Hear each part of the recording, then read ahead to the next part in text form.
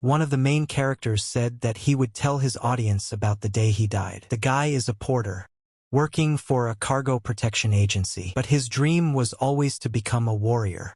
However, because he has a limp, it didn't work out. In spite of this, however, he labored tirelessly. He worked his way up to chief porter and supervised the others. But on this beautiful and very hot day, he has a strange feeling. Something must have been wrong, because he's very worried. And then the head leader raised his hand and told everyone to stand still. At that moment, the boy was surprised, and then they encountered unfamiliar warriors. And he realized why his soul was troubled. The head porter asked them who they were. The chief porter stepped forward and asked. One of the guys told the chief not to worry. They'd handle it. He's got a bad leg after all. The chief asked the guy who they were. The guy said he had no idea, maybe officials, maybe gangsters. The commander-in-chief told Jinpeng that he would go with him and let him take his purse with him, and let the others have their weapons ready. The commander-in-chief said that if anything went wrong, let them follow the orders of the chief porter. One of the warriors asked the chief if he thought everything was going to be okay. Shetz told the guy not to worry. After all, not a single bandit had dared to attack them yet, after seeing the flag of the Sky Dragon Agency. In addition, the convoy is led by the experienced warrior Jie Bulam. Jie approached the strangers and said that they were escorting the Heavenly Dragon Agency. Jie began to threaten them because they did not introduce themselves to him. Immediately the stranger took up his sword and cut off the heads of the two of them. The chief was surprised to see this and couldn't believe it was happening in front of his eyes. The head stranger immediately pointed his sword directly at the guys and ordered them to attack. Cutting up each guy after the other, they mercilessly destroyed the good guys who did nothing. The head stranger told his men to kill them all, and to take no prisoners with them. The chief immediately shouted to his porters to immediately grab their weapons. After all, they had to stop them. The chief only saw his men dying in front of him, and there is nothing they can do against these warriors. One of the porters was screaming and begging for help. At that moment, a stranger stood in front of him and tried to kill him. The guy was telling the killer to stay back. He wouldn't even make a move. And then he saw the arms swing in front of his face. The guy screamed even more and asked for someone to help him. And then the chief came up and immediately stuck his sword into the stranger. The chief asked the guy, "Is he alive?" But the guy was so scared he couldn't say a word. The chief told him to get to his feet. The chief told the guy to pull himself together. But the guy through his tears said they're guys. Even the warriors couldn't handle them. And with a leg like that, the chief won't get far. Let him run away before it's too late. The chief immediately gripped his sword tightly and said that he wouldn't do that. At this rate, they would all be killed. And now it's time for them to rush in to save those still alive. But running towards the enemies, he couldn't keep up, and immediately fell down because of his sore leg. The chief was insulting himself at this point because of his leg. He was encouraging himself to get up. After all, his friends were all going to die while he was on the ground. And then he opened his eyes and saw his ward dying. And he thought that was the end of him. The chief realized that a cripple like him wasn't going to stop them. But he had to do what he could. As long as he can still move, he grabbed the wagon and saw that he could try to save someone. Immediately, he shouted to the strangers. The chief lit a torch and said that if the strangers did not retreat, he would burn the wagon right away. Then one of his enemies came at him and asked him what the hell he was talking about. The chief waved his torch at him and told him to move back. The head stranger told his men to stop now. He asked the boy what he wanted. The chief looked at him sternly and told him to let the survivors go. The head of the enemies asked what if he refused. The head asked the guy, "Is he threatening to burn the wagon? What a load of crap he's telling them right now." The chief replied that the other wagons were empty. "They're just fakes," and immediately lit the bomb in his hands. The chief told his enemies that all they needed was a bamboo scroll of the Tao Te, a book written by Lao Tzu thousands of years ago. And then the head of the enemies took a closer look at the guy and asked him, "Is he limping?" The chief replied that it was none of his business. The head of the enemies said he was sorry the fellow was only a porter, if it wasn't for his leg. The chief told him to stop talking. Let him make up his mind now. And then the leader raised his hand and told his men to stop the attack. Tell them to let the survivors go. And then the boys got excited when they heard these words and shouted that they were saved. And now they had to run away. And then the chief from the wagon was yelling for them all to run away too. One of the guys came up and told the chief to run with them. The chief told them all to go ahead. If he left now, they would just rush in pursuit. So and here he couldn't say anything as he saw his arm cut off. Before he could turn back, an enemy sword pierced his chest, and then he fell to the ground. The head stranger told the lad, however hard he tried, he's only a pathetic porter. And then the chief turned around with a grenade and told the enemy that they weren't buying his terms. Immediately the head and chief both went up in flames. And then everything changed, and the chief died before he could fulfill his long-cherished dream. The chief said he had dreamed all his life of being a warrior, riding a steep horse and guarding the cargo. But his mother told him that the poorer he was, the harder he should study. But because he had a limp, he couldn't do it. People humiliated him all his life and told him to give up. A disabled person cannot become a porter, and at that point he was forced to take part-time jobs. Did his superiors tell him he wanted to be a warrior? He doesn't even have to dream about it. But falling on his knees, the guy begged them to give him a chance. And so it went on for 30 years. But then he wondered an interesting question. Why is he still alive? And why is he so cold? And when he opened his eyes, he saw the guy in front of him. As he went outside, he heard voices that someone was addressing the young lord. They were asking him to wake up, and then the guy who was sleeping asked the gentleman if he was okay. He started shaking him and told him to wake up. The guy just lay there with his eyes closed and felt like someone was shaking him, and it was making him feel worse. The boy immediately shoved his rescuer and told them to get off of him. The boy asked the gentleman, "Does the master remember him?" The boy clutched his face, and immediately turning sharply began to run straight into the pool. And then he thought, what's the meaning of this now? He hadn't even been drinking, so why did he feel sick to his stomach? And at that moment he looked into the water and saw another person standing in front of him. He didn't realize who it was. The boy flew back a few meters. The boy asked the gentleman, "Is something wrong? Let him not be silent." The boy asked the boy what's wrong with his reflection. "Is that him? It can't be." The boy asked the boy, "Can't he even recognize himself?" The boy asked, "And who is it then?" The boy said that it was still him, the fourth master of the Heavenly Dragon Agency, Li Yongren. And then the guy didn't come to life, he's now Li Zhongren. Is this really the same Li Zhongren? Is that the nasty wuss? And then the boy came up to him and told him he shouldn't call himself a wuss. This guy Li Zhong is the fourth master of the Heavenly Dragon Agency that he worked for, the youngest son of Agency King Li Zhonsan and the handmaiden. As handsome as his mother, he had no talent for martial arts either, much less science. Worst of all, his mother became seriously ill and died. Unlike his brothers, Zhang Riyong had no direct relatives left to trust. He fell out of the inheritance fight pretty quickly and wandered all alone. At home, he was ignored, but in brothels and gambling houses he was welcome. And those times he shouted to the waiters that all drinks were on him. And one day he decided to drown himself in the lake. All because his third brother proposed to the girl Zhongren was unrequitedly in love with. And all of this happened 30 years ago when he first came to the Heavenly Dragon Agency. But now he was in the body of Li Chong, who was going to die that day.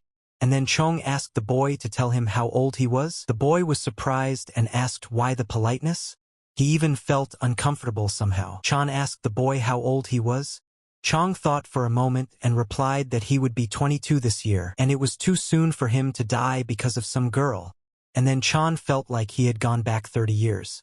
The day he killed himself and was reborn. Chong lifted him up and said that no matter how it was, there was no time for foolishness. We must rush to the Agency King's residence. The king had ordered the guy to bring Chong to him as soon as he woke up. At that moment, Chong didn't understand anything, so Zhang arrived at the residence of the king of Li Jiang's agency. He immediately kneeled before him. Zhang was surprised to see the king of the agency, Li Jiang.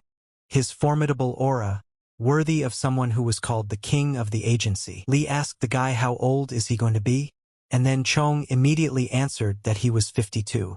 The king was surprised at this answer and did not understand at once. Chong corrected himself and said he was going to turn 22. The king asked the boy, "The rumors aren't lying." Chong asked the king what other rumors. King Li immediately replied that the guy decided to commit suicide because his brother wanted to marry that woman. Chong was thinking at that moment, what should he do? What should he say? After all, he had to think carefully about what he was going to say. Chan made up his mind and replied that it was a brazen lie. The king asked the guy in surprise if he was sure. Zhang immediately replied that he was just drunk and slipped up. The king asked the guy, didn't he have feelings for her? And then Chan realized that he shouldn't lie now. To deceive someone, you need 90% truth and only 10% lies. Zhang made up his mind and replied that he liked that girl. But that was in the past.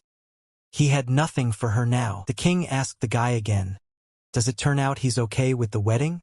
Zhang replied that there was no problem at all. He can even help them personally with the organization. The king lost his temper at this point, and with a strong kick on the table, he immediately let the knife go straight for the guy's head, but stopped at the last moment. Chong immediately felt like he almost peed his pants at this. King Li had said that even a weak tiger was still a tiger. But a tiger avoiding battle, no. And a tiger that doesn't fight and tries to kill itself is something out of the ordinary. Even pigs and backyard mutts are better than that. Chan is only 22. No one knows how long he will live. But when he rushes to drown himself when faced with the slightest problem, he dishonors his father first and the agency. If he has a strong desire to kill himself, then it's better with a dagger. Let's go. And as a father, he promises to give his son a proper burial. Chan didn't know what to say to his father and told himself to think fast. And now that he had become Li Chong, he wouldn't be able to avoid the king of the agency. And then Chan told his father that this was the first time he had given him anything in all these years. And he gave his son a dagger to kill himself. The king did not expect such a turn that he even choked on such words. Chan realized he was just making a suggestion. But considering their relationship, he must be right. And immediately grabbing his dagger, he knew he couldn't miss this opportunity. Zhang told his father that he understood him. When he decides to kill himself with his dagger, he'll make sure he knows that he found a good use for it. The king stood looking at his son in surprise. He didn't understand what had happened, because Chong had always been a coward. Now he dared to defy him. King Li asked a subordinate what his son had just objected to him. The man replied that it looked like it. King Li laughed and said that even a worm would lash out if you stepped on it. The man said that Li Zhong didn't look like himself. The king thought a moment and replied that he had only gone against him once. It was no big deal. Man, had he forgotten how he shook before him? But he took his precious meteorite dagger. The man asked the king, should he get that dagger back? The king thought for a moment and replied that he shouldn't. If someone realizes how much this dagger is worth and accepts it as a bid, he will be very lucky. But he'd like to teach Chan a lesson. Have the man tell him not to give him a dime for a year. That's how Zhang will finally realize to whom he owes his luxurious life. Until that day, no matter what Zhang did, he never deprived him of his money. But man realized that it wasn't true. After all, it was as if Zhang was ignoring everything on purpose. Apparently, the king had decided to test him. The man told King Li that he would pass on his order. The king wondered how Zhang would get away with having his hands tied. This is the chance of a lifetime for him. And then in front of Chang's kingdom, Chang met him and rejoiced that the young master had finally arrived. Chang asked Chan, did he get hurt badly? And then Chan couldn't help himself and immediately fell on his butt. Chan clutched his chest and said his heart almost stopped. Chang asked him, did he hit hard? Chang picked him up and said he would help him. But Chan was so stubborn that he wanted to walk himself. But Chang didn't leave him and decided to help him. The next morning Chang got up and started sweeping the yard. But he kept yawning, for he had been up all night. Chong kept walking around the courtyard and thinking about something. Chun saw all this and didn't understand why he was in such pain. Chang made up his mind and asked the gentleman why he was pacing back and forth. And then Chong said he had made up his mind. Chun saw that the young master was scrutinizing the shoes so intently. Did he step in shit? Chan told the boy that he wasn't looking at his shoes, but at his feet. Chun asked him what's wrong with his feet. Chan asked the guy he walks normally, right? Chun thought for a moment and replied that it was still the same arrogant gait. Chong couldn't help but laugh out loud. He couldn't believe it because he had been limping for 50 years. And this guy definitely doesn't understand how difficult it was for him before. Chun wondered if the master had eaten something wrong. Zhang asked the guy what day is today. Chun said that today was the 12th day of the 10th month. Zhang said the fall sky is so clear. Zhang said it's wonderful weather. I love this time of year. Chong asked if they should go for a walk. Chun asked the young master was he going to play again. Chun said that he should keep better track of his expenses, because he wouldn't see any more money. Zhang asked, what does that mean? Chun replied that he had recently received orders. They were told to feed him 3 times a day, but not to give him any money. That was the order of the king of the agency. Chong asked if his father had decided to punish him for disobedience. What a petty old man. Chan asked him what he was going to do. Does he think that without money they will starve to death? Chan said that he in the future keep in mind. Chan said he might be minding his own business, but he couldn't live like this forever. And then Chan smiled and told the guy not to worry. After all, he would be starting work very soon. Chan asked him, was he talking seriously now or was it just a joke? Chong said that Chun was right, that he couldn't live like this forever. Chun was curious and asked what he would work as. Chan proudly replied to the guy that he would be working as a warrior escort. And then Cheon didn't perk up at that answer and questioned him. Chun lowered his head and said, to become an escort warrior in their agency, one must be a martial artist of at least level 2. He doesn't even know how to do anything. Chan asked, is it really that bad? Chun moved closer and asked, should he be honest? Chun said it's like this. After all, even he would beat him himself. Chong said that warriors in the Heavenly Dragon don't have to be proficient in martial arts. Hasn't the guy heard of the Urin warriors? Chan asked, what's another Urin? Zhang replied that Urin is a rank given to those who have passed the provincial exam. Back in the old days, the agency accepted Urins into its ranks, allegedly to help poor scientists. But since they could not fight, they were rarely taken in convoys. The Jurins did the bookkeeping, or trained illiterate porters. If they were fortunate enough to pass the capital's examination and receive an appointment to the prefecture, they became a reliable support for an agency that had always been wary of the government. Chen asked Chan, is he going to take the exam? Zhang got excited and said that was right. Chen asked him, when will it be? Chong raised his hand and said today. And so they came to the back governments of Hangzhou. But there was such a long line there that it went beyond the backgrounds. Chong was surprised to see them all, because there was such a long crowd. Chun replied that it was natural that many people wanted to take the provincial exam. And then someone in the back told Chan that his skin was so pale. Chan turned around and saw 2 girls. They laughed and said that the guy's skin looked like it was glowing. Chan turned to the guy. Chan asked the gentleman what's wrong. He asked him why do girls look at him like that. Chun said he doesn't know what it's about. It's not like it's the first time he's experienced something like this. And then Chan laughed and thought, this is what it's like to be handsome.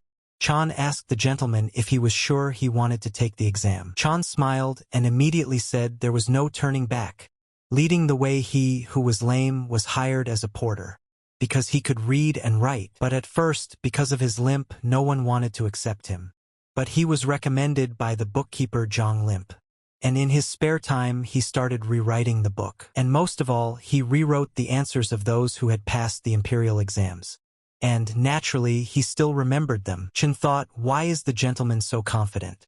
And then the doors opened in front of them, and the man said that he was asking everyone who came for the exam to come in. Zhang immediately took the paper he needed from Chen's hands.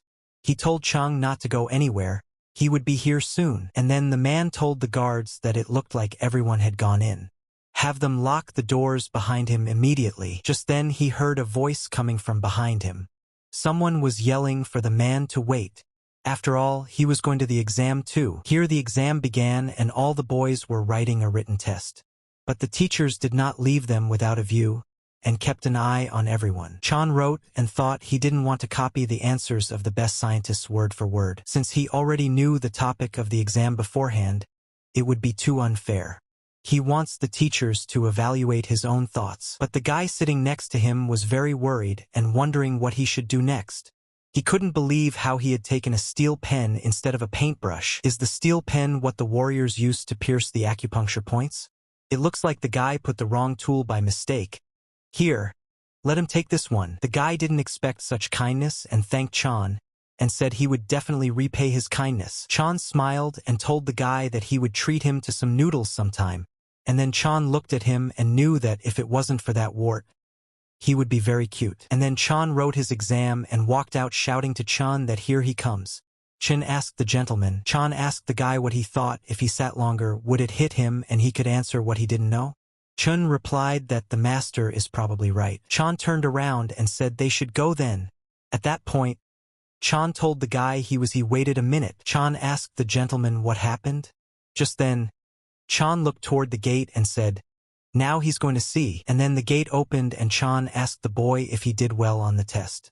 And then the boy was surprised to see them. The guy thanked Chan and said he really helped him out. Chan laughed and said there was no need to thank him. The guy bowed and said, "Here is the master's brush." Chan immediately took his brush and thanked him. The guy turned around and said he would go already. But Jong stopped him and asked, "Is the guy really busy?" Chan said that since fate had brought them together, maybe they could stop for a bite to eat. Guy apologized to Chonam and said he had an appointment. Chong was surprised because he had expected to eat noodles at his expense. What a cheapskate. Chan asked the gentleman if they knew each other. Chan said they met at the exam. Chan said to Chen's imagination, he brought a steel feather instead of a paintbrush. Chen was surprised and said it looks like the kid is studying martial arts. Chan said that since the guy can't tell the difference between a pen and a brush, it's unlikely he uses them often. He doubts that the guy is any good at anything. Chan huffed and said it wasn't just this guy. Chan was surprised and asked him, "Did he mean him now?"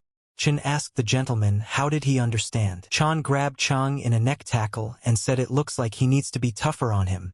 Chen asked the master, didn't he want him to be honest with him? Chan said that you can't say whatever you want to say, he's a lousy guy. And at that time, Chun couldn't do anything and yelled. And then Chun pulled a coin out of his pocket and told Chan to look. And at that moment he was surprised and stopped for a moment. Chun said that Chan had gotten his expenses cut. He can share his paycheck. It's chilly outside. Can they have a bowl of hot noodles? Chan got excited and told the guy that he would go far. So now they can go out to eat in peace. Going to eat? Chan asked the guy, will there be dumplings? Chun pointed his finger and said that everything would be for the master. They immediately went to the kitchen that made the most delicious and elegant noodles. This kitchen was the richest in the neighborhood. The guys walked into the kitchen and immediately Jong said, here comes the flavor. The best noodles in Hanshoi, of course, are at Baek Seng's restaurant. The cook met them and told the young gentleman that he was happy to see them. Jong asked if the first floor was all taken. The cook said that's right. There are a lot of people here because of the exam. Jong said that they would go to the second one then. And then cook said that there were no seats on the second one either. Chan immediately asked him rudely, is he serious now? The cook told Chan that Mr. Ben Ren and his friends had taken up the entire third floor. Because of that, ordinary customers have to sit on the first and second floor. Jong asked the cook, is Ju-un with him?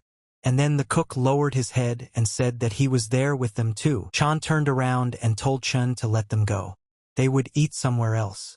Chun couldn't object and immediately agreed. Chan ran into a huge guy at the sight of whom even the rays of the sun disappear. Chan asked him who else he was. The man said that the third master had ordered him to bring the young master to him. This man was called Iron Tower, the commander of the escort of warriors serving Li Ben Ren. Chan realized that this was already starting to annoy him, coming to meet the third master. While they were drinking with their acquaintances, the guys immediately entered the room. Chan immediately stopped when he saw the girl in front of him. He didn't expect that she could be here too. She was one of the most beautiful women in Hangzhou, the one who made Li Chong kill himself. It looks like she's Cho Yong. The third master started laughing when he saw Chong and told everyone to look at this bastard. He doesn't even say hello to his older brother. And then Chan inhaled and said he was told he was here. Just about to go up. The third master asked him, right? Doesn't he think the Iron Tower caught him while he was trying to escape? Chong started to flinch and said that it couldn't be. He saw that the third brother wasn't that stupid, even though he was a freak. And then the girl came out from behind the third brother and immediately greeted her brother and said that it had been a long time since they had seen each other. The third brother asked him why he was standing upright. I think it's customary to say hello on such occasions. And then Chung realized that Ju Yun wasn't her. It was the same girl he'd noticed right away. Turns out it's this girl named Ju-un. He didn't expect it, but only heard that she was incredibly beautiful. But as in his opinion, The title of Hangzhou's first beauty is more suited to her. Chong choked up and decided to say that he hadn't seen everyone for a long time. The third master slammed his fist on the table and called him a name. Chan thought, what was the freak freaking out about? The third master asked his brother that he had forgotten that Un would soon be his wife. Let him treat her with proper respect. And then Zhang was surprised and apologized to everyone, and said that it won't happen again. The third master said that Chan is a pathetic jack-of-all-trades who has abandoned both martial arts and studies, living his life in drinking and gambling houses, and he'll always be a jerk. I can't believe he's related to him. Chan thought, why is he being so cruel to him? But of course, it's all about Ju-un. His third brother isn't as handsome as he is. He must feel inferior, and obviously trying to humiliate him. Is that the best he can do? It seems like all the brothers in this family are pathetic. Anyway, we should get out of here soon. Chan bowed and said that since the formalities were over, he would probably go already. He wishes them a good time. And then the girl, because of the girl, turned to him with respect. They invited him to sit down to eat with them. Zhang knew her. It's a girl named Jin Jiam. He didn't notice her at all because of those two girls. Ying told his brother that he must be hungry. Let him sit down with them and have a treat. At this moment, third master was surprised by this suggestion. Jin asked brother Ben he doesn't mind a soul mate at the table. Does he? Un also told her husband to let Zhang sit with them. He's been eyeing the food since he came in. And then the guy from across the table said it was well past lunchtime. Where the hell was he? The other guy told his friend as if he didn't know. Isn't it obvious? He can't go a day without games and women. Maybe he can recommend a place to eat. At least he's still in the habit. Ben thought about it and said that since he was so hungry, maybe he could try to finish eating for them now. Zhang held his own and immediately agreed with his brother. He said he would gladly accept his proposal. Chan immediately turned to him. Chong told the guy to find his own place and let him eat too. Chan asked where he should sit, and then he immediately sat down across from the girl he had seen when he entered. Chan took up the meat and said that he was apologizing. The girl was immediately surprised and didn't expect such a thing. Chong was still eating and said that, as Confucius wrote, someone who starved for 4 days would stoop even to stealing. But how could sending soldiers to the front lines solve this problem? According to lyricism, if the cliff is high enough, even the beasts will be frightened and none of them will crash to death. Confucius said that one rules on the same principle. If the punishment is severe enough and unavoidable, the laws will be obeyed. One of the guys said that it's hard to deal with the root of the problem. Hunt Fei said that to rule the world, you must first get rid of the source of the chaos. The third master asked the guy how he was going to prevent, for example, famine caused by natural disasters. According to Sun, the dog obeys the tiger only because of its sharp claws and fangs. Zhang realized that they were discussing today's exam topic. Apparently, the question reads, explain how the increase in crime caused by the famine in northern China should have been dealt with. It looked like they were taking the exam too. Jean asked Mr. Zhang what would he say about it. Zhang said he wasn't good at that sort of thing. Jean immediately sighed and told him not to be modest. The third master told his brother to share his thoughts. After all, he had studied at least a little as a child. He must remember something. The guy says that since Chan grew up in the agency, he should know more about gangsters than they do. Chong immediately noticed that they had decided to mock him in front of the ladies. Well, you asked for it. Chong said that he would speak plainly. But it wasn't Sun who said that, it was Han. The third master asked him what he was talking about. Chan said it was about the tiger and its claws. That's actually a quote from Han, not Sunday. And then the third brother got up and started laughing loudly. He said it was nonsense, and he was never good at studying. Chan told his brother if he doesn't believe him, then let them call those who are lifelong learners. Let him ask anyone. Let him offer them a drink, and they will gladly find him that quote in the book. And by the way, the words about getting rid of the source of chaos first belonged to Matza, and it wasn't Confucius himself who wrote about the laws. He just quoted lines from Zhuang. Un thought, is he really the Li Zhang she knows? Zhang said there are other authors besides the 9 classics, and the 8-member essay isn't the only structure. And then Chan slammed another hand on the table and said that what they quoted wasn't enough to pass the exam. He told them to read something else, and then all the boys were silent and could not say a word to him. The third master thought what a fly had bitten his brother. How does this moron know everything?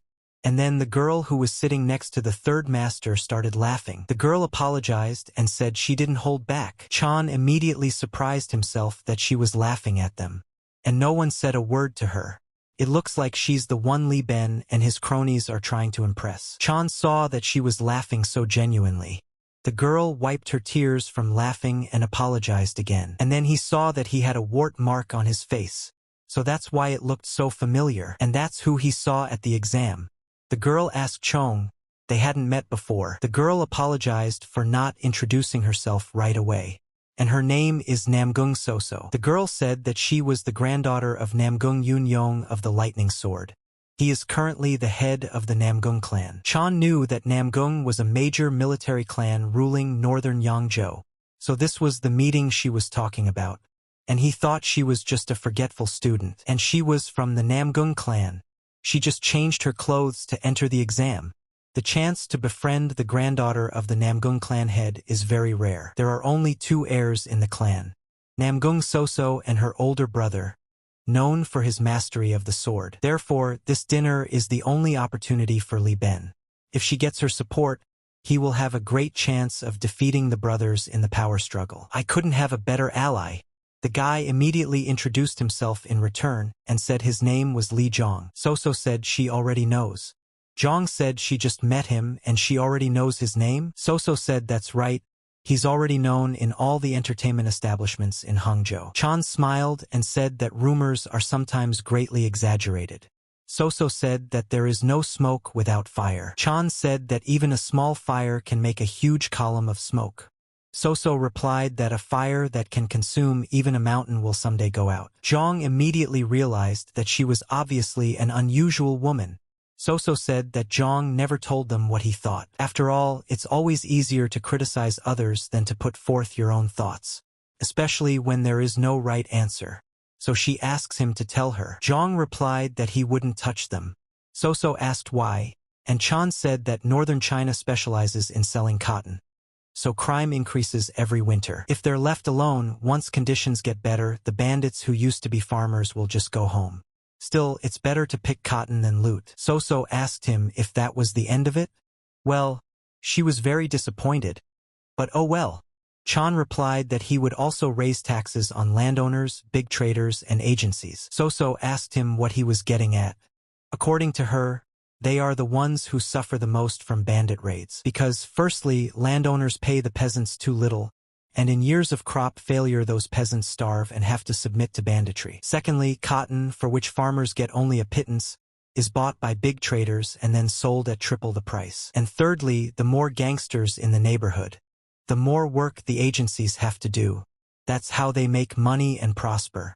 If you compare how much they're paid to the farmers, the conclusion is obvious. Soso asked him, and what would he spend the money from the increased taxes on? Chan said he would fill the country's warehouses so that the real thugs of politics could pilfer plenty. Soso asked, what is the benefit to the peasants? Only politicians will fill their pockets even more. Chan replied that because then a couple or 3 honest and incorruptible officials could use the leftover money to help the peasants. Soso smiled and replied that such irrational nonsense would never work. Chan said that's what politics is all about. And then Un thought, Zhong has always been so smart. Soso smiled and said that the examiners would have liked his answer, and thanked him for such an interesting conversation. If she got the chance, she would like to have another conversation with him. Zhong bowed and said he would love to, and then the third brother was surprised. He just wanted to humiliate him in front of Ju Yun. I can't believe it was the other way around. And then the third master said that it's kind of noisy here and suggested we go for a drink elsewhere. All on him, of course. And here the guys said it couldn't have been a better offer. Ben Ren is definitely dangerous.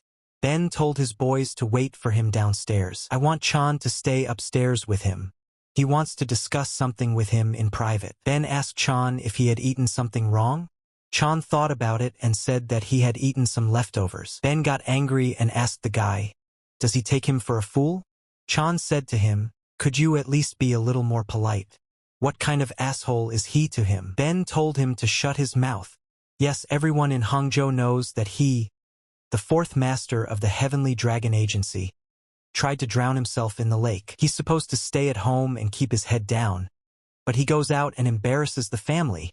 Zhang told his brother that he was the one who called him here, and then Ben told Chan that his mother was a pathetic maid. He dares to call him his brother? Chan realized that he was willing to tolerate insults to himself, but he would not allow his mother to be humiliated. Ben started laughing and telling his brother to get ready. He wouldn't get off easy. Chan asked his brother, is he going to beat him up? Ben asked his brother, is he scared? Chan said to his brother, does he know what else everyone in Hangzhou knows? Everyone but him, of course. Ben got curious and asked what was it? And then Chan smiled and said that his brother's son was a concubine. And then Ben lost his temper and lashed out at his brother, saying that he would kill him immediately. Chan saw that he had undertaken the explosive dragon fist secret technique of the Heavenly Dragon Agency. If he hits him, he's dead. And that's when Chan saw that it smelled like shit. There's no way he can dodge at all. And now he's gonna get that punch. And then Chan wondered, why was it so slow for his punch to reach him? Immediately, Chan dodged his attack. Ben asked his brother how dare he dodge his punch. He immediately launched his next attack, but Chan saw that he could barely move and ducked immediately. Ben launched several of his attacks, but all missed. And then he told Chan to let him hit him just once. Chan asked him why would he allow such a thing. It's like he's moving like a snail. To be honest, he wasn't sure if Chan was slowing down or speeding up. But if it goes on like this, he might punch himself. And then he punched and said, what will be will be. He immediately swung his arm straight at his face. Ben stopped short of the blow. Chan thought he'd gone a little too far. Chan apologized to his brother and asked him how he was doing. Ben got more angry and attacked and said he would kill his brother. Chan saw that his brother was using a grappling technique. He's just as slow, but the strikes are too much. And now he decided to set up for once. At this moment, his brother grabbed his clothes and Chan decided to use this moment. He's better off now than when he finally loses his temper. And that's when he saw the refried beans in the plate. He immediately grabbed that plate and with a punch he said, my brother's gonna get it. Ben immediately couldn't stand on his feet and fell to the ground. So and the girl were waiting for them downstairs. But then she said someone upstairs was screaming. The girl said that's right. The guys said Ben Ren was fighting with someone again. They were convinced he was already fighting with someone upstairs. Chan wondered how his master was getting there now. And then Chan said, he's really screwed. Chan saw that it didn't go the way he expected. He realized that Ben was practically a rank 1 fighter. But he could clearly see every single one of his punches. How is this even possible? Li Zhongren had never studied martial arts. And then Ben woke up and insulted his brother again. After all, he wouldn't leave it like that. Chong tried to apologize to him, but the third master was very angry and couldn't control himself. At that moment, the guys came upstairs and saw the whole thing. Ben flips Chan off and asks how dare he hit him? Does he think he can outsmart him now? Ben threw punches that Chan had to take on his face and said his brother was dead as of today. But then So came up and asked Mr. Ben what he was doing. Ben was surprised and told Lady Namgung that she had misunderstood. So said she was told that decent people would gather here, so she came. But to tell you the truth, she's disappointed. First, he publicly humiliated his brother like some child. And now he's beaten him half to death. What kind of obscene behavior is that? Ben told So that it wasn't what she saw. So replied that, as the great sages of the past had said, don't dare vent your anger in front of guests. Not even at a dog. She doesn't count as a guest in his opinion. It doesn't matter if it's a domestic dispute or a fight over a girl. Let them settle it in private. And there's no reason to put others out of business if she can't behave. She's leaving right now. Ben was yelling at her to stop. Let her listen to him. Chong sighed and said that he was lucky. Could have been him because it could have been him. And then Chun came running and screaming about the master. What a mess he had gotten after all. Chan stood up and said he was fine. He sure he hadn't studied any martial arts? Chun said he did for a little while and then he gave up. He was in his 20s. Had he forgotten that his teacher had told him he was good for nothing? Chan immediately agreed and realized everything. And then he heard the sound of a mosquito and grabbed it and asked where did he learn that? Chun stood there and looked at him in surprise. He asked the young master what was that just now. And when did he learn the secret technique of the flycatcher? And then Chong saw that Chun himself was even speaking slowly. It was as if the flow of time itself had slowed down. How was this even possible? Chan grabbed hold of his body. Chan saw this and immediately turned to him. He asked him what had happened to him. Chan wondered what was happening to him. His chest felt like it was going to burst. He couldn't bear the pain and screamed. Chong could barely tell Chan to bring water. Chun asked him again if he should bring water. Chan said that's right and preferably cold. Chun immediately brought him a pitcher of water. Chan drank that pitcher and told him to get more. Chan said he would go down and get some now. Chan didn't realize what was happening to him at all. It was like his chest was on fire. And then he saw a light coming through his chest. He pulled out his clothes and saw that he was really burning, for the flames had already covered his clothes. And then Chan looked at his chest and saw that writing had appeared on it. He wondered what it was, and then in a moment that inscription disappeared. It was as if it was absorbed into his body. Could it really be the text from the bamboo scroll? He's absolutely certain. The ancient talisman that he burned with his own hands is now imprinted on his body. It's what's causing time to slow down around here.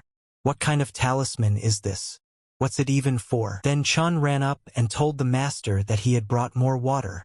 He looked at the master and asked what had happened. Chun took his clothes and asked how he managed to burn these. Zhang immediately replied that it looked like their luck had run out. Chun said that they say good eyesight is half the battle. Who would have thought he had such good eyesight? Chun thought the gentleman had hit his head. He asked Chong he hadn't forgotten that tomorrow was the 15th. Chun asked, so what? Chun said that on the 15th of every month, the agency king holds a dinner for all the young masters. The first master just returned from a mission yesterday. It had been a long time since they had all gotten together. And then Chan was surprised and asked again, are they sure they have dinner with their father every month? Chin asked what was he so surprised about. This tradition has been around for generations. The day of supper had come, and all the king's children gathered around the family and began to eat. Next to the king sat the first master of the Heavenly Dragon Agency, Li Gab. On the king's left hand sat the second master of the Heavenly Dragon Agency. His name was Li Yel. Chan immediately lowered his head and realized that he would try to at least enjoy his food. Immediately, he took up the chopsticks, but it's like he's sitting in the middle of the wolves with a tiger in charge. He's so nervous, he's not sure if he's gonna get the chopsticks in his mouth. Why is that Ben sighing like he's gonna die? And then he remembered Chun saying that Mr. Ben's marriage had been fine-tuned so far. Let Chun be careful, he might try to take his anger out on him. Chan thought, is this really what this is all about? Gab immediately made up his mind, saying that he had thought long and hard and decided it was time to bring Zhang Riyong into the fold. He turned 22 this year. It's time he stopped playing with toys and started doing something. And then Chan thought, why was his Bart suddenly so polite? Yel told his brother that he spoke as if he were the only one in the agency doing business. Isn't he ashamed to act like that in front of his father? He never cared about Zhang. Why the sudden change? Gab said he heard something had happened to him. So, as the older brother, he thought he should pay more attention to him. Yale said that he actually wanted to take over his training himself. Gab was only ever interested in his work. Let him mind his own business. Chong was thinking at this moment what had happened to them. They had become so polite to him. Gab said that many people say that sudden changes are for the worse, not for the better. And then King Li could not stand it, and pounded his hand on the table. The king asked the captain why it was so noisy outside. The captain said that the master of Hangzhou had arrived with his army. He insists on having an audience. The king asked if the magistrate wanted to meet him. And then Chan was surprised and delighted to hear it about him. And when Ben heard about it, he got very excited. King Li asked him what's wrong? Are you in trouble again? Ben said it was the other way around. Just so my father knows, the state exam was passed 3 days ago. Yel asked, what about it? Ben replied that the lists of those who have turned themselves in have already been posted in all the neighborhoods. But the top 3 results are reported personally by the government members. For their information, he also took the exam this year. And then Ben laughed and thought, what will Li Chung say now? He was just sitting there at the restaurant, making a fool of himself. He had already passed the exam. Chan thought about the words that the officials personally handed the results to the top 3 examinees. But usually the magistrate doesn't get involved in such things. Gab asked his brother why he wanted to meet his father. Ben said that the official wanted to make a good impression on him. After all, 7 out of 10 officials in Hangzhou report to their father. King Li immediately got angry and told his sons to stop talking. It's just that it will already come out to him. Coming out in front of the kingdom, they were all surprised to see officials with an army on horseback in front of them. One of them came up and told Mr. Li that it had been a long time since they had seen each other. It was Magistrate Wang. He asked the king how his health was. King Li also replied that they had not seen him for a long time, and addressed him not by his first name. But could the king know what had brought them so late? Magistrate Wang asked, should he not have come? The king replied that they are always welcome here. But they are somewhat surprised that, despite their busy schedule, they came to them without even giving notice. And he was told that the magistrate wanted to see him. Magistrate Wang replied that there had been a slight misunderstanding. Of course he wanted to greet the king, but he had come on another occasion. According to the laws of their country, he had come to deliver the results of the exam. And then Ben was glad when he heard about the exam. King Li was already thinking, could it be that his son Ben Ren was able to pass? And even made it to the top 3? And then Ben rejoiced, for at last he had earned his father's recognition. The king asked the magistrate who he had come to see. Van replied that to his son, of course. Just like the king must be aware that 3 days ago, Hangzhou held a state examination, and one of his sons had a perfect score. So, according to the rules, he came to inform him about it. Usually his assistants do that. But since he knows the king well, he came in person to pay his respects. And then Wang ordered his soldiers to begin. They immediately placed a handkerchief and a podium in front of them. Ben, seeing this, got excited, hoping it was him, and immediately headed over to the table to listen to Magistrate Wang. He hoped that now that he had passed the exam, his words would be given more consideration. In addition, the wedding negotiations with Cho-eun would finally move forward, and then Magistrate Wang said that Li Jiansang's 4th son Li Chong had the best score in the past exam. Ben was already imagining his congratulations, but then he heard that his name was not called, but the 4th brother's. And then Ben wondered if it wasn't him. How could this have happened? All the brothers looked at Chan. People started saying that they didn't even think they had the best student from their agency. This had never happened before. The best would always be the disciples of somehow distinguished academies, and none other than the 4th master. They still can't believe it. And then Ben said there was a mistake. And he said to Van that it looked like he'd read the name wrong. Have him check it again. Should say Li Ben. Li Chung didn't take the exam. Wang replied that it wasn't like that. It was Li Zhong who had the best result. And then Ben's whole life passed before his eyes. It seems like there was another misunderstanding. I guess he must be the one who is Li Zhong. The guy got excited and replied that it was him. Ben saw all this and couldn't believe how Li Chong had managed to pass the exam. Just then, Chong bowed and said that he was Li Chong's student. It is with honor that he accepts His Majesty's highest edict. And then everyone started shouting that they were congratulating the Lord. Chan realized that he was a former crippled porter. Finally got his chance. If he wants to, he can become a warrior or work for the government. He is so happy that he wants to run out into the field and just scream until he is hoarse. Wang told Chong that on the 20th of this month, he must report to the Hangzhou government building. He will receive a badge of honor for passing the exam, 50 rolls of silk, and a travel pass. But then the king came up to Van and addressed him. Wang asked the king, is something wrong? The king asked Van for a word, and then the king led him to his table and asked Mr. Wang, is this some kind of joke? Wang asked him, what is the king talking about? The king immediately slapped his hand on the table out of anger and told Van that he thought the king knew nothing. How do they make the children of the rich their pawns? These tricks won't work on him for sure. Wang told the agency king that there seemed to be a misunderstanding. King asked Wang that he wanted to say that Zhang Ren got the best result by his own strength. Should he remove Wang from his position so that he could finally get his head on straight? Wang realized that he had to choose his words properly, or he might lose his head. Wang said he hoped to please the king with such good news, so he came in person. He swears he didn't tamper with the results to get their money.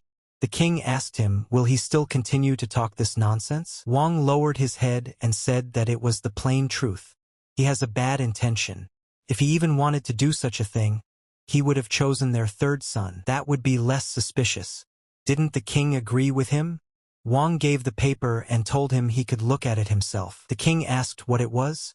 Wang replied that he had brought it just in case because he assumed the king would not believe it. These are the answers of his fourth son. And then King Li discovered the fox and couldn't believe it had actually happened. An essay with a deep and rich meaning. Observations as if gained by deep experience and so logically stated. The king asked, is it definitely written by him? Wang asked, isn't it amazing? He had never seen such a perfect answer before. The king asked, how could this fool write something like this? I've always been bad at studying and bad at fighting. No matter how much you teach, it's no use. He couldn't just give it up. As useless as a grafted finger. The king started laughing loudly and thought that Li Chong had met the Dragon King when he jumped into the Eastern Lake. Wang said that, and since his third son was among the top 200, they would both be able to take the exam in the capital in a month. It was unlikely that they would have trouble with him as well. The king was also surprised that Ben was able to become the best among the 200 only because of his mother's help. But Zhang was also unlikely to repeat his success in the capital exam. However, if he succeeds here too, then becoming a government official would be a good option. This may be his only chance to succeed in life, as he has neither the talent for martial arts nor the support of his mother. The king told Wang that he had disrespected him, even though he had traveled a long way to deliver the good news. Wang replied that it was all right. He understands why he reacted that way. King asked how widely these results would be publicized. Wang replied that usually about 100 posters are placed. But for the first time in 20 years, the best examiner was chosen unanimously, so they will expand the number of posters to 1,000. Every 10th constable will be ordered to hang them in Hangzhou. The king asked him what he was saying, 10,000 posters? You shouldn't have gone that far. The king said he would be very grateful for his generosity. Wang smiled and said it was nothing. Wang wondered how long it would even take to write and post so many posters. He's in big trouble. Then the king held out a box to Van. Van asked what it was. The king told him to just open it, and then he opened and was surprised. So much gold. Wang asked the king why he was giving it to him. King said they would probably need a lot of money to prepare and deliver that many posters. And since it's his son that's causing all this trouble, it's better if he covers the expenses. He's giving more than he needs, so there won't be any delay due to lack of funds. Wang told the king that he would make good use of them. The king said there was plain wine on the table today because they weren't ready for their arrival. But next time he wouldn't leave offended. And then Chong was surprised that the king was so generous. He didn't come in person for nothing. Li told Wang to be careful on the way back. Van was glad his luck had smiled on him.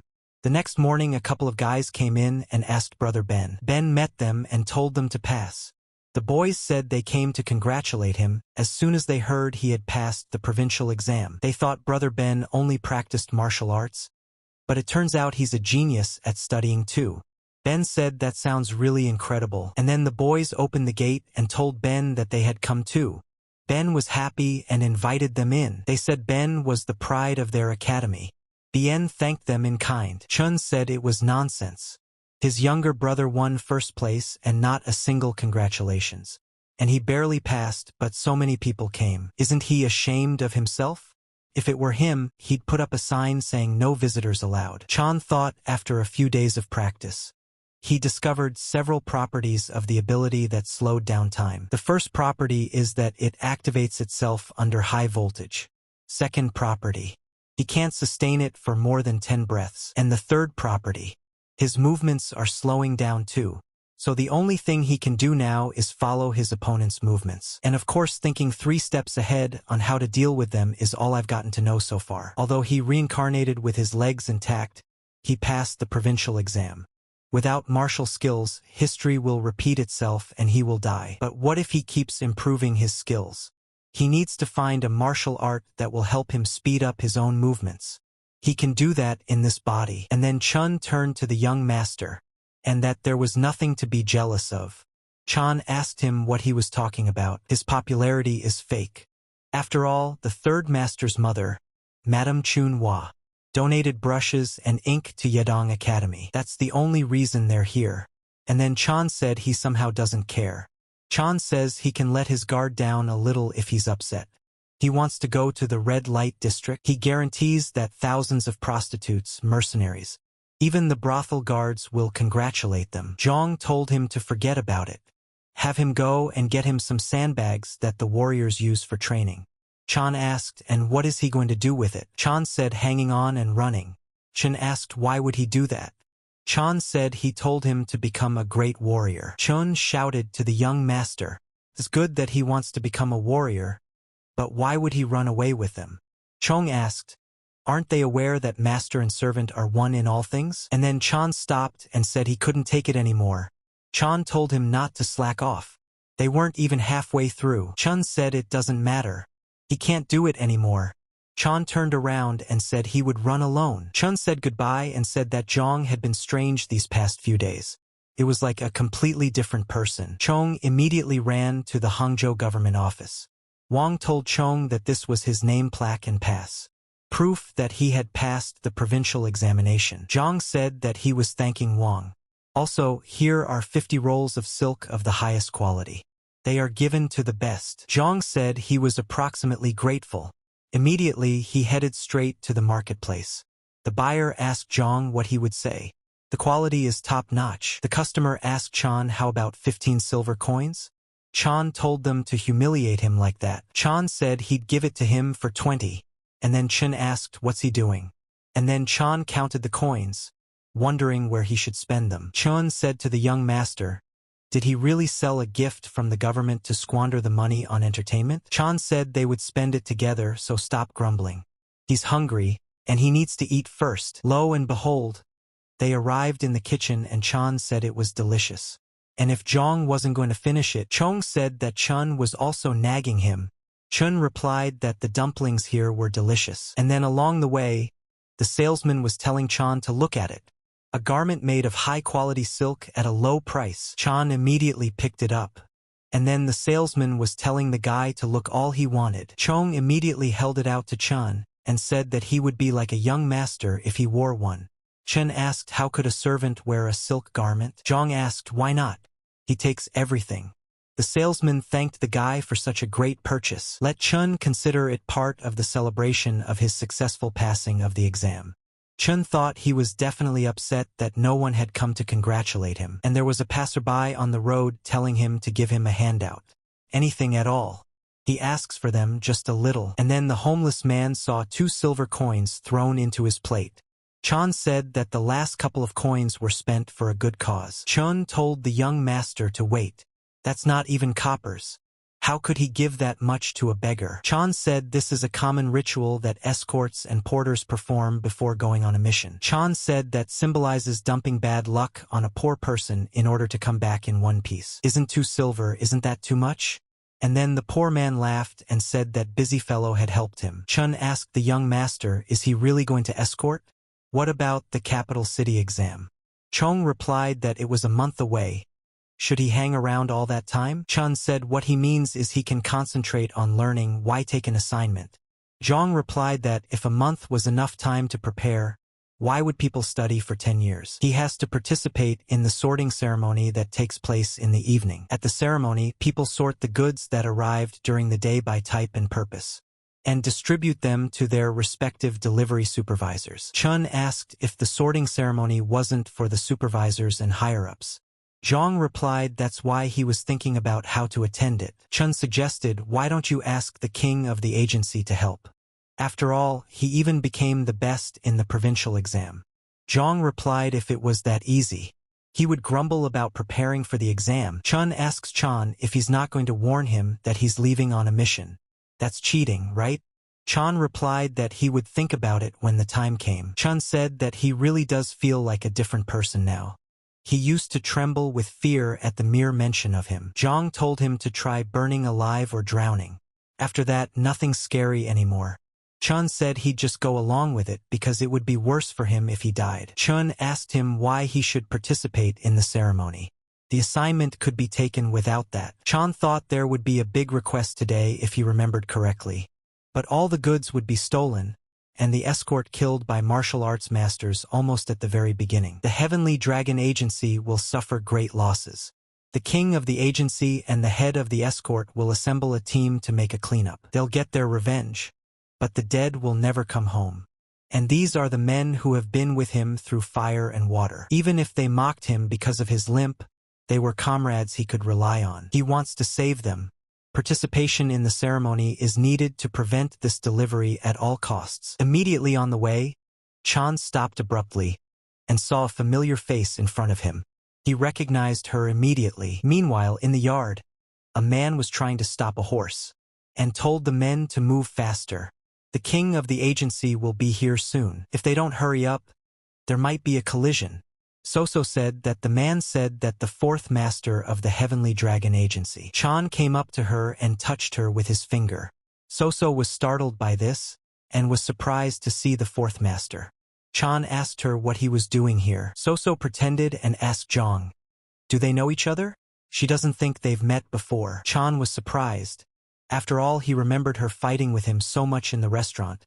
To now pretend they didn't know each other? Chan walked further in and said that it looked like he had mistaken her for someone else and apologized to her. He's had no memory of faces since he fell in the lake.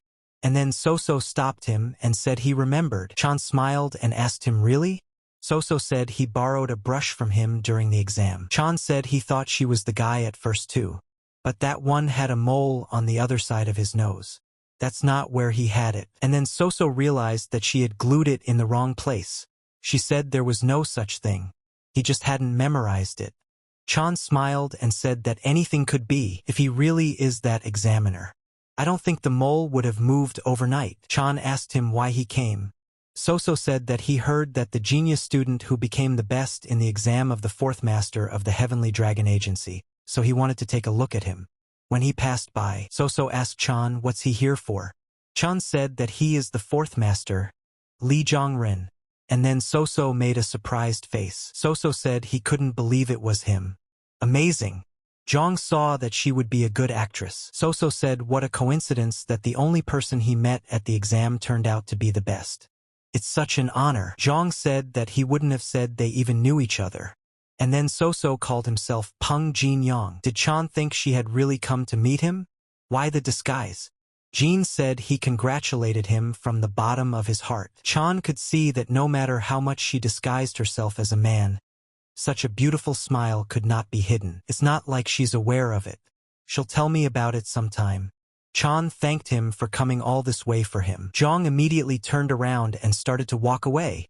Jin stopped him and asked if he wanted to eat kukpab with him. Zhong asked surprised, "Kukpab?"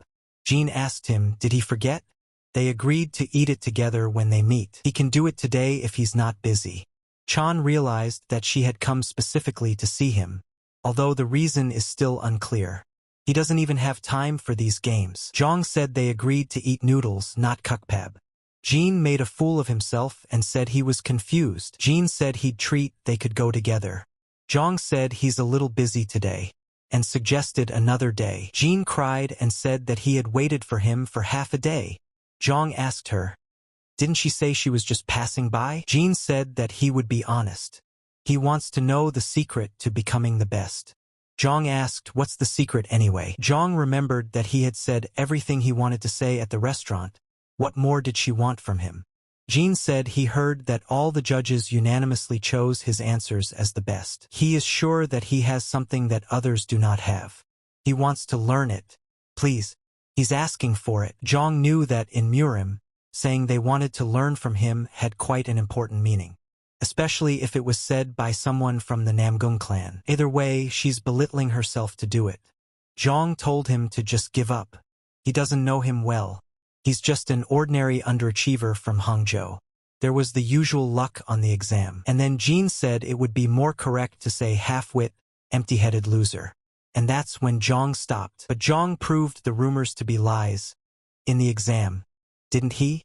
Zhong asked him why he was so fixated on him. His clothes look bad, but his skin and face are well-groomed. He obviously grew up in a decent family. There are many ways to succeed in life. Jin said that he's the kind of person who sees things through to the end on his own.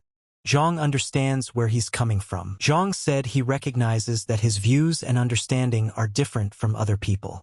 but he's not going to teach him over a cup of noodles. And then the people said that the king of the agency had arrived. Let all the people get out of the way. Chan could see that he was in trouble. After all, he still hadn't figured out how to get to the sorting ceremony. And then Zhang tells Jean that he's okay with the noodles, but he has a condition.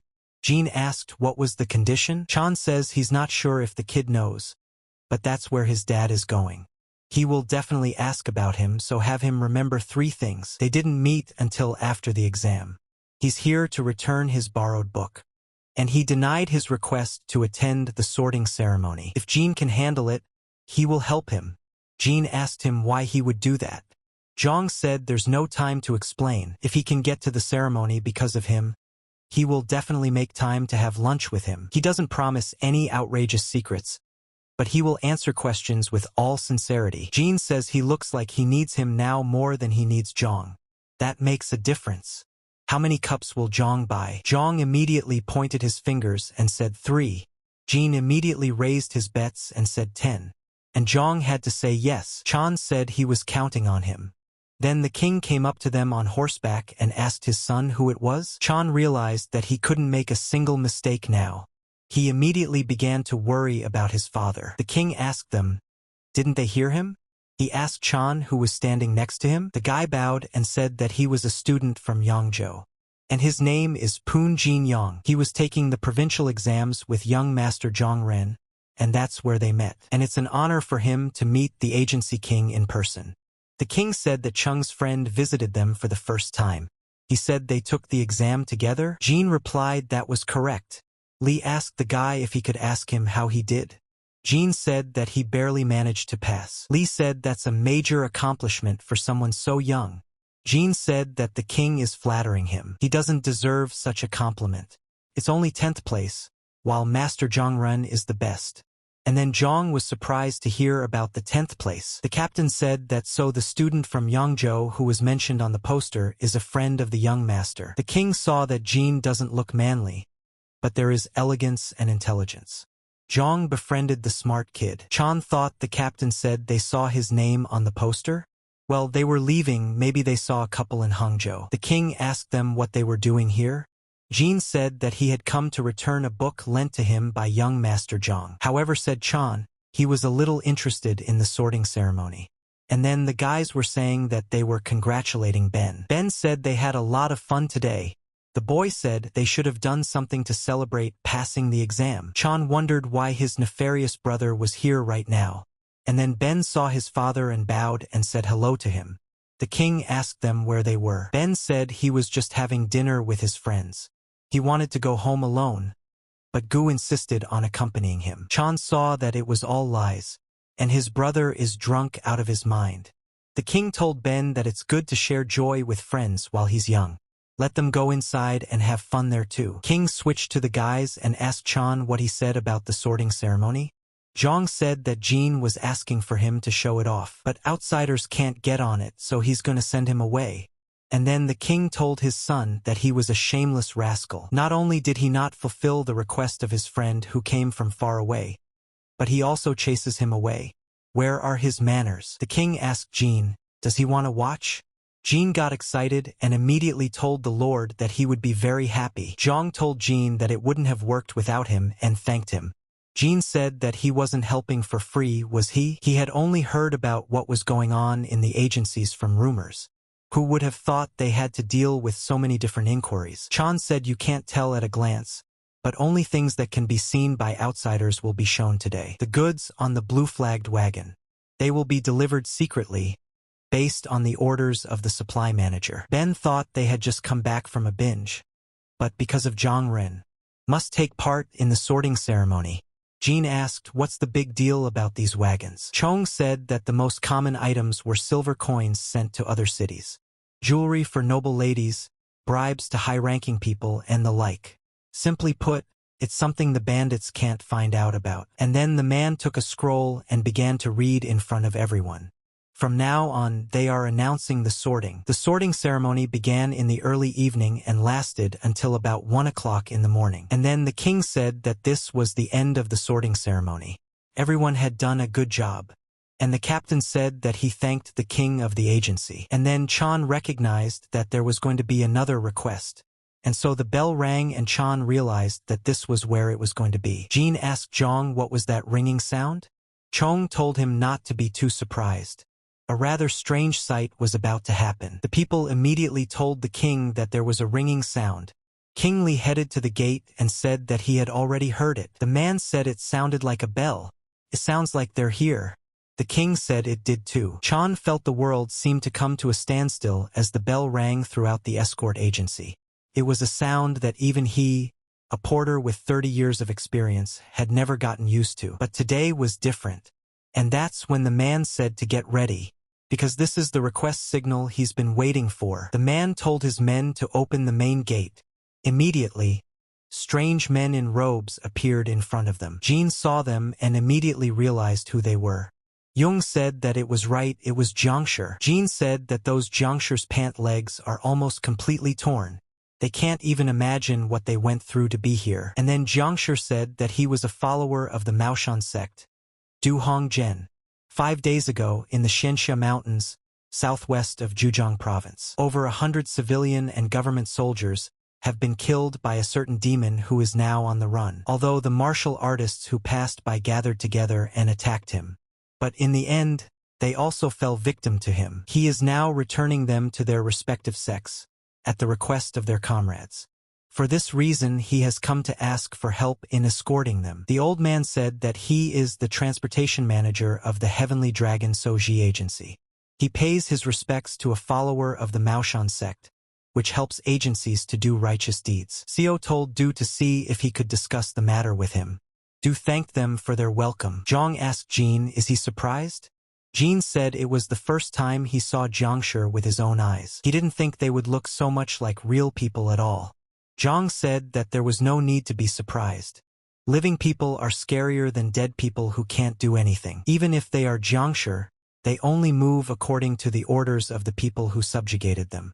Jin asked if such Jiangshi were also cargo that needed to be escorted. Chan replied that they are not cargo themselves.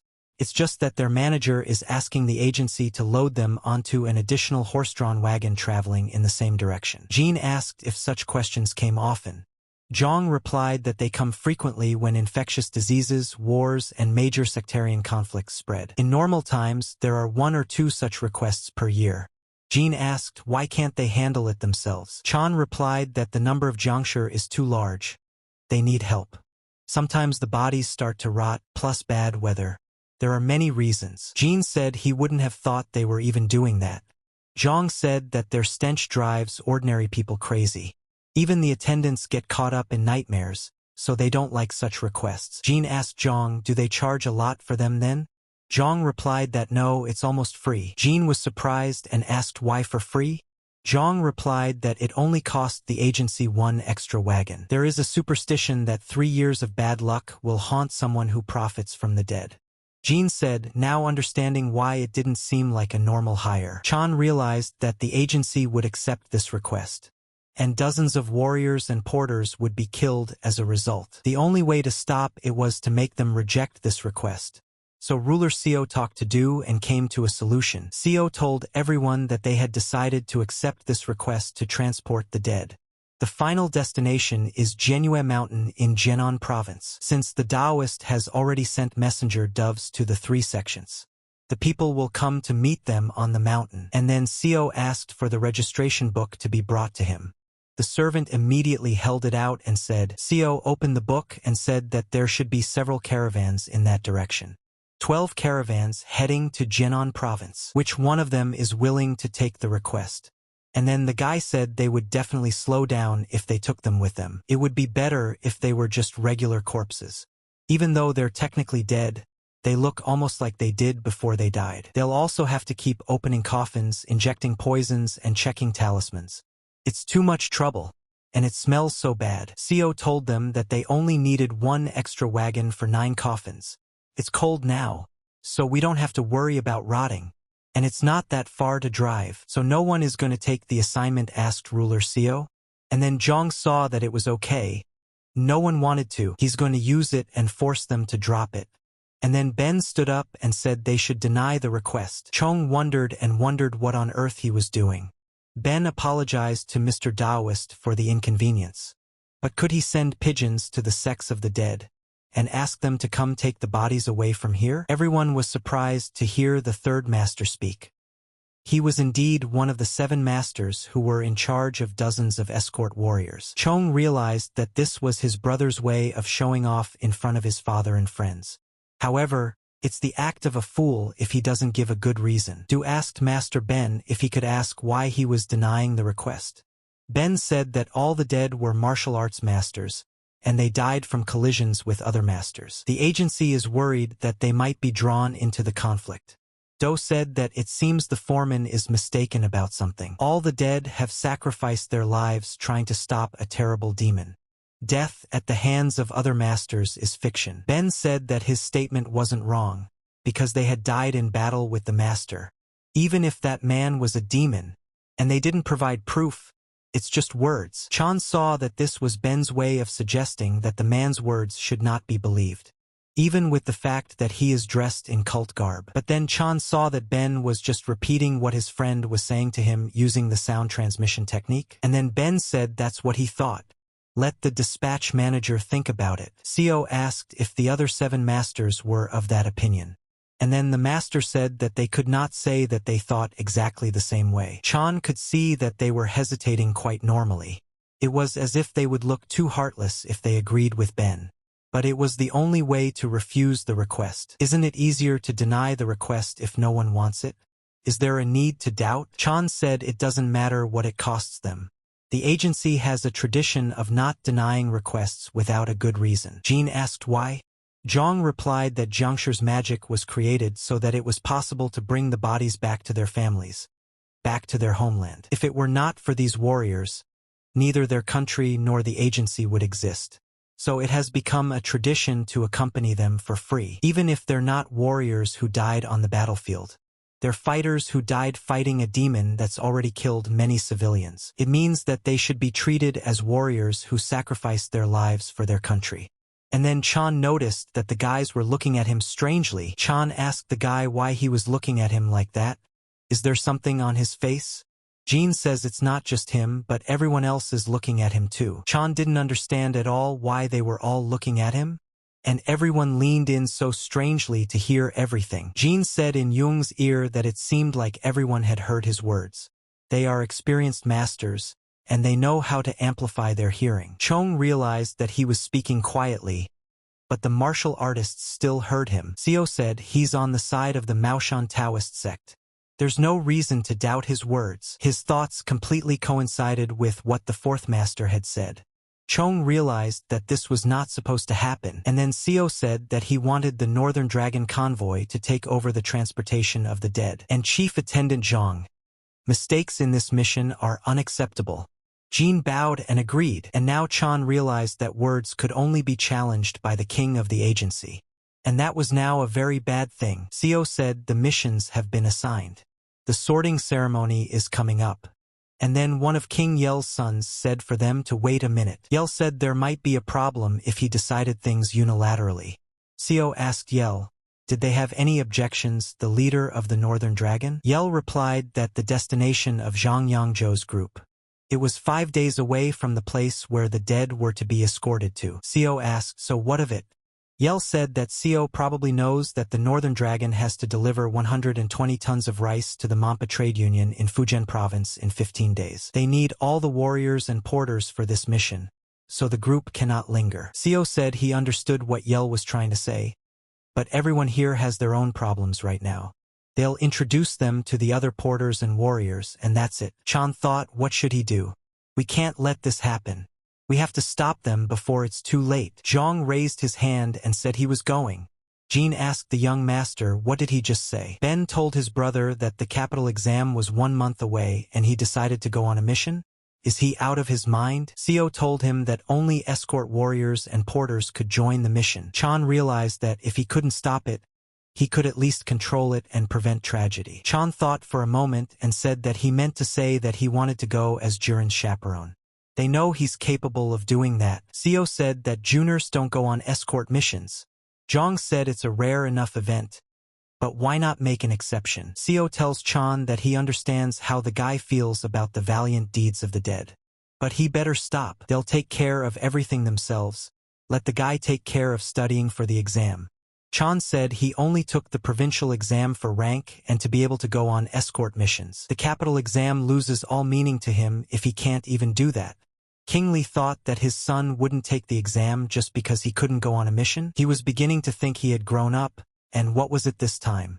He still hadn't gotten a grip on himself? Seo told the kid if he passed the capital's exam, he could become a regional magistrate at the very least.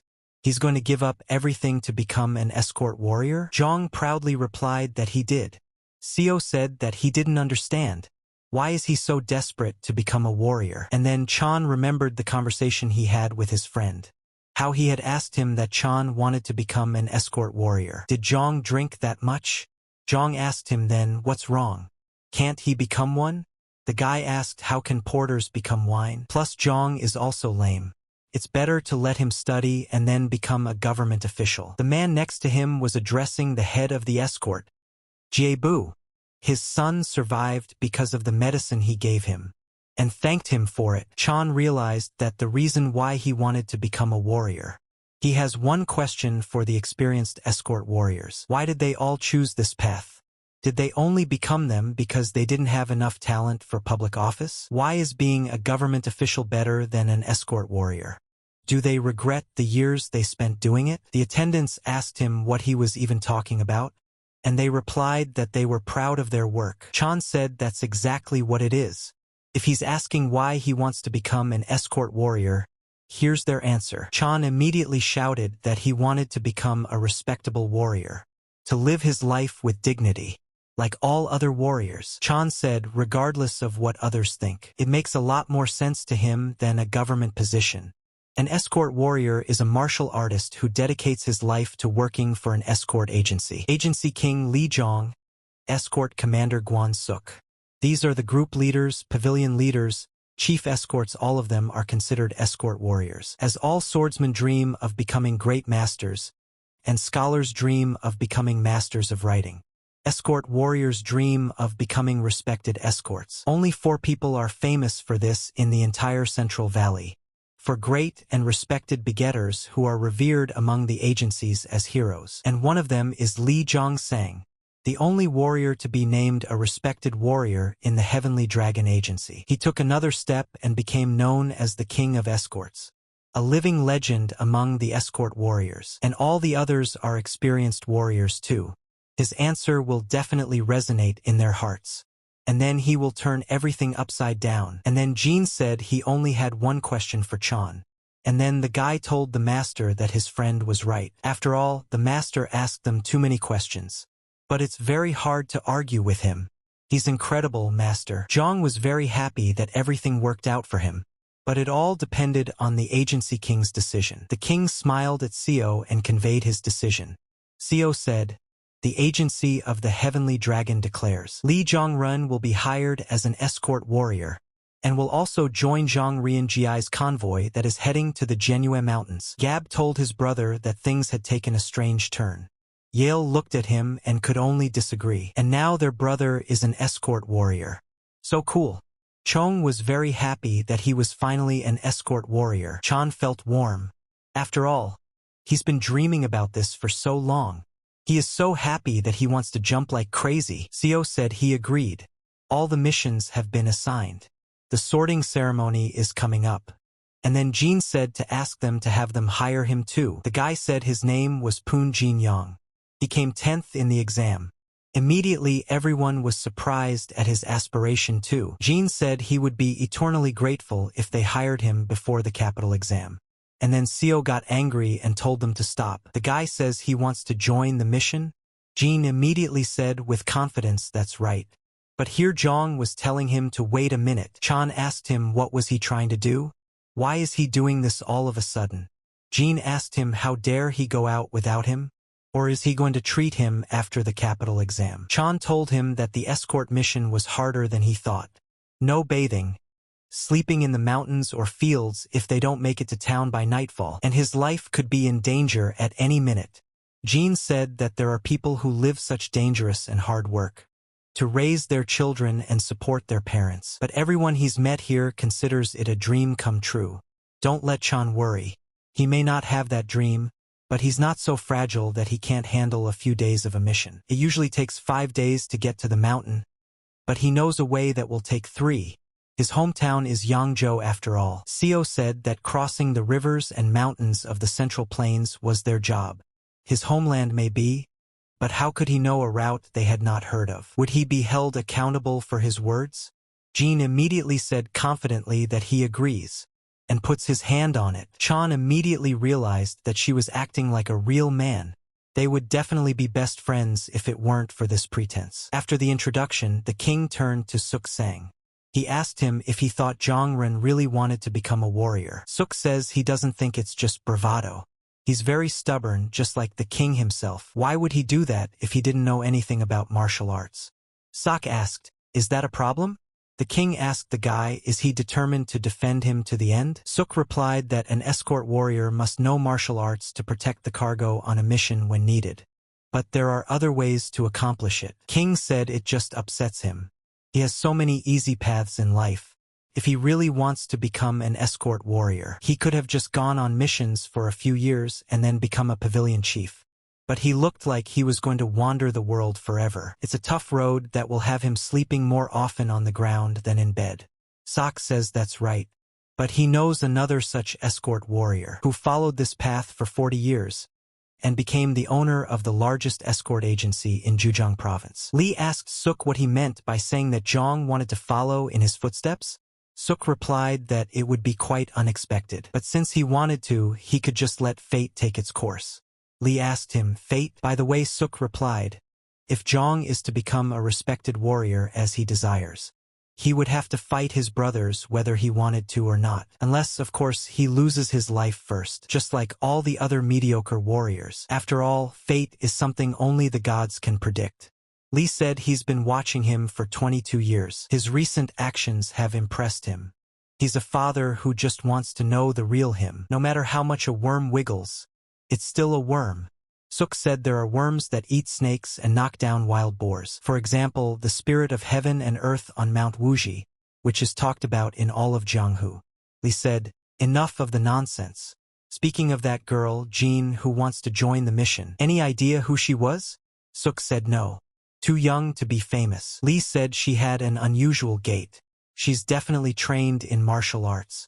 But why disguise herself as a man to get close to Zhang? Suk told the king not to worry so much. Didn't he see it himself? She always looks at him warmly, cheerful and clean. Elegance in speech and demeanor. She is definitely from a noble family. Li said that still can't be ignored.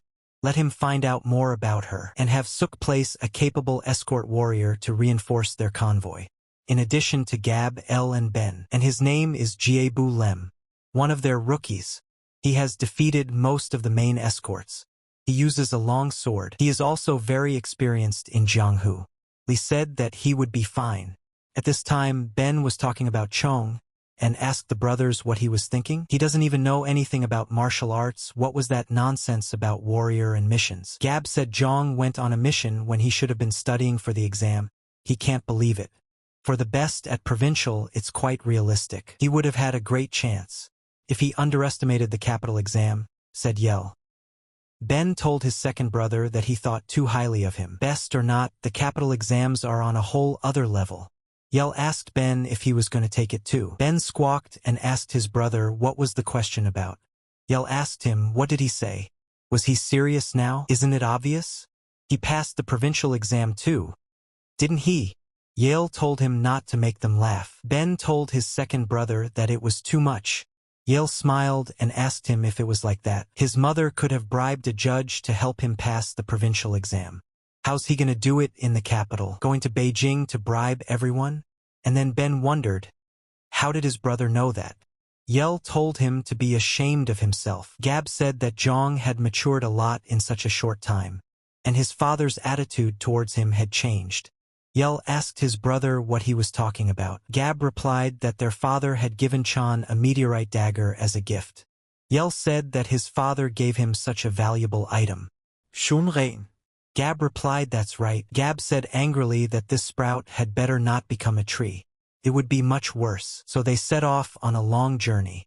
The man on the way asked the fourth master if he was all right. Chan asked the guy why he was asking. The guy didn't understand at first and replied that he was lying down. Chan asked if that was weird. The guy replied that it was very strange. Zhang asked the guy, is he the main escort for Zhang? Chong asked Zhang, could they take a little break? After all, a little more and there would be nothing left of his offspring. Zhang replied that it was strictly forbidden. They have a clear schedule of how much to walk in a day. They must reach Chance Valley before sunset at all costs. You can't change the schedule just because of him. Chong realized that Zhang was deceiving him. After all, a new trail had been built last year. It's only 6 hours to the valley.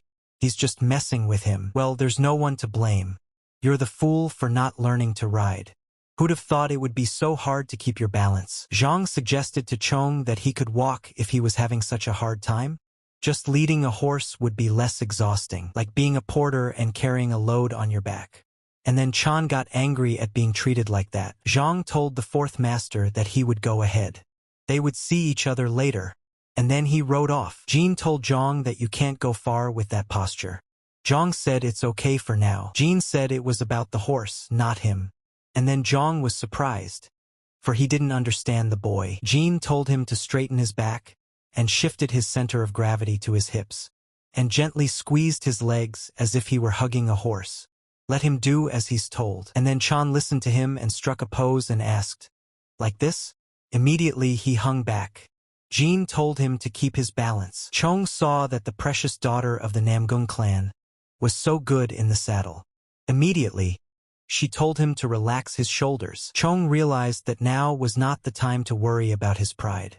One must learn quickly before one lost the desire to teach. And then Jin said he's great at it.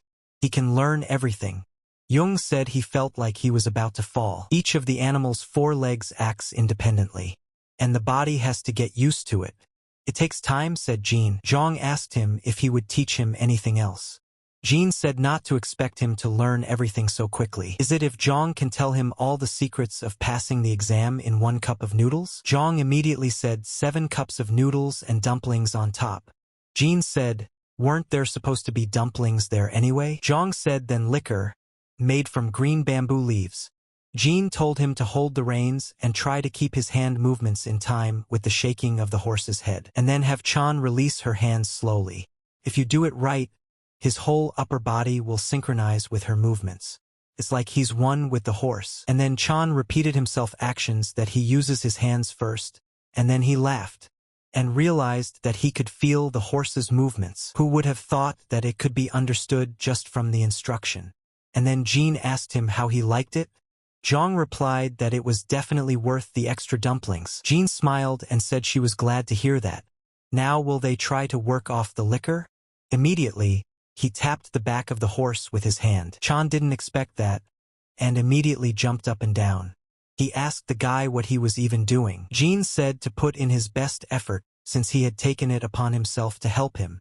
Training in critical situations always much more effective. And then the people walking ahead heard the voice of the fourth master as he shouted at them to get out of the way. Let them disperse and give him the road. And then he shouted to his horse to stop now. One of the guys asked what was that? Chan immediately shouted to the horse to slow down. He realized that he wasn't going to get away with just humiliation. He was going to get some serious weed. He needs to do something fast. But what can he do to stop him? He's only taught the correct posture after all. And then for a moment he stopped and felt the horse's movements. But it was as if time had slowed down. And then he remembered that he had powers. He could use them to sense her movements. Chan felt her fully, and learned everything he needed to know. Even at a gallop, he could pick a flower from a meadow. Jin came riding in and asked the kid, had he figured it out yet? He knew Zhang was a fast learner, but not that fast. Zhang said it was all thanks to his teacher and thanked him. Chan remembered that it had taken him 6 days to master riding. Without the ability, he wouldn't have been able to do it that fast. Jin said one could just go along with it. But it was hardly all just because of him. Zhang realized that he couldn't have done it without Namgung Soso. And then he handed him a flower and said it was a gift. Jin asked Zhang why he gives a flower to a guy. Zhang asked, why not? Everyone likes flowers. Jean told him to throw it away. This kind of thing is better to give to girls. Zhang knew she was so-and-so a girl, and then Jean said that you could give Lady Juyun, for example. Jung asked her, where did she hear that? Jean said that in all of Hangzhou only the deaf don't know. Zhang said it's his karma or something, and then Jean asked if there was something he could ask. Zhang asked her what she wanted to know. Jean asked him what he liked about Lady Unyang. She was embarrassed to ask him that question directly. Zhang asked him had he met her before, but then Jean said he had seen her a couple times. And then he changed his clothes and said he had never met her before. Chan smiled and said that they will see her sometime. It's just a rumor though. Jean said that they say she is one of the 3 great beauties of Hangzhou. And she is indeed very pretty. Zhang said that bees are attracted to the scent of a flower, not its appearance. Jean asked what Zhang meant by saying that it smells bad. Chan said that if he likes a person, he likes everything about them. Thoughts, habits, voice, eyes, speech, and outlook. A person's appearance is one factor among many, and quite subjective. If the question is whether he likes her or not, it's more like no. Appearance is not very important to him. Jean said that Zhang sounded surprisingly convincing for someone who jumped into the lake because of a girl. Zhang said that he realized a lot of things when he was on the verge of death. Jean calmed down and said he wouldn't ask about it again. Immediately, Zhang thanked him, and then Jean remembered and told Chan about their deal. Would he tell him about the books he used to study for the exam while they were on the mission? Not that he remembered them by heart. He would remember later, let him give it time. Jean stopped him and asked him, he's not just trying to turn away, is he? Zhang said that if he cared that much, he thought he could remember when he taught him acupuncture. Zhang told him that he had seen a steel-tipped pen in his possession during the exam. Such pens are used to hit acupuncture points and disarm the enemy. Jean said that he only studied it a little at the Martial Arts Academy for self-defense. It would be hard to teach it to someone, and people don't teach their martial arts to others so easily. Doesn't he know that? Chan replied that he wasn't asking to teach them how to block, at least the location of those points. Deadly dots to kill. Mute points that can make you unable to speak. Paralyzing points that can immobilize with a blow. This information is definitely not classified. Jean was surprised and said that Zhang doesn't even know that? Isn't he the 4th master of the agency? Zhang told him if he didn't want to talk, then let him forget it. He can't remember anything about the provincial exam anyway. Jean couldn't hold on for long and said he would tell him about them. Just then, Zhang smiled and thanked him. Jean asked why he felt like he wouldn't get any benefit from this. Zhang told him not to exaggerate, and then on the way, Zhang stopped the stream and saw that there was a branch in front of them, and he thought it was suspicious. Immediately, they all stopped. Jean asked Zhang what was wrong. Jung replied that he didn't know and offered to go check. Zhang asked the attendant Zhang what happened. Zhang asked him why did he come forward. Chong was surprised and asked him what he meant. Shouldn't all wire warriors gather together in a situation like this? Zhang told him not to misunderstand him. There seemed to be a lot he didn't know about the world of escort warriors. Chan interjected about the world of escort warriors. Then why not teach him about it? Zhang said what he would do and be honest with him, even though it would sound a little harsh. The Jurans are no match for them. Not even in the agency, let alone on missions. The reason is simple, they are useless during missions. Carriers can carry extra loads, push horse-drawn wagons, and the Jurans don't do anything, do they? They only wear the name of warriors. Chong said, doesn't it follow from his mouth that the escort warriors don't do anything either? And why is Zhang so certain that he knows nothing about escort missions? Where did he come up with such conclusions? Zhang smiled and said that they would then do the following. He would ask him 2 questions. If he gives correct answers, he will fulfill one of his requests. However, if he answers both questions incorrectly, the 2 of them will cook tonight's dinner. They would have to feed all the warriors, porters, and horses. Chong had expected something like this from Zhang, since he was Yel Ren's subordinate. It seemed like he would do anything to destroy him. Chong told Zhang that he would then feed everyone if he won. Immediately, Zhang agreed. Zhang told the boy to ask him questions. Zhang asked him if he could see the blackthorn branch lying in the middle of the road. Zhang said that this is a sign that the people from Jianghu leave for those who come behind. It is called a hidden sign. There are many types of them in the world. This is the kind used by the escort men. The escort warrior should know about it. Zhang said, here comes his question. What is the name and meaning of this hidden sign? Jean said to the head of the escort, isn't that too much? After all, this is only their first mission. How could they know something that only experienced escort warriors know about? Zhang said it didn't matter if it was the first mission or not. If they are escort warriors, they should know, including Master Zhang Rin. And then Chan told them to stop. Since he had given a question, they should be patient and listen to the answer. Do you agree, head of escort Zhang? And then Chan replied that it was called an evil tiger in ambush. And at that moment, everyone froze with surprise. Zhang asked him what did he just say. Zhang said he did. An evil tiger in ambush. The name of the hidden sign. Chan said there's still a meaning to be told. He means there could be an ambush in the woods ahead. And now he's looking forward to dinner from him. And don't forget to feed the horses. They did not stop, and immediately on the way seeing a waterfall they arrived Chansa Valley. But from below they saw strangers who were armed and preparing to take their lunch. Zhang said this is a green forest. Let them keep their guard up. Immediately, the warriors said that everything would be fine. Zhang asked Jean, does he know how to sword fight? Jean was surprised and replied that a little bit of experience was there. Chong smiled and asked him, is he a student or a martial artist? Jean said, you don't have to be a master to be called a martial artist. And since he passed the provincial exam, he is now more of a scholar. Zhang says that he feels like Jean will succeed in both directions. Why is he trying to both study and become a warrior? Jean said, just like the Shaolin Buddhists or the Taoist Wudong sect. He has a dream of creating Murima sects together with scholars. In order to accomplish this, he needs to pass the capital exam. Since he's going to become the founder of a sect of scholars, he should be able to do at least that, right? Just then, Zhang started laughing. Jean asked him what's wrong?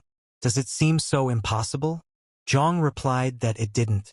He didn't think to hear such a good reason, and he certainly didn't expect Jean to share such a thing with him. Jean said that he was preparing for the future. If he became a martial artist, he would create his own martial art. Jean said that's why he's taking the imperial exams while there's still time. Zhang said he might as well not have told. Why talk about such important things? Jean said that firstly because he had already heard about Chan's dream. Secondly, it would help him avoid his intrusive questions about the martial arts he would use. It may be a little late to say, but in a fight, he's much better than Chan can imagine. And then Chan laughed, because she's babbling like she's already going to fight. Although he doesn't like bragging, he feels he wants to wholeheartedly support her specifically. Zhang said that alas, they won't be fighting, so don't let him worry about it. Jean asked her what he meant. Chan said that rather than spilling each other's blood, it's faster and more efficient to use money. And then the camp leader Kunshin Yem told everyone to see who had come to see them. Escort Zhang. It's been a long time since they've seen each other. Zhang asked Em, is it business as usual for them? Yem said he wouldn't be standing here if something happened. Looks like they have a lot of merchandise this time. Where are they going? Zhang said they would stop at Yangzhou and then head for Genua Mountain. Em said it's a very long way to go. And it rained heavily last night and the river level has risen. They won't be able to cross it now. They would have to wait until at least tomorrow. Zhang asked Em, aren't there any other ways? Em said it's like this all over the valley after the rain. What other ways could there be in the forest? Zhang said that they needed to get to the valley exit at any cost. Yim said that it was as if humans had something to oppose nature. Let's let them eat together. They're training the guard dogs now. The Dasan escort agency left them here. Chan realized that 2 watchdogs died at once. There was a big battle somewhere nearby. Zhang said that they would do without ceremony, and offered to go. They don't have a choice. Zhang told the escort warriors to dismount, and the porters can lower the load. They will rest here for a while. Immediately they all spread out in teams, and began to eat. Everyone looked at each other as if they were enemies, but no one said anything. Zhang was eating meat and didn't expect it to be so tough. You can't even tell if you're chewing meat or a root. Jean asked Zhang, do they always have it like this? Zhang replied that the head chaperone is always fed normally wherever they go. Jean said that's not what he meant. Is it safe to drink and eat with these people? Zhang replied that it was common. Jean said that there seemed to be a lot he didn't know about what was going on in the agencies and missions. He thought there would have to be a massacre when he encountered the Green Forest. Chan said that if they had to do it every time, would there be any warriors and porters left alive at all? The same goes for the bandits. Jean said he still couldn't believe it was that simple. Zhang said that things could always go wrong. Then the fight could not be avoided. Jean was surprised and asked him what he meant, like when the leader of the stronghold changes, or the escort team is made up of people they don't know. There are a lot of factors at play when you're asking for an unheard of amount of money for a fare. And the atmosphere today is pretty strange. This Yom keeps looking at them. Jean asked why that is. Zhang said they'll find out sooner or later. Zhang walked up to Master Chong and approached. Zhang said, "They have a problem. It seems that there is a newcomer here who has joined the stronghold after the murder of a government official and his family in Jinyan. Had he heard about it, about the accession ceremony?" Chong asked what was the accession ceremony. Jean asked the same thing, what is the introduction ceremony? Zhang said the tradition between the Green Forest and escort agencies. When the atmosphere heats up, newcomers are allowed to choose one person from the enemy ranks to duel. Green Forest, it's called a camp entry ceremony, and the agency calls it an escort entry ceremony. The newcomer on their side chose a friend. Jean pointed at himself and asked why. Jean said it was just their request. Jean asked, did they really think he was weak? Jean asked, what are the rules? Jean was surprised to hear the rules. Jean said the rules of the entrance ceremony or something like that. Jean said there are no rules. Jean smiled and said, then can we kill them? Zhang said that this could cause a lot of animosity between them, so it was better to end on a good note. A fight ends when the opponent surrenders or is unable to continue fighting. Jean asked, what happens if he refuses to participate in the ceremony? Zhang said they probably won't let them pass even tomorrow when the river level drops. Jean said that way he has no choice at all. Chan knew that he had not participated in this mission in a previous life, but he had heard about what had happened on their return. The strangest thing was that there shouldn't have been any ceremony, that this Zhang had sentenced the ringleader to find a rookie and arrange this absurdity to fight him. If he could, he'd send him to the fight, but there will be problems if Chan gets injured. So he's forcing his friend to hold him accountable. I don't think he came up with that on his own. And behind him is Li Yul. What instructions could Riang-gu have gotten? Or maybe he was ordered to kill him. Either way, it's a great opportunity. And then Zhang said that he would go to the duel. Jean was surprised and asked him why he should go if he wasn't the one chosen. Zhang said that his friend joined them by pure chance. He had nothing to do with the escort agency. It would be more appropriate for him to participate. Didn't Zhang think so? It was a good chance for him to test his skills. You can't miss such an opportunity. Zhang got excited and said that if Chong insisted, of course he could participate. He immediately bowed in his seat. But then a man came up to them and Chan asked him what happened. The guy said he apologized for interrupting their conversation, but he wanted to straighten things out. Chan immediately saw this guy as his former ally and realized that he was Jie Bull Rem's son. But who would have thought that they would meet here? The guy told Chan if he let him, he would participate. And then Chan refused him that offer. Chan said that he had already made his decision. The guy asked the fourth master to reconsider his decision. But then Jean stood up and told them to stop. Didn't they hear what they wanted them to do? He'll participate. Zhang turned him down and told him not to make him repeat himself. This is the escort agency's business. He has nothing to do with it, Jean. Let him stay out of it. Chan immediately went to the field and realized that this was his fight after all.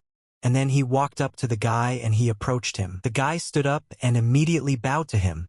Chong told him that he wanted to ask him a favor. Could they swap swords for a while? The guy didn't expect this and asked what to swap with. Chan held out his weapon and said he was exchanging his sword for his palash. And then the guy with all his kindness reached out and gave it to him. Chan took the sword in his hands and thanked him. Chan knew that the swords of the agency warriors were of fairly high quality. The bearer's broadswords, on the other hand, are rough, sloppy, and heavy. As he raised the sword, he felt the same sensation of the sword he had wielded for 30 years of his previous life. The palash he was used to was much better. And then M told Head Zhang that he wanted to clarify one thing. It's a ceremony to enter the camp, but it's also his ceremony to enter the escort. Zhang said that so he will shave the opponent himself. They are the convoy of the Heavenly Dragon Agency. Let them not forget that the mountain bandits should have no influence over them. Zhang said that he would tell them. But Zhang must realize that this is not child's play. It's not a mortal combat though. They would still be using real swords, so they might get lightly wounded. So let him not forget that it was his own decision. Chan said that one question has been bothering him for a long time. Why does he address everyone as escort warriors? And he calls him the fourth master? Zhang said because he is the fourth master. Chong said to keep it simple and calls him Li's escort warrior. Zhang said he felt more comfortable calling him fourth master. Did Chong realize that he was unwilling to acknowledge him as an escort warrior? Chong said that they would now make a bet. At this point, Zhang interjected. Zhang said he likes betting. She'll honor any request he makes. May even have him chased out of the agency or made a porter. But if he was victorious, he would become the head of this convoy. Proudly and confidently, Chan prioritized his priorities. Zhang said it would be hard to accomplish. Just like you don't change horses at the crossroads. You can't change the head of the convoy in the middle of a mission. Chan said then he suggests making him acting for 3 days. Do the rules allow that too? Zhang told Zhang that he was very knowledgeable. Now you can even give him a slap on the wrist. And they will see what his self-confidence is worth. Chan stepped in front of them and thought about who he should pick. And then his eyes fell on the big-headed guy from the other team. The boy didn't expect such a sentence, and immediately pointed his finger at himself and asked, "Him?" And then Chong smiled and said, everyone immediately couldn't help themselves and started mocking him. A guy asked Chong if he knew who was standing in front of him. Chan was surprised and asked him if he should know.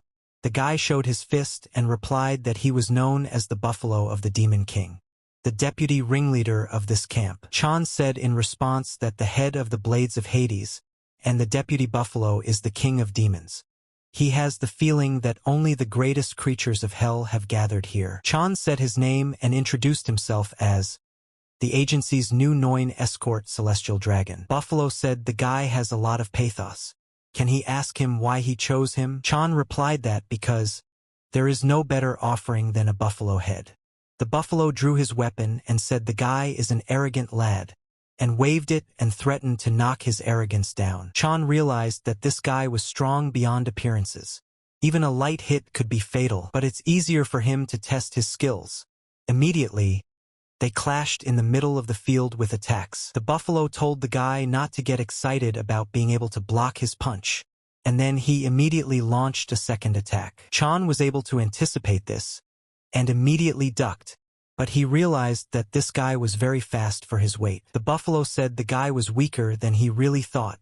Chan immediately flew into the ground. The buffalo asked the guy how long he was going to duck, and called him a little rat. Chan immediately let his guard down and took a kick to the head. The buffalo stood in front of him and said that the game was over. The buffalo waved his weapon at him and said it was time to end this. Chan saw and realized that now it was time for him to act. For while he was dodging attacks, he was waiting for the moment when he would fully open up.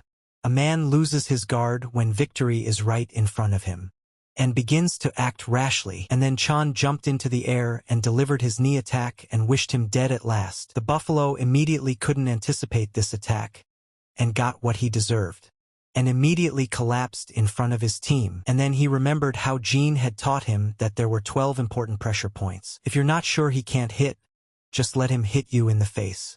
Whatever part you hit will be fatal. Chan saw that the buffalo was still conscious, and immediately slowly walked over to him, and once more delivered his blow. But at the point Buffalo asked the guy to stop, Chan immediately remembered that there was a pressure point on his head. A little concussion, a little hit. It would make even an elephant faint and fall over. Who would have thought it would work, and smiled back? Everyone was amazed at the sight. Immediately, the guy turned to the head, and Zhang stood there with his mouth open, unable to believe it. Jean said that Zhang hadn't studied any martial arts after all. Then how could he dodge with such speed and be able to turn the tide of the battle at the very end? Zhang asked him how he knew he hadn't studied martial arts. Jean said it's clear from the movements. Clumsy and lacking any form. It was like Chan was moving instinctively. Chan laughed and said the guy wants to say he can fight. Jean said the opposite. It's like he was born to do this. He can't believe that Zhang, such a talented person, still hasn't studied martial arts. Why did he waste his life on stupid things? Zhang came up to them and said that he congratulated them on passing the escort entry ceremony. Zhang thanked him and said that without him, it wouldn't have been possible. Zhang said that since he had confirmed his abilities, Chan will now become the acting head chaperone for the next 3 days. Chong saw that Zhang was holding a wine pot, the symbol of the chief attendant, warrior or porter. All are forbidden to take a cutthroat on an escort mission, so that they cannot secretly sip wine under the guise of water. But the heads of escorts are an exception. They pour a little wine for everyone if they need to lift the spirit of the people. Since this rule has been in place for a very long time, the most common wine pots became an object representing the influence of the head of the escort. Zhang tells Zhang that he's been having trouble doing things lately. He hopes that Zhang will have a good rest while he has everything under his control. And then Chan called out to the warrior escort Gabul Remus. The guy immediately came running and asked. Chan told him to gather all the porters and escort warriors of the convoy. This is his first order as acting head of the escort. Gathering all the warriors and porters, Chan said that for the next 3 days all the escort warriors would follow the route on foot, and the porters will learn to ride. The escort warriors should help them learn the basics during this time. And this is an order from the head of the escort. If they disobey, they will be severely punished. In accordance with the rules of the Heavenly Dragon Agency, Chan realized that he was still remembering the last moments of his past life. The 9 porters were trying to escape while he was stalling. I wonder if any survived. Most of them were probably caught because they couldn't run away for long. But if they'd been taught to ride, half of them would have run away. And then M came up and told the guy that it turns out he wasn't just a regular rookie. Yem extended his hand and congratulated them on their success at the ceremony. They will let them through tomorrow when the river level drops. And the toll will be taken then as well. They can stay the night here. And then Chan said he wasn't sure about something. And then M didn't expect this turn of events. But then a guy ran up to them screaming. M said, "What are those drums?" The guy immediately pointed his finger and said that it was on the river. It's the people from the Scaly Dragon camp. M immediately ordered the guy to gather everyone who was now in the camp. Quickly. The boy immediately went to carry out the order. Jean asked why they were so nervous. Zhang replied that they were people from the Scaly Dragon camp. Pirates who control all the Rakas in the area. If Imgu is out of the water, he won't come back until he realizes his prey. Looks like the fun is about to begin. Immediately the Scaly camp came ashore with a team and gathered against each other. The man told the head of Zhang that they hadn't seen each other in a long time. It was the head of the Scaly Dragon, and his name was Doc. Zhang smiled and said that it had been a long time ago. He asked Doc what brought them here. Doc said they found out the Sky Dragon convoy was having trouble crossing the rivers. So they decided to help. They are under their control. Zhang asked him what he was talking about. Doc replied that the Chance River Valley becomes their territory from that point on. If the agency has any trouble moving, just have them ask for help instead of these thugs. Yem couldn't take it anymore and asked him what the fuck was he talking about. And then Doc said Hades Blade, he'd heard of him. He's the leader of the Scaly Dragon. Yem replied like he gave a shit about them. The valley had always been under the control of the Big Turtle's camp. You can't take over territories just because the river flooded them. What kind of nonsense is this? Doc said that M knew that the valley flooded sometimes for 6 months at a time. Even in the dry season, 1 night of rain was enough to cause the river to overflow. Doesn't that mean the valley should be theirs? And then he didn't like it and asked him what was he talking about. M raised his hand and said that Doc didn't seem to understand words, and immediately ordered the archers to raise their arrows. M asked him if he knew why this mountain was called Kunshin. A poisonous monster lives here. And then Zhang said that the poisonous Kuin is from Kunshin. Jean asked what kind of Kuin is that. Zhang replied that that was the name of a rare snake that lives here. A viper of 7 steps. If it bites him, he will die faster than he can walk 7 steps. And it looks like the archers smeared the arrowheads with her poison. It was usually yellowish in color, but these were almost red enough to kill instantly, even a scratch. Jean said, and what else did he expect from bandits? They are all the same. Taking each other's territories for nothing. They put poison on their arrows, and that's probably just the beginning. Won't there be a war here? Chan knew that, in his previous life, that was exactly what had happened. and the scaly dragon camp came out victorious. After capturing the valley, they lowered the gangway for the heavenly dragon convoy to bring the wagons aboard. But it could not bear the weight and the load fell right into the river. Still, we had to wait another day for the water level to drop. And then Chan realized that it was now possible to dispense with the battle. This time everything would be different. No one would be hurt or die. They need to get to the other side today and not give anything to the bandits. Zhang ordered his men to gather the warriors. And then one of the principals said you can't take sides. If they choose one, the other becomes their enemy. Jean said that judging from the number of scaly dragon fighters, they didn't intend to leave empty-handed. Zhang asked the young master what he thought. He is the temporary head of the escort. Therefore, it's up to him to decide. Zhang realizes that Zhang is trying to mess with him again. Jean asks the head of Zhang. He definitely wasn't aware that a scaly dragon would appear here. Jean replied that it was just as much of a surprise to him. Jean asked him that he wasn't prepared. It was surprising that the head of the convoy was so bad with information. Zhang said that the head is not omnipotent. There are a huge number of gangs and groups all over the world. How can you predict all their actions? Jean said that they could have at least prepared for this development. He's no better than Jung right now. Chan said he had a couple of thoughts. Last year, 50 green forest bandits found a wagon path through Huanzhen Mountain. Traders and agencies who used to have to cross the river to get out of the valley began to use this route. Not only did we no longer have to load wagons onto boats, but the trip was a day faster. Zhang said that was right. One camp on the Changsha River had even broken up because of this. The Yangtze River Alliance must have been waiting for the moment to take revenge. Jean said that if the scaly dragon took over the valley, it would leave the bandits of the Big Turtle without profit. An eye for an eye, a tooth for a tooth. Zhang said that they were just guesses. And even if they are correct, so what's in it for them? Zhang smiled and said he showed and said that they were toll bags for passage both ways. 50 yang in each. Zhang asked him, does he want to give both gangs a sack each? He doesn't think it will do anything. Zhang said that if they could stop the conflict and get across the river today, is an extra bag a big price to pay? Zhang said he didn't think it would help anyway, but since he's so loyal, fine. But he has a condition. Let the second sack be carried by the escort warrior. Those are the rules. Gab told the young master to take the sack with him.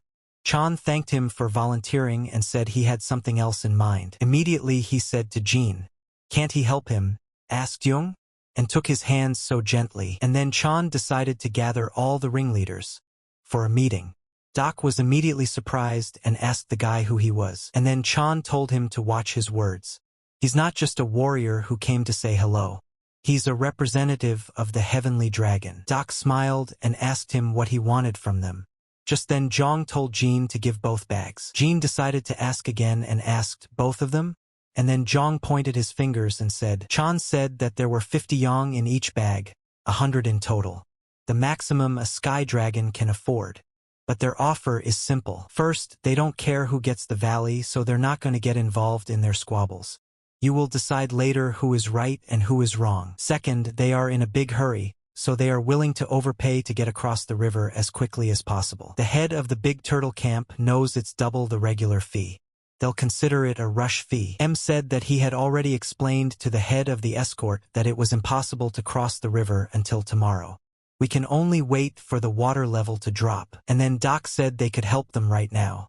Chan asked him how they would do that. Doc said they had some wooden gangways just right for loading wagons onto ships. The men will take the goods and hoist them aboard, and let the wagons be dragged by ropes.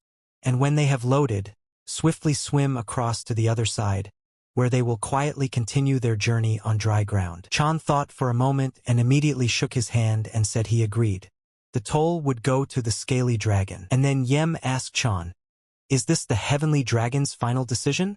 Chan told him that he understood that Yem was upset, and he hopes Yem realizes they have no other choice. I don't want to ruin their relationship over such a trivial matter. Yem said, how can you say such a thing right after betraying what you have been building for years? And now he promises them. No more sky dragon wagons will pass through the valley. Chan said that then they would just ask the scaly dragon to help. And that's where Yem was more surprised. Chan says the toll goes to the person who helps pass. and he doesn't understand what Yem is trying to accuse them of. Or is he just taking out his anger on the agency for not being able to do anything to the scaly dragon? Immediately, M got angry and knocked the food off the pot. M said that everyone had begun to severely underestimate them just because their camp was smaller than the others.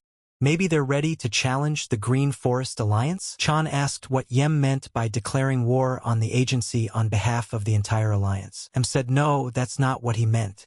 Zhang told him to relax. It was a joke. Decisions like that aren't made when you're in the heat of the moment. But even though as a fourth heavenly dragon master, he could do it. Immediately, everyone froze in surprise. After all, he defeated his deputy, and even got the position of temporary head of the escort. Or does him think it's just a coincidence? Chan says he'll ask again, was this a declaration of war?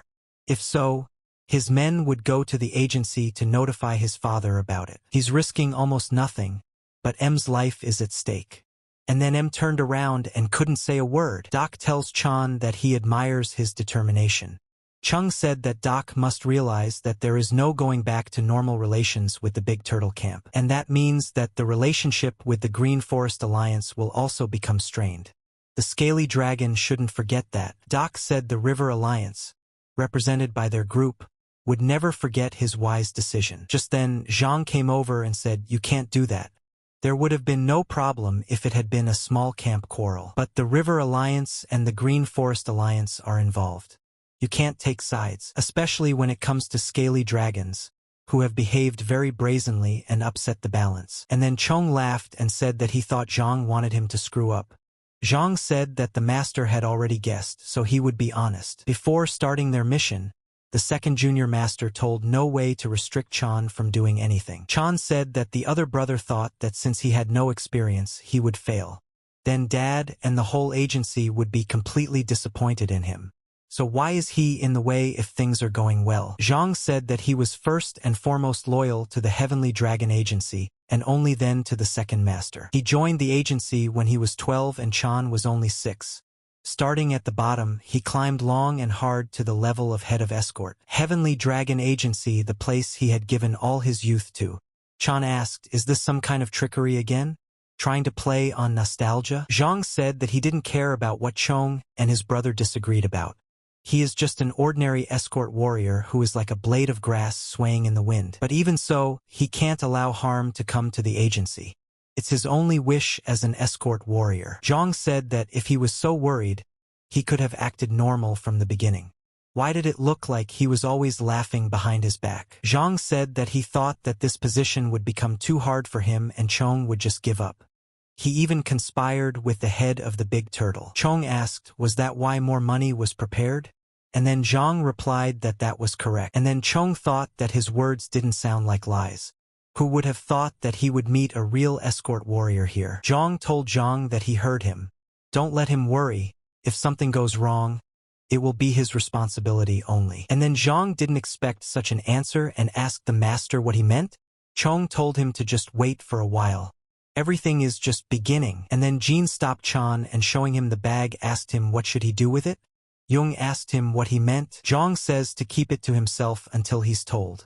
Jean says to tell him why he's doing this. Jean said he wanted to help resolve the conflict, not embezzle money. Zhang said that a man should always keep his word.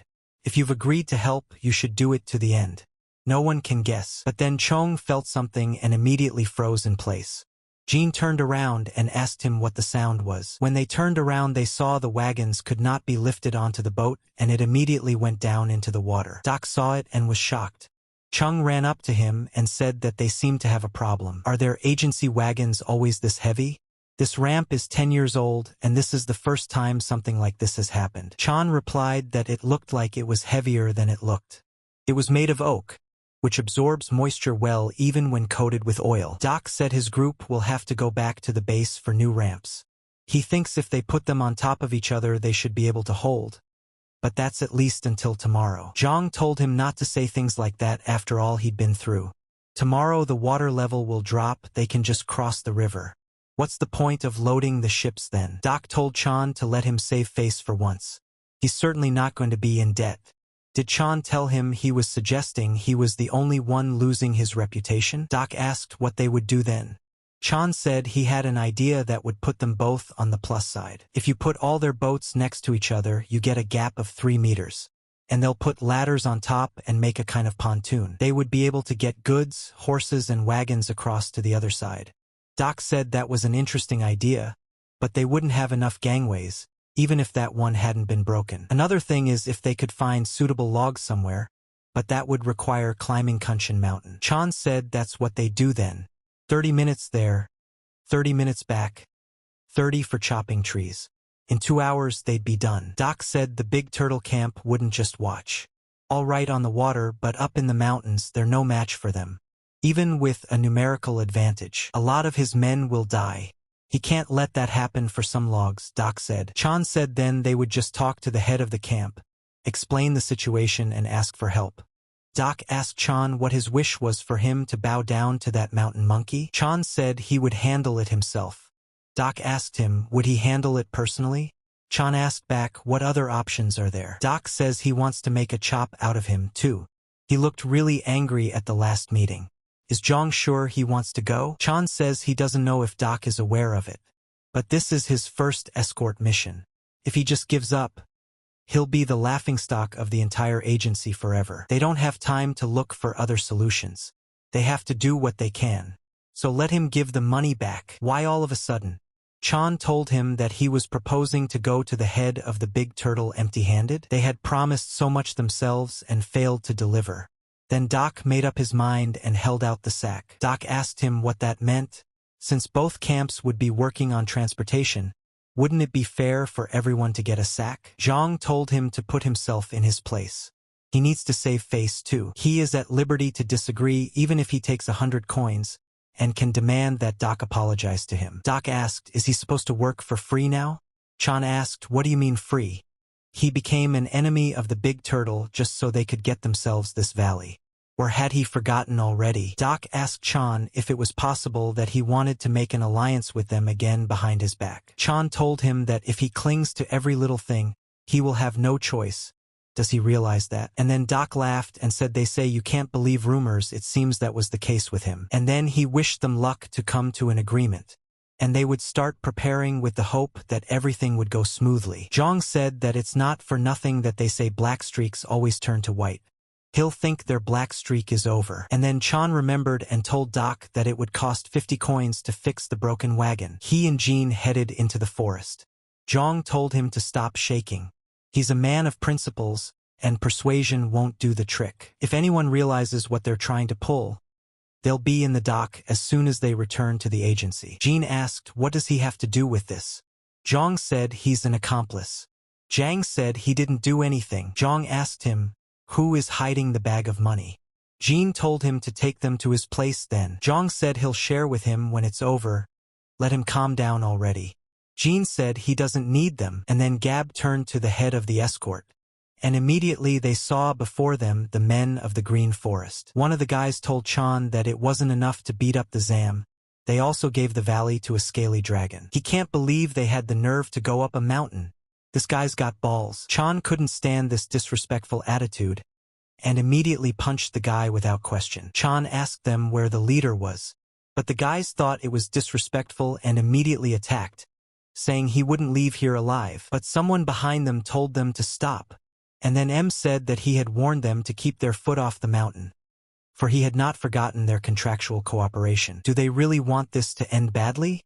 And forever they will say goodbye to the agency's fourth master. Chan says he went through so much to save them, and they point swords at him for it? He had been told, of course, that bandits could be violent, but he never thought so, and got angry and told Chan what kind of nonsense he was talking about.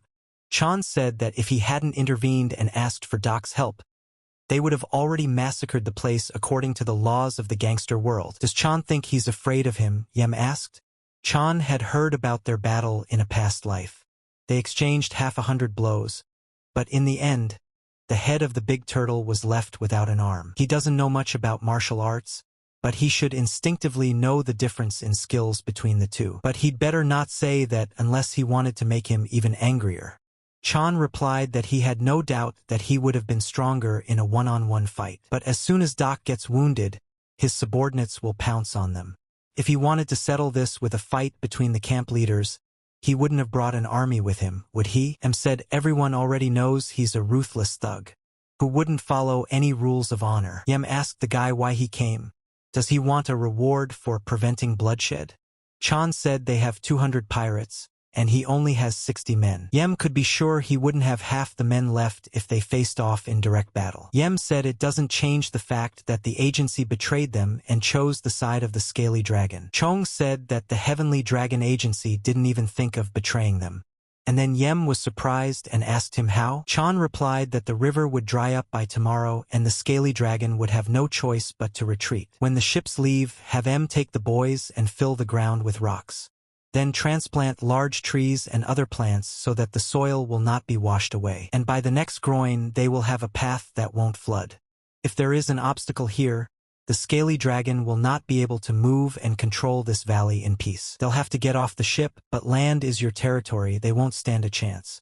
He worked so hard to keep them safe, and they're pointing blades at him. And then M told his men to quickly hide their weapons. He went up to Chan and said that there had been a misunderstanding between them. He apologized to him. Chan told him that it was too early to relax. The scaly dragon's gangway had broken, so they wouldn't be able to ferry them to the other side. But the agency is in a big hurry, and to make sure everything goes according to plan, they need them to get away without anyone suspecting anything. M asked what they needed. Chan replied that they needed 100 logs as thick as a large human hand, and would make a pontoon out of them.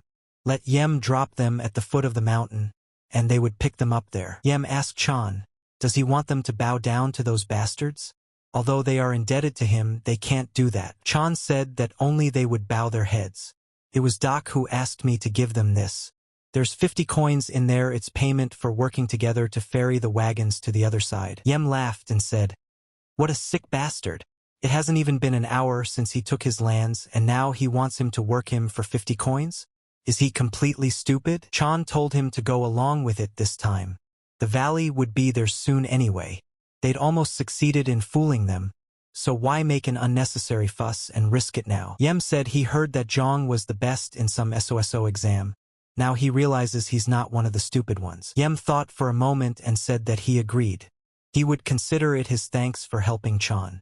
Chan said he was just doing what he had to do, and then Yem said he wouldn't stay in debt. Yem immediately handed him something and told the guy to take it. Zhang asked what's in it. Yem said it was Kuan's poison, the kind only found in their camp. At the bottom is a cloth the size of a finger, completely soaked in it. Enough to kill an elephant. Chan took it and said that he heard that such a powerful poison is worth as much gold as what it can kill weighs. Is Yem sure he wants to give him such a valuable thing? M replied that it would be a token of goodwill in return for the loyalty he had shown them. Let him take it, and let him take the money too. Zhang asked what's the money for. Yem told him not to bother. The payment they'll get because of him is full control of the valley and its future security. Since they couldn't handle her defense themselves, they should at least repay whoever helped them with it. And then Chan realized that this was not part of his plans. Immediately, they headed back to the valley. Zhang asked Jean that he was sulking again. Jean replied that he was just a little dumbfounded. A river crossing, pirates that almost started a massacre, and a broken pontoon. All these problems just poof and solved. Gab said that was only a small part of what they had accomplished. The valley had always been their headache. If they could build a path that wouldn't flood, they will have the most direct and shortest route. It's hard to say how much benefit they'll get, and it's all almost free. Jean told Chan not to say that he had thought this through too. Jung was glad that everything almost went completely according to plan, though as stupid as the heads of those camps were. He would succeed not because he was smarter than they were. It was because he knew the future. You can't relax because of a small success. You have to practice constantly to get stronger. And then Gab told Zhang to let him ask a question. Chan did say he was giving the head of the big turtle half of all the coins. Didn't he? He thought the agency gave them 3 bags of 50. Isn't half of 150 not 75 coins? Then why did the head of the big turtle take 50? As if that was the right thing to do. And then Chan said it was simple. Gab said he had one request. Zhang replied that he was listening to him just fine. He ordered the escort warriors to walk, right? Let him make an exception. If we want to finish the mission without any problems, They need at least one experienced scout on horseback. Gab asked, is such a small thing a problem? And then the boys were left behind wondering what they should do. And then Jean told Jung that he has a request too. He wants to sleep under the roof at least tomorrow. It's been so long since he's felt the softness of a bed. And he needs a hot bath. Chong had already been left behind himself and didn't realize what had just happened. After all, this wasn't part of his plans either. As they left the Changsha Valley, the convoy arrived at Yangzhou, the first destination point. The merchants were given all the silk. 5 horse-drawn wagons were filled with it. There were 9 coffins left to carry from Jiangshi to Manhua Mountain, and then they immediately hit the road. Zhang asked Chong if everything went well. Chong asked him what he was talking about. Zhang replied that he and even skipped breakfast to leave with his friend and warrior Jie on some urgent business. Zhang replied that they had dealt with everything. Zhang said that his clothes smelled like fried chicken, and there were no problems with the agency's money either. Chan said it was fine. He says he's taken care of everything. Or does Zhang think that these bandits would join forces to help them cross for free? Zhang said he was just asking. Zhang told him that's his biggest problem. Always trying to find a catch in everything. Their assignment is almost over. He doesn't want to argue unnecessarily. So let him be quiet. Chong asked Zhang how long he thinks they have to travel. Jean replied that the road from Yangzhou to the mountain usually takes 5 days. But they could do it in 3 if they took the shortcut. Zhang asked him what the path was. Jean replied that it was through the weeping forest. Immediately, Zhang was surprised at his answer. Jean said it's a place filled with beautiful trees. In the summer, it is covered with flowers.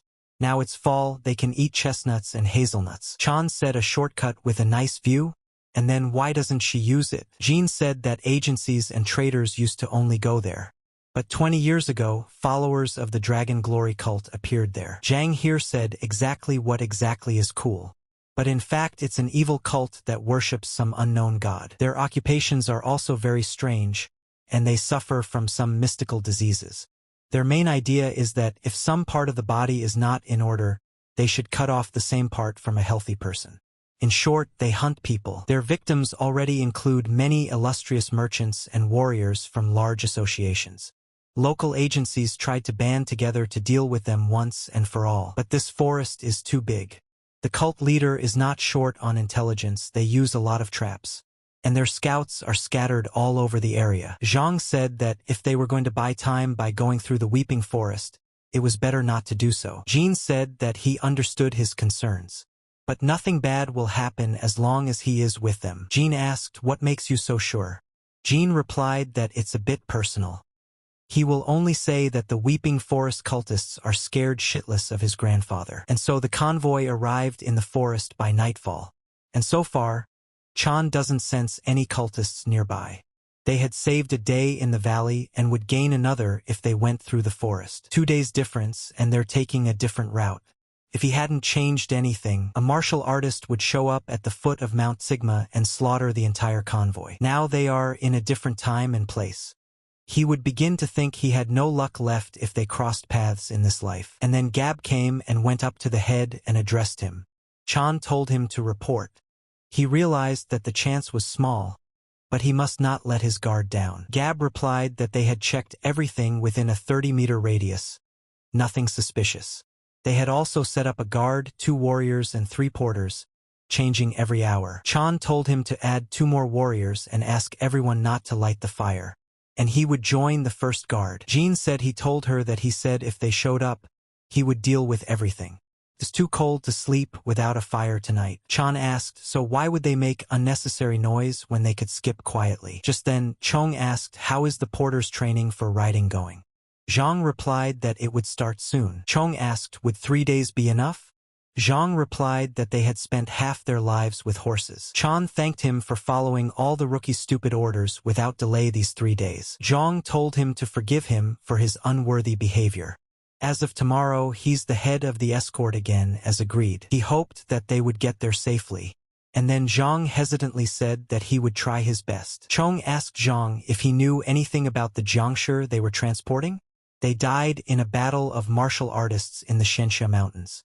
Does he know any details? Chan replied that he had heard of the battle itself. that the chapter had access to information that ordinary warriors were not aware of. Zhang asked him why he was so suddenly interested.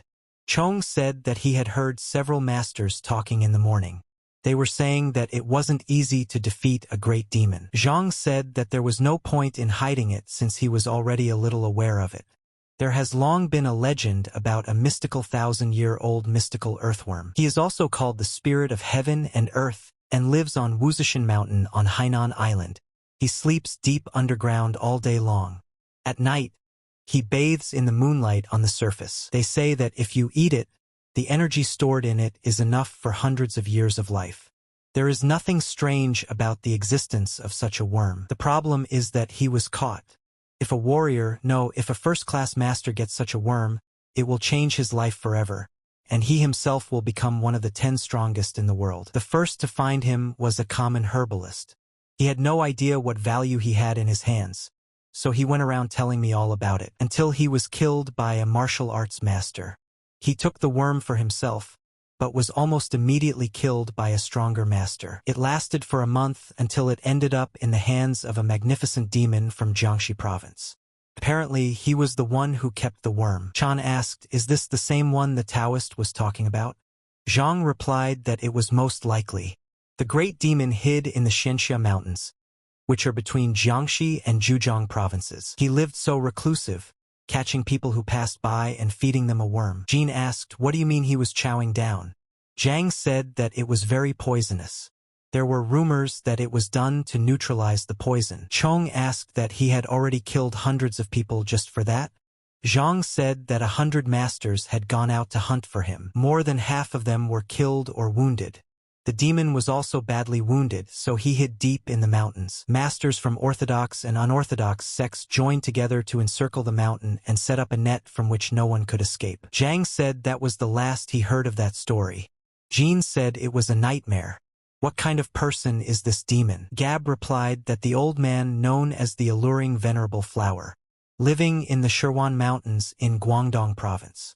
Despite his nickname, everyone thought he was a madman. During these events, it became clear that he was strong enough to be called a great demon. In his entire life, he had only lost one battle, to the head of the Namgung clan, the lightning sword. The wound from the emperor's sword technique left a lightning-shaped scar on his face. Chan thanked them for telling him. They would hope that he would be caught soon. After all, it was getting late. Suggested they sentence a couple of sips each for a safe journey and would be going to bed. But then Zhang took a drink in his hands, heard an explosion. Gab asked the head what happened. Is the fourth master okay? Chan said he was fine. Immediately he thought, what happened to the wagon? And then he saw claws coming out of the smoke. They did not understand what had happened. And who was this man anyway?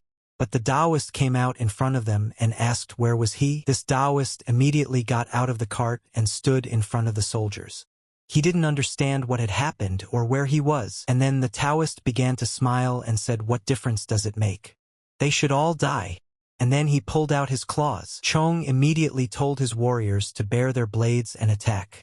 Zhang said the 6-sword formation need to suppress Jiangshi. They all rushed at him, but the Taoist was stronger, and immediately swung his arms to attack all of them at once. Zhang wasn't left out either, and immediately used his sword to launch an attack.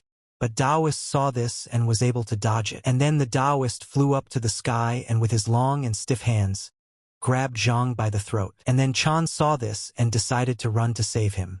But Gab stopped him and said that the situation was very bad. It's better to stay away from him. Gab decided that he would go save the head himself, and immediately drew his sword with all speed to attack. Gab jumped up, and at the appropriate moment used the grabbing technique 18th movement. Gab realized too that he couldn't hit it. Immediately the Taoist told him that this was a warning, and immediately grabbed him by the throat too. Chong told his men to move 10 paces away from him, but then Daoshit saw Chong and their eyes crossed. Chan walked up to him and said his apologies that they didn't recognize him right away and were disrespectful. They greeted him, and they waited tantalizingly for the venerable flower. The Taoist was surprised at such words, and realized that this kid recognized him. He asked the kid who he was. Chan said to let his comrades go so he could introduce himself. The Taoist asked Chan if he had decided to bargain with him. Chong said that if he wanted to kill them, he would have done it a long time ago.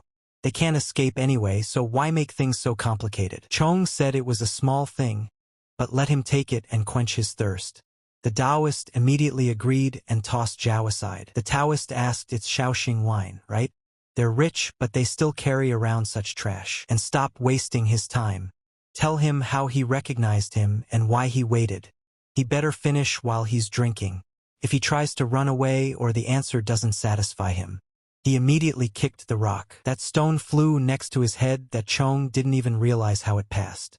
After all, the force was very great, and the Taoist said that it would happen already in his head.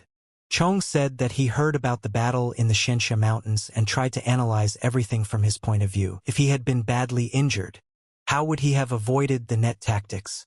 First of all, there had to be some way to get the millennial worm out of there. The best and only way to place it in the corpse of one of the warriors. So he would wipe all remnants of his energy from his body. I would go deeper into the mountains to heal my wounds, and after a time, I would break through the encirclement to find the worm. But he had miscalculated. I didn't think he'd pretend to be the Jiangshi they'd be transporting. This isn't his real appearance, is it? If the guy thought there might be a worm in one of Jiangshi's bodies, why didn't he open them up to check? Chan said that because to pull such a thing for their own gain would not only be disrespectful to the dead who gave their lives for welfare, but also an insult to the sect that asked them to help. And then the Taoist approached Chan and said he was an interesting guy. He was able to deceive thousands of people who followed him into the mountains. And some warrior escort just took it all in stride. The Taoist asked Chan why he was waiting for him. And then Chong saw that the guy had shown his true colors. And then Chong saw that it was time for him to act, and released a beam of light straight into the sky. The Taoist didn't realize what had happened. And then Chan called for reinforcements. And the Taoist didn't like that. He immediately grabbed him by the throat and asked him what did he do. Chan smiled and said that it was a network tactic from which there was no escape. It was a signal that he had been discovered. 30 sects will gather and bring thousands of warriors to his head. And then the Taoist turned his hand into a weapon and attacking said, he's gonna kill this guy right now. But then Chan said he'd help him. He's gonna help him throw off the chase and get out of here, or he wants his remains fed to the dogs. After losing a battle with 1,000 warriors, only to try to break through with a worm, and then Taoist made a ground attack and said the guy led him into a trap. And now he's offering to help? Zhang said that's right, but he has a condition. Let him give him half of his spirit energy. The Taoist thought for a long time and held Chang's head under his hands. He couldn't let him go, for he had started the whole thing. And then he started laughing loudly and said that he remembered now. When the Taoist brought him and Jiangshi to the agency, he was the one who gave the speech. Even if they didn't die in the war, if it wasn't for these warriors, neither their country nor agency would exist. And since they made such a sacrifice, they shouldn't profit from this escort. And now it turns out that he not only used the fallen warriors as bait, but also did it for personal gain. Everyone called him the fourth young master. So he's the son of that old man, the agency king. How did that great warrior give birth to such a rascal? He likes it better that way, though. All right, half of him if it gets him out of the trap. But he won't let the rest of them go. Chan grabbed his hand and said that he swore if even one of them died, let him not expect help. The Taoist said that the guy can be sassy, but it won't work on him. He'll kill everyone first, then rip out his tongue, eyes and ears. Then he'll know that some things are better left unsaid. And then Jean came out and said that the lightning sword was on its way. And then the Taoist stopped in fright and asked what? Jean said that he was involved in setting up a net that you can't escape from. And he'll probably be here soon. The Taoist asked him who he was, and why did she dress up as a guy. And here all the warriors were surprised at such words. And then Jean said that she thought so, words alone wouldn't be enough. And then she showed her essence. Zhang didn't expect such a turn and said, that's a lightning sword technique. Who was she anyway? The Taoist asked her who she was coming to lightning sword. Jean said that it was good that he still remembered the technique. Jean revealed herself and said that Namgung Yuan was her grandfather. He already realizes that those weren't empty threats. If he kills the young master, she and the other warriors will lay down their lives to fight him. They don't have a chance, but they'll definitely hold him up for 15 minutes. Let the Taoist decide. And then the Taoist said he was counting to 10. Any one of them who stands here until the end of the count will lose his head. And then the warriors approached the young master and asked if he was all right. Chong told head Zhang to take the men away right away. Zhang started to resist and tried to stay. Chong said there was no time. They had to leave soon. Zhang said that they leave all the good stuff here. The carriers who can't run fast are going on horseback. Warriors of the Six Swords formation, they leave the forest. Chan realized that even without that bastard, there were enough enemies in the forest. And cultists also specialize in suppressing martial artists. It was a good thing that head Zhang didn't question him. In a normal situation, there was no way an escort warrior would have abandoned the cargo. His group's reputation would be forever tarnished. But it's a lot better than dying so stupidly. It'll be his burden as convoy officer. Jean took Chan and said that she would explain later why she was dressed like that. Zhang asked her what she was doing. This is no time for nonsense. Let her leave now. Jean said she should stay. Zhang asked her what she was even talking about. Jean said she appreciated his desire to protect her. But if she goes with him, there could be a lot more victims. They would need her knowledge of the area. And then Chong realized that Jean hadn't forgotten that there were cultists roaming around out there somewhere. Wouldn't that be dangerous for the convoy? And then the Taoist told them to be quiet. Let her go too. She will be of use to them. Chan told me they'd been out of the forest for 4 days. And the tantalizing flower hadn't killed them yet. Zhang thanked Jean for saving him. Since he almost fell off the cliff. They have to trudge through the mountains without being able to wash and eat like beggars. And he also told Soso to save her strength because she would be useful for something. And then Soso told Chan that she would carry him. And that's why he's dragging Jiangshi alone. Chan told Soso he could handle it on his own. That old man will kill him if he finds out. One day he would definitely tear him apart, piece by piece. And then the Taoist told them to hurry up. Then he brought them to some rock where it was very cold. He told them that they could make a fire. He thinks they've gone far enough already. Immediately, Chan smiled at his words, and he was very pleased. Then Chong grabbed a frog and asked the Taoist if he could boil it and eat it. The Taoist asked him what he would boil it in, and then Chan got an idea and started looking around. He said it looked like someone had lived here. There were some dishes left behind. I'm sure it'll fit. The Taoist tilted his head and told him to do what he wanted. Chong immediately began to prepare him. The Taoist asked him what it would be. Chong said he would try to make noodles. The Taoist asked him, where would he get the flour? Chan said that he always carries some with him. The Taoist asked him, then why hover the frog? Zhang said he wanted to make broth. Amazing, isn't it? Water, a little meat, a pinch of salt, and not a bad soup is ready. By the way, could he borrow the knife that was taken from him? The Taoist asked him what for. How do you slice the noodles? Or are they not going to eat? The Taoist said there's barely enough for 1 plate. Chan realized that as soon as the Taoist took him hostage, he immediately took away the dagger. But when I asked him to give it back, he gave it back, albeit grudgingly. I guess he doesn't see them as a threat, even if they are armed, and still took it away when they met. Afraid of being stabbed in his sleep? And then Soso said it smelled great. Soso said you bet she does. It's not the time to go overboard. Chan told her to bear with her for a while. It will be ready soon. Holding out the food to her, she said she didn't mean to deceive him. About dressing up as a man, she says. Chan said that she hadn't fooled him either. Soso asked what that meant. Zhang replied that he knew right away that she was the student from the exam when they met at the restaurant. Soso asked him how he guessed. Zhang said a mole on his earlobe. Soso said it couldn't be. Is Chan saying he's been leading her on this whole time? And then Zhang told her that he had. He didn't think they'd become such close friends. And then it was over. And she can't blame him. And then they apologized to each other. Soso asked him if they were really friends. Zhang said that they had been through so much together.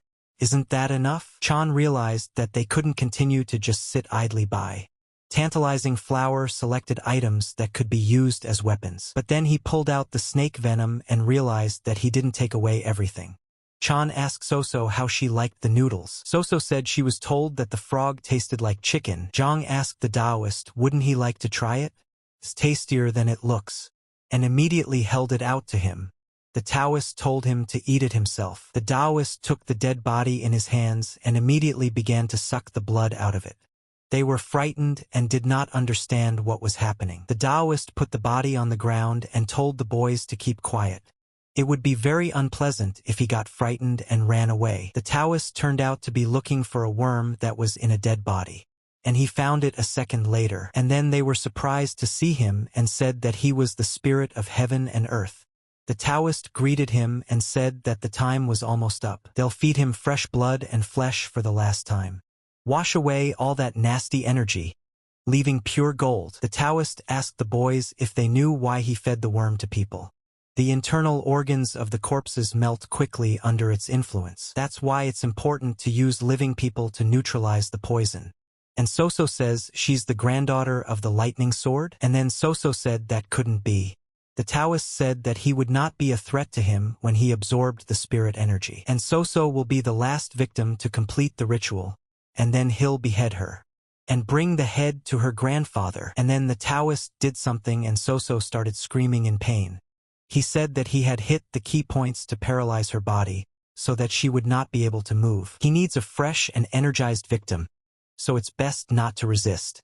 He immediately grabbed her by the neck. The Taoist said she'd better not bite it. He doesn't want the spirit to die and all that hard work to go to waste. Chong immediately took his dagger and attacked him, telling him to stop. At that moment, he didn't even have any fear. Chan realized that there was a big gap in strength between them, but if he used a skill. But Taoist immediately turned around and punched him. Chan realized that even under the influence of the ability, he couldn't catch his movements. Just how strong would he be in his normal state? The Taoist noticed this and told him that he had now sped up. How? Chong asked him what's the big deal. He wanted to and he sped up. And then the Taoist began to analyze him. He saw nothing of his deep knowledge of martial arts. Taoist said he changed his mind. He would rather feed the spirit to Chong than to this girl. He had conserved so much energy after such a long journey. It will definitely be enough to drain the remnants of the poison out of the worm, and then open its belly and absorb all its energy. Chong immediately raised his sword and told him to stay back. But Taoist used magic and snatched the dagger out of his hands. The Taoist immediately grabbed Chong by the neck and with his mighty strength, began to open his mouth. Chan tried to resist it, but the worm was getting closer and closer to his mouth. He couldn't do anything. He did his thing anyway. And then Chan began to feel his cold energy surging through his body. It encompassed his entire gut. He had been absorbing moonlight every night for 1,000 years. Could it be the Yin energy that has been pushed to the limit? The Taoist said Chong wanted half of the worm himself. He gave him the whole thing. So why is he writhing in pain? What a long time he had waited for this. Let him be patient a little longer, lightning sword. Even if she wasn't in this trap, he would come himself. And then the Taoist picked up his drink and didn't realize what was happening. He immediately began to feel worse. He asked Chong what was he staring at. But the Taoist didn't understand right away and immediately dropped the bottle from his hands and started vomiting blood. The Taoist said it couldn't be the damn rats. He was a little upset when he didn't eat the noodles, said Chong. But he left the wine flask unattended. That gave him time to put poison in it. And then Chan picked up a dagger and said that he hoped he would pay for his sins in the other world. And then he pointed the weapon straight at the Taoist. But the Taoist was stronger than the poison and was able to hit Chan. He couldn't dodge it and flew into the wall. The Taoist told him not to overplay his hand. He thinks he'll be killed that easily. Chan saw that the Taoist was trying to redirect the energy to suppress the poison. Can't let him do that. We must kill him at all costs. Chan grabbed the pot and said, not only can a knife be used as a weapon, and immediately threw it right back at him. Zhang asked him if he liked his noodles. If he's going to die anyway, at least let him talk to them. He had heard that the Taoist had lost to the lightning sword in just 10 steps. The wine contained the venom of the Kuan snake from Kunshan Mountain. They say a man won't walk 7 steps after being poisoned by it. What does he think will kill him faster, 10 steps of lightning sword?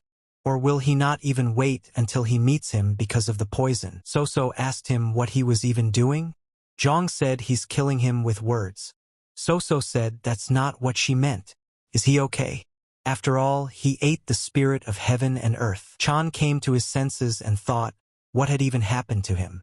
The effects of the poison quickly subsided. It felt as if he had carelessly walked into a deep cave, and stumbled upon a beast that was waiting for him. But something began to come with Chan. The light he had shown before was now even brighter and began to burn his chest. Chan realized that this was the energy he felt at the restaurant. But it's even hotter today. He's going to fry himself to a crisp. It seems that the yang energy from the bamboo scroll is fighting within it, and the yin energy accumulated in the spirit of heaven and earth. Chan didn't realize what was happening to him now. Immediately, he began to cry out in pain from the rupture of his chest. And then Chan woke up in the morning and said, what energy won in the end? The scroll? The worm? Or did they just mess each other up? But then he saw Soso lying unconscious, and he was afraid for her. But he also saw the Taoist lying bloody. Chan wondered if he could stop him from gathering energy. But he didn't go to him and touched Soso and saw that she was still breathing, but her body was ice cold. She froze because she was paralyzed by the old man and couldn't move. Chan told her to be patient for a while. Chan immediately gathered leaves and started a fire. He slowly rubbed Soso's body so that she would warm up faster. Chan saw that she was getting better. He immediately thought of heating the water in the cauldron. But the cauldron was next to the Taoist. And then Chong saw that the Taoist was not dead. He immediately grabbed the pot and smashed him in the head to make him die. The Taoist stopped that punch and asked the guy why he was still alive after eating the worm. Chong smiled and said it was delicious. The Taoist got angry and immediately broke the cauldron and attacked him. The Taoist jumped on the guy and said, seeming to somehow dissolve into his body, "That's even better." There was no poison left, only pure energy. The Taoist said he would just drink his blood. Let him not touch it, he would try to make it quick. Chan immediately grabbed his head and started to rise. The Taoist didn't realize what was happening. Was he being pushed? Chan immediately punched him in the head and told him to get off his back.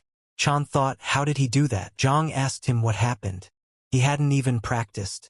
The Taoist said that it was the effect of absorbing the spirit of heaven and earth from the core energy he's been accumulating for thousands of years. If you use the right techniques to circulate and cultivate it, one could become one of the strongest people in the world. But all he has in him now is a reading strength comparable to a herd of wild bulls. Chong said that the Taoist means that he has become much stronger. The Taoist said that energy alone wouldn't turn him from a sheep into a tiger. The first-class martial artists are no match for him. Zhang said that means if he trains hard, can he become one of the strongest warriors in the world? Taoist says no. May the boy forgive him, but his dreams will not come true, because he won't come out of that cave alive. Chan tells Taoist if he knows, so weirdly he doesn't look like a tiger now, more like a wild psychotic cat, and immediately told him to attack. The Taoist said Chong was a bastard and lost his temper. He immediately launched an attack, but the guy immediately dodged it. Chan felt that the effect wasn't just from the worm's energy. The power of the scroll had also increased. The problem is that his body is not yet capable of reaching their full potential.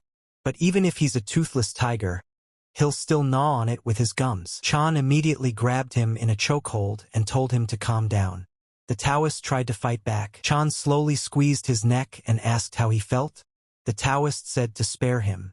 Chan told him to feel what those he had killed felt. Chan tells him that this is his end, and he hopes he gets what he deserves in hell. And then he completely strangled him. After that, and Soso woke up and saw the Taoist's dead body, and couldn't understand what had happened here. Zhang said he was already like that when he woke up.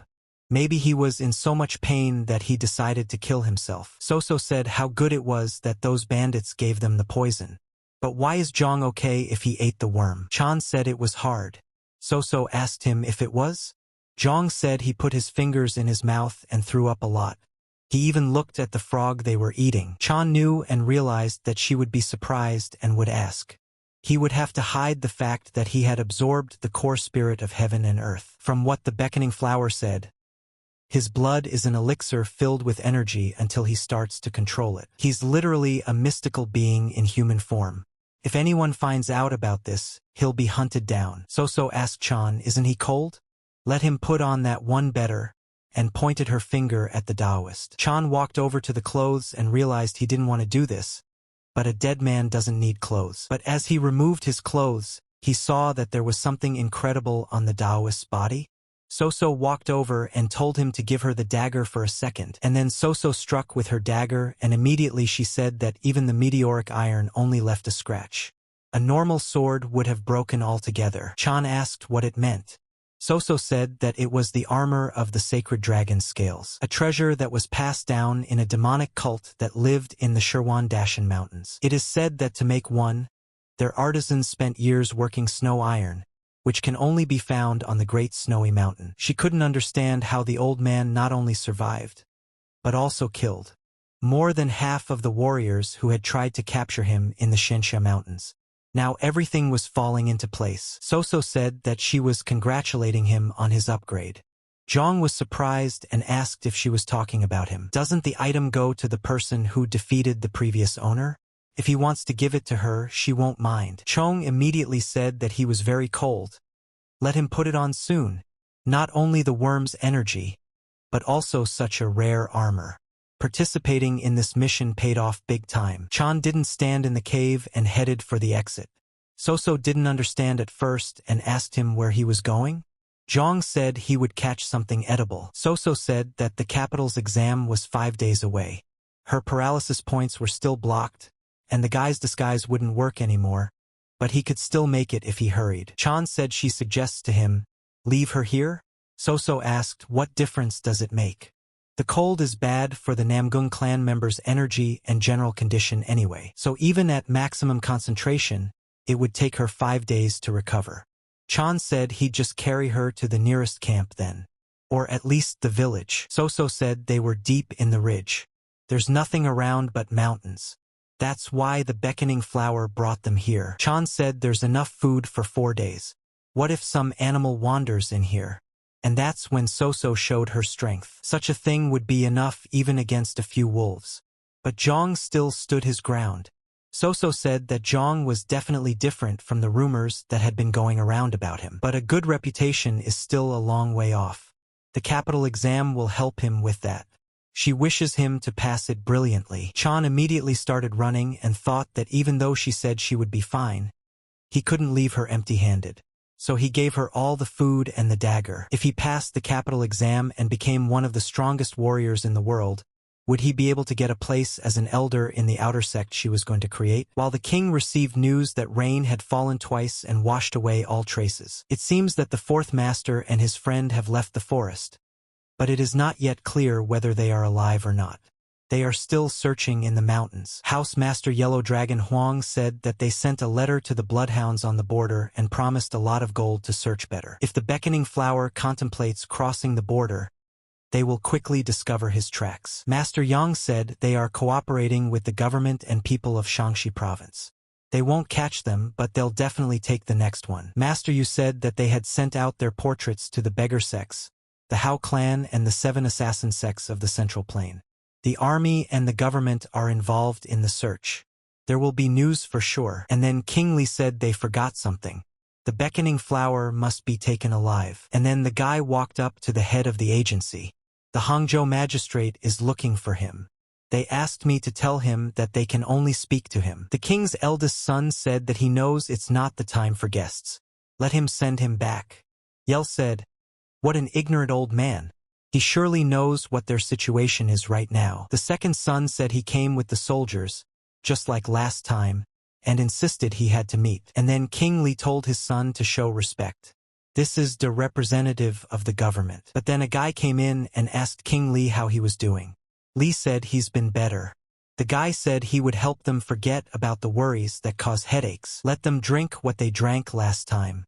Li asked him what business brought him to him. And then they sat down at the table and the guy said that on July 8th, Li Yong-sang, the father of Hangzhou-born Zhang Ren, must appear and receive a decree from His Imperial Majesty. And then one of the elders suggested to the king that it was worth showing respect if it was from the emperor himself. King Zhang bowed in respect and said that he accepts His Majesty's decree. The magistrate said again that Li Chong, born on July 8th in Hangzhou, passed the capital exam with the best score. And then all the brothers marveled that their fourth master had survived, and how he was able to do that. The third brother couldn't even believe it, that his younger brother had passed the exam better than anyone else. And then one of the warriors told the others that he asked them to be quiet. There was an uproar. Magistrate said, Lee Johnsan's family for nurturing such a great talent for the benefit of the emperor and the country. Receives 100 gold yangs and 16 hectares of land. The magistrate closed the decree and told the king that here is the money and the deeds to the land. And he congratulates the king of the agency. His son has done well in the capital exam. The magistrate promised the king that the news was good. And he did not believe him. And then a horse and a man with an unknown man on it approached them. The head of the troop told his men to stop the horses. But who is coming toward them so fast, he asked. The elder brother told the head warrior to feel at ease. They are not enemies. Let the warriors lower their weapons. A guy came to them and told his warriors to stand aside. It was Namgung Yuan's grandson. Namgung say okay. The guy came out to him and said, What a surprise! What on earth had brought him here? Xie replied that he had come to meet the king of the agency. The eldest son asked Say surprised, with his father? But what could have happened? Xie replied that he would like to break the news to him personally. And then the eldest son told his father that it was his friend, Namgung Xie. He is the grandson of the head of the lightning sword family, Namgun Yuan. The king asked the boy what brought him to them. Xie apologized for showing up unannounced. There was urgent news.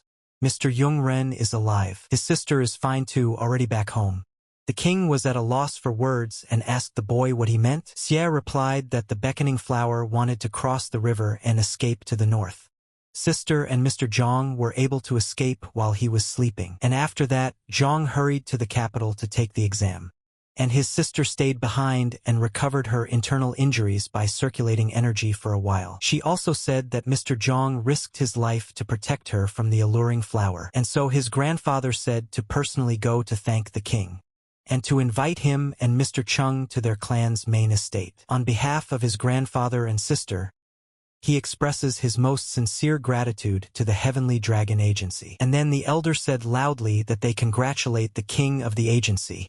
And immediately everyone bowed to him. But then one of the customers started laughing and said that this guy had done so many things, and he was nowhere to be seen. And then on the threshold they all stopped abruptly and saw that a fourth master had appeared in front of the gate and was on his way on horseback. Chong looked at them and was happy that he had arrived safely. And then everyone started clapping for him at once. Chan filled his bath water and said there was no better place to be than home. It may sound silly to him, but the metropolitan exam was easier than the provincial one. He knew the answers better than the examiner from his past life. They had 2 identical answer sheets in their hands. But he was faster by almost 2 hours. It made a difference. They must have thought he'd just written him off. But whether he feels guilty or not, I don't know. If he had passed the exam, he would have become the magistrate of Hangzhou in 10 years and started causing trouble in this land. But that won't happen in this life. Though he doesn't know if there will be a change for the better. Someone else will become a magistrate. A servant with a bucket came up to him and asked the young master if he wanted some hot water. Chong replied that he was fine, so let him rest. The servant said he had already rested while the master was away. He could send him a carrier pigeon from the capital. Although does Zhang know how worried he was? Zhang replied that he ran for 5 days without sleep or rest, and then took the exam. Does he think he has any strength left? The servant asked him. Then how was he able to return to the agency so quickly? Usually the journey from the capital takes 20 days. And he got there in 5. And then Chong said that the guy is correct and immediately took out a locket from his pocket. The servant asked him what it was. Zhang replied that it was a badge he had been given. He moved along the big canal and showed at every transfer point. They immediately gave him a fresh horse. The guy said to Chan he's not a government official after all. Why was he given that badge in the first place? Chan replied to him that it was a long story. And the next day at the meeting, the man told the guy to show some deference. This is Mr. Kim Bulvi, Deputy Minister of Human Resources. And then Zhang said his name and greeted Mr. Kim. Mr. Kim asked him if he was Li Yung's son, and then Chong realized and knew that even the magistrate of Hangzhou was acting cautiously with the king of the agency. To think that there was a man in front of him who could say his name so calmly. Kim told the boy to hold his head up. He and his father hadn't seen each other in a long time, but they were on good terms. And that's the only reason he was allowed to meet him, and he heard that Zhang passed the exam with the best score. Just like his father. Who would have thought Lee Jong would grow up to be such a dependable young dragon while they were apart? Jong said that Kim was just flattering him. Kim said the last thing he expected was for John to use his son to gain influence in the government. Chan realized that there were many meanings to be grasped in this Kim's words. It wasn't a phrase casually thrown around. It was a dangerous remark where lives might be at stake. And then Kim tapped his foot and said that he would speak plainly. Let Jong not even think about getting a seat in the government for the foreseeable future. Kim told the guy that he even had a change in his face. Kim said that even though he passed the exam on his own, it doesn't mean he will get the position. New people are recruited based on need. In the past 10 years, there were a lot of imperial exam passers from good families in Jiangnan province who were given positions. The number of both officials and scientists reached too large numbers, so they had to compromise and not give important positions, even to those who performed well in the exam. There will be no exception for the best. And then Chan thought about Kim's words. It wasn't said to comfort him. He was talking about politics. Chan thinks he's already taken enough advantage of the existing system for personal gain. There's no point in stalling and insisting on giving him a position. Just then, Chong bowed and said that he understands. He is already living proof that the Hangzhou Heavenly Dragon Agency has outstanding talents. He will return home and focus on growing their business and thinking about what to do in the future. Kim asked the guy that he didn't understand him. He told him almost directly that his attempts to become a scientist would go to waste. Zhang answered him that he knew. They say you can plan for anything, but everything is heaven's will. Trying to push his own to the end only creates unnecessary problems. Neither he nor his father needed that, but he would like to ask for one small thing.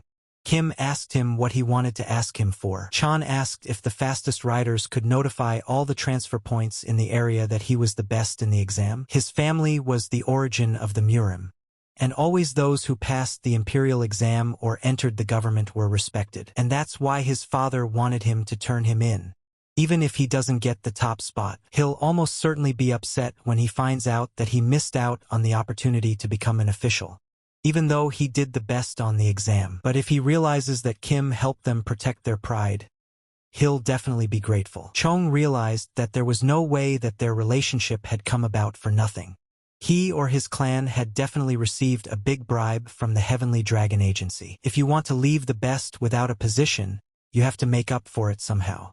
And then Kim couldn't stand it any longer and started laughing out loud. Kim said it was just a pity. He wished he could raise a man with such talent.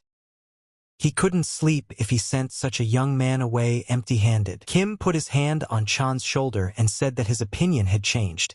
If he insisted, he could help solve the problem. Did Zhang tell him that everything is the will of the heavens? And Kim raised his finger and said he was the one who could move even the clouds. Chong was surprised and felt goosebumps on his back. Is this old man really that strong? He can't even see the limits of his power. Zhang told him that everything was fine. He understands the important tasks the government is doing. But he is still young and foolish, so he is not ready to take on such responsibility. And then Chan told him to let him go back into his father's shadow for now. Kim said that he had heard that Zhang was not an easy young man since he was the best in both exams.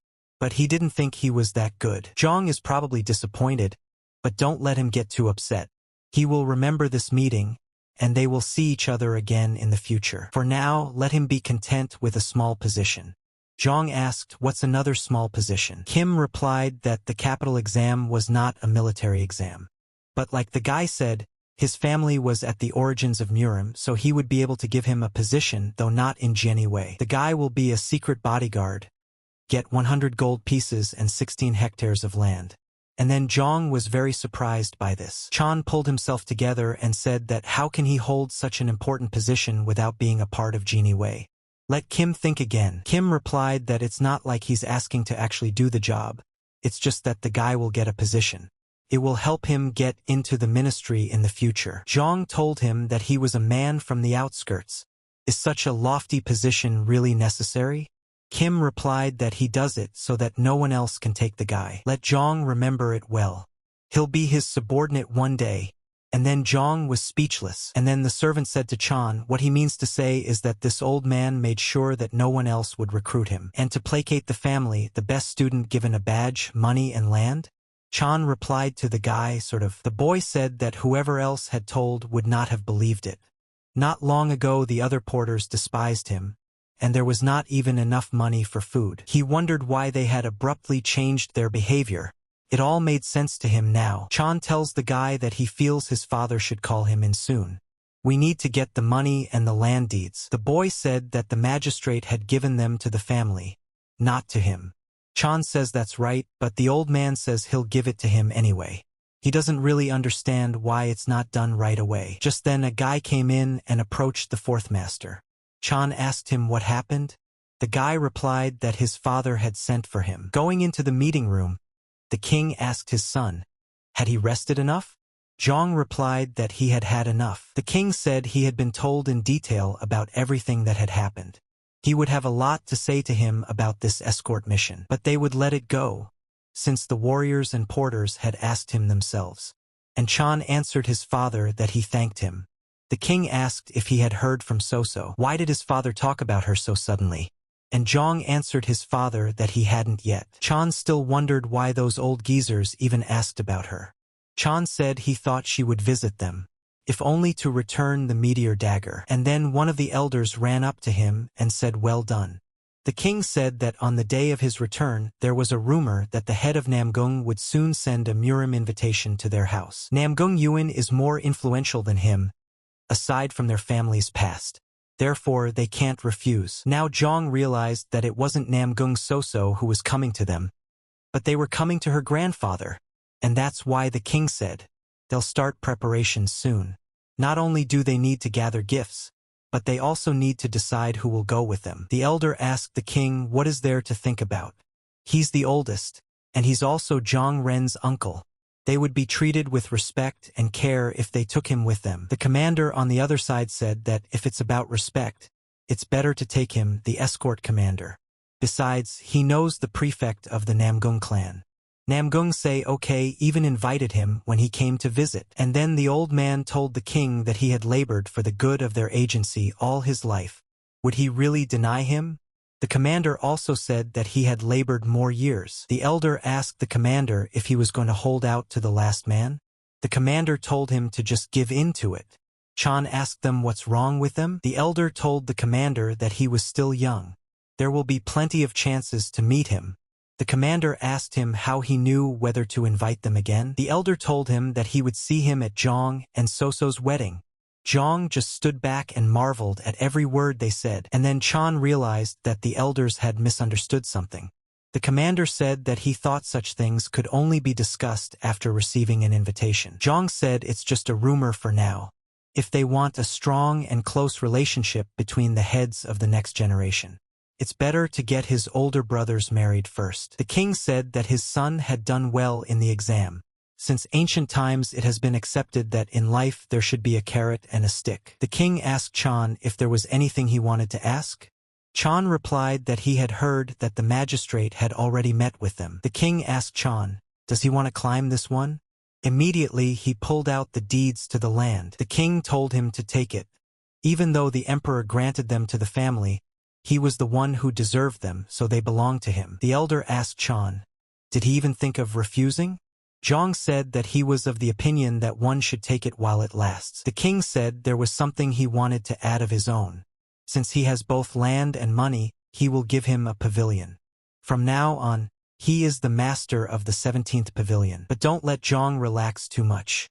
Even though he gives him the title, he will earn his reputation and knowledge on his own. Also himself will recruit people for the pavilion of escort warriors, porters, and the rest. The king told him if he didn't handle his duties he could take away the keys at any time. Chong understood that the wine bottle gave the rights of the head of the escort, and the key is given to him by the pavilion master of the Celestial Dragon Agency. But Zhang couldn't accept it for some reason. Everything in this world has to be paid for. And then Chan told them that he was grateful, but he would refuse. The king asked his son, didn't he say he would take as long as they give? Zhang replied that if he took the key, he would manage all the affairs of the 17th pavilion, but will still be forced to take orders from above. He will not belong to him completely. Chan realized more that the brothers have their own pavilions. Li Gab runs the Hall of the Strong Dragon. Li Yel the Lurking Dragon. Li Ben is the 7th pavilion. They have used the complaint of spaces to solidify their position in the agency. But it is a mistake to assume that the pavilions belong to them. They must account for their affairs and get the agency king's permission even to hire warriors.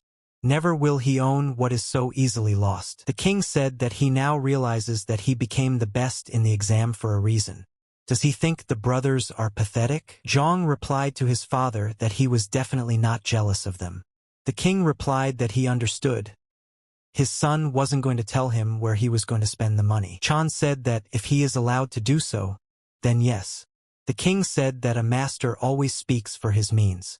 Where they were spent, where they are spent, and where they will be spent in the future. You can learn everything about a person if you understand where his money comes from and where it goes. He will not order him how to manage his budget, but on the condition of a dispute. He will ask Suksen to find out where and how he will direct the funds. Consider it a father's concern for his son. So if he wants to hide something, let him do it properly. Anyone who can't hide even 100 gold pieces won't last long as a pavilion master. If he learns all about his cash flow, he will account for every action of the 17th pavilion in the future, just as he would a brother. And he would be free to check his ledger at any time. The king asked him what he thought. Does he accept the terms? And then Chan smiled and told his father that he accepts. And the king also said that his martial arts training resumes from tomorrow. Zhang asked Sixen, are these the lands that were granted to him? Sixen replied that it was all right. From the foot of the mountain to the shore of the lake, everything is his. The guy told Soxan that only weeds could grow on slopes that were constantly covered in shadow. It's more like a wasteland. Zhang said that he had heard that a cargo manager can appraise anything. Let Sixen share his bit of wisdom. Soxan said that because of the sharp elevation differences, water cannot accumulate in the soil even after rain. Rice crops are not immediately suitable, leaving mountain crops. But the problem is the shade. The sun only illuminates the site for 4 hours a day. There's also a strong mountain wind from all sides. Growing anything here will be extremely problematic. Zhang said they should look for a buyer who wants to build a farm. Sixen asked him if he knew anything about feng shui. Chan asked, how did he know that? I heard about the farms from an old man when I was walking by the western lake. In fact, in his past life there was a farm built here that raised many fine horses. And in 6 months' time, a great war will come from the north. All the good horses of the Central Plains will be taken for the war effort. The northern Sanqing region will be hit, so the price of horses will triple. Sixen said that old man wasn't wrong. This kind of terrain was better for raising animals that needed a place to roam. He will look for a suitable buyer. Zhang told him not to pick just anyone. Let it be someone with experience running a farm and raising horses. He must be someone who can keep his mouth shut, someone you can count on. Because he's going to buy that land back with the farm. Suksen asked him, does he want to run it by proxy? Zhang replied that's it. He wants to start a business. Also have him buy young Mares. This is a check for 100 gold pieces. He can dispose of them as he sees fit. Zhang remembered when Li Zhongsang had fought with his brother for the Heavenly Dragon Agency in the past. Zhang had been in charge of managing his secret finances. He tries to bribe the enemy's most trusted general to defeat the king himself. Sixen asked him why he was asking him to do such a thing. Zhang asked him, isn't he and his mother from the same city? He knows that the man peeked at him as a child when she left this world, and that he was even scorned for taking his side. The man said that if they could sell the land, they'd have more money, create a new cash flow, where that 100 gold pieces would be shifted and they wouldn't be traced anymore. And then man told Chong to let him ask one question. Didn't he say in front of everyone that he just wanted to become a respectable escort warrior? Chan replied that he was, but there was something he had left out. A respected and wealthy escort warrior. Chong approached the commander and told him what he needed. And then the commander asked him, internal energy cultivation technique? The commander says it's nonsense. He's asking you to teach him when he can't even stand on his feet? Chan asked, is that such an absurd request? The commander said that it seems that words alone are not enough for him. And then the commander set the object down and said it was a jug thrown from the main dining room. Let him fill it with water. Chan realized that his father had ordered him to resume martial arts training from today. He wanted to ask to be taught some real celestial techniques that echoed the name of the agency, and he started yelling at him. An escort commander in Hangzhou's top 5 strongest warriors. And one of the few people in the agency who cares about him. He definitely told him to do it for a reason. And then the pitcher broke and all the water leaked out onto the ground. Chong asked the commander what had happened. Was there really a crack in the jug? The commander answered him that it was intact. Chan asked him, then why was it broken? The commander replied that the pot wasn't just thin. It was poorly made, uneven, and that's why it was thrown away. Broken halfway through because it can't withstand the water pressure. Even though energy cultivation is a basic technique, if it were to be taught by someone without a strong body and stamina, it would be a strength comparable to such a pot. The real heavenly techniques laid down sometime in the past the seed and root that made the agency what it is now. And in terms of strength, they are comparable to the techniques of the 9 great sections. They require a body of steel and great endurance. The commander told the guy that he understood his feelings. He must want to start cultivating energy as soon as possible because he had returned to training at such a late age. But you can't become a martial artist without a base. He wasn't wrong about everything, though. Zhang asked what was wrong. The commander said that he was a decade behind in energy cultivation. So it's better to take the first steps now. Then the commander led him to a place and asked him what he saw. Zhang answered at once that he saw a rock. The commander asked him how high. Zhang replied that it was about 90 meters. Immediately he told him to climb to the top. The commander told him that he wanted him to climb it every day. Rock climbing develops not only the muscles of the limbs, but also trains flexibility and sense of balance. Chan humbled himself and asked how many times in a day do you have to climb? The commander was surprised and asked him what he said. He immediately punched him and asked Chan, does he think it's like climbing branches? At least let him climb 30 meters. The commander said that the most important thing was not to skip this training so that there would be progress. When he climbs the first time without interruption, he can learn celestial techniques. Go to the training area and have him look for a metal ball tied to a long rope. Chan immediately set out to accomplish the task, and through agony and difficulty, he headed up the mountain. The commander saw Chan come in with the ropes and said that's great. Zhang fell to his knees and replied that he almost died. The commander took this rope and began to twirl it over his head, and like a piece of fluff released it into a tree that was on the mountain. And then Chan saw that the commander had trained strength and precision. This is already a superhuman ability. The commander immediately tied the rope around Chan's waist and told him to climb up. If his hand slipped or he got tired, he would pull the rope up so that he would not fall. But he'd better get to the top, or he wouldn't go to bed until he'd run 50 times around the training ground. Chan asked him what if he climbed. Here again, the commander was surprised at his confidence. The commander said he wouldn't be able to do it anyway. Chan smiled and asked, what if it works? The commander relented and replied that he would then immediately show him the sky-stepping technique. Zhang said that's a given. He trains for them.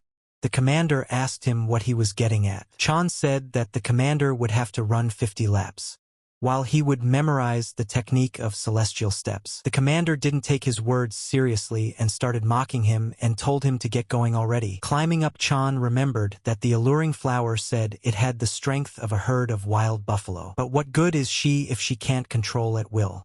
Does she need to be controlled at all, he thought? Chan immediately did not control it, and like an experienced rock climber began to climb up the mountain. At the last moment, the commander already thought he had lost and was surprised.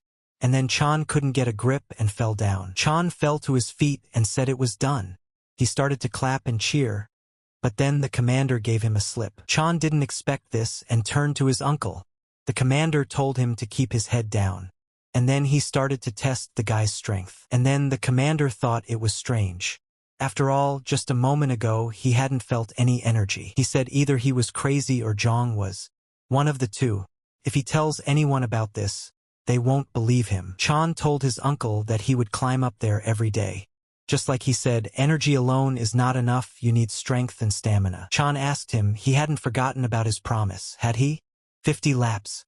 Immediately, he started laughing at him. He memorized well the 72 heavenly steps that the escort commander had shown him. It took 10 days for the energy circulation technique. It will be used to store energy in the lower core. It's already a battle with itself. The tantalizing flower was going to absorb the worm's energy and rise to the top 10 strongest warriors in 20 years. But if he had started from scratch like he did, it would have taken the full 100 as well. 20 years is still fast for growth at that level. Suddenly, the commander attacked him and took him down. He said that an ordinary warrior with good eyes would need 5 steps to defeat him. 3 steps for someone who knows footwork. A martial artist can do it in 2. It is better to store energy and improve your eyesight than to swing a sword without situational awareness. The eyes are directly related to energy. The more of it there is, the better its reaction and vision. Chan realized that his eyes were already at the level of the best masters. The ability to slow down time, allowing him to see the movements of any opponent. But to surpass his enemies, you need martial arts to move faster. Instead of high-level complex sword techniques, something practical that can be learned quickly is required. And then an old man who was passing by was sitting and asked Chan to give him a coin. Chan looked at him strangely, and the old man asked him who he was. Chan said, "How sad." He did, after all, give him alms every time he crossed the Wolson Bridge, and even gave away the silver yangs that brought good luck when he left on the escort mission. He didn't even remember that? Zhang took offense and asked, "How can you forget your regular visitor? It would be better to give alms to another poor man." And then the old man jumped up and said he remembered. Zhang said, "Great, and he's glad. But what about dinner?" The old man asked, "What dinner?" Chong took the food out of his apron and said that he didn't know what he liked. So he took the 5-spice pork and a bottle of Jiang Nenchong. The old man asked what the guy meant by sharing a meal with him. Zhang replied that's exactly what he meant. The old man asked him why he needed it. Chan replied, how many questions about a simple meal. He would then find another tramp to eat with. And then the old man realized that he would be left without food and said he wouldn't ask again. Having eaten well, the old man said it was excellent. After all, he couldn't remember the last time he'd eaten meat and drank good alcohol. And he thanked the boy for a wonderful dinner. And then Chan asked him if he could teach him fist techniques. And he will not be in debt. The old man told the guy that he didn't know what he was talking about at all. Chong said the king of the northern sea, Hek Bongsi, an unrivaled master of hand-to-hand combat from northern Sanshin. After killing Kunlun sect disciples and persecuting many masters, he traveled the world and settled in Hangzhou. And then Chan didn't expect someone to attack him. He thought, what happened? He can't move a finger. His body is paralyzed by the sudden attack. All he feels is dull pain. The old man asked him who he was. The guy replied that his name was Li Zhong, an escort warrior from the Heavenly Dragon Agency. The old man said he'd heard the king of the agency had a son by that name. A life of drinking and gambling. Chong said that he should be known as the one who passed the capital exam, right? Does it matter what he did to him? Hek asked the guy how he figured him out. Chong realized it wasn't hard for him. In 5 years, he would attack the underground group that controlled all the entertainment in Hangzhou's neighborhood. No one will survive. He'll do it when they kill the prostitute who's been slipping him coins every day for years. It would be a high-profile incident that would excite the whole neighborhood. Then everyone in the Murim recognized the real identity of the simple tramp, and that one of the strongest hand-to-hand fighters had a breakdown in Hangzhou. Chong told him he had something in his pocket. Hek immediately thought before looking in his pocket and pulled a paper out of there, and then HNK was surprised by this. Chong said that he had been in the capital recently. A Taoist in strange clothes was looking for the man in this drawing. He immediately thought it looked like him. Hek asked, so what of it? Zhang replied that he inquired from the people in the vagabond sect. They leaked the information for a silver yang. Who would have thought it would actually turn out to be him? He was honored. But Chan knew it was all a lie. He just asked the artist to paint a similar portrait. Zhang told him if he wasn't going to kill him, to let him go then. Hek replied that it was an internal destruction technique. Zhang asked what kind of destruction. Hek replied that, in simple words, an external strike destroys the opponent's insides. It's easy to rupture organs.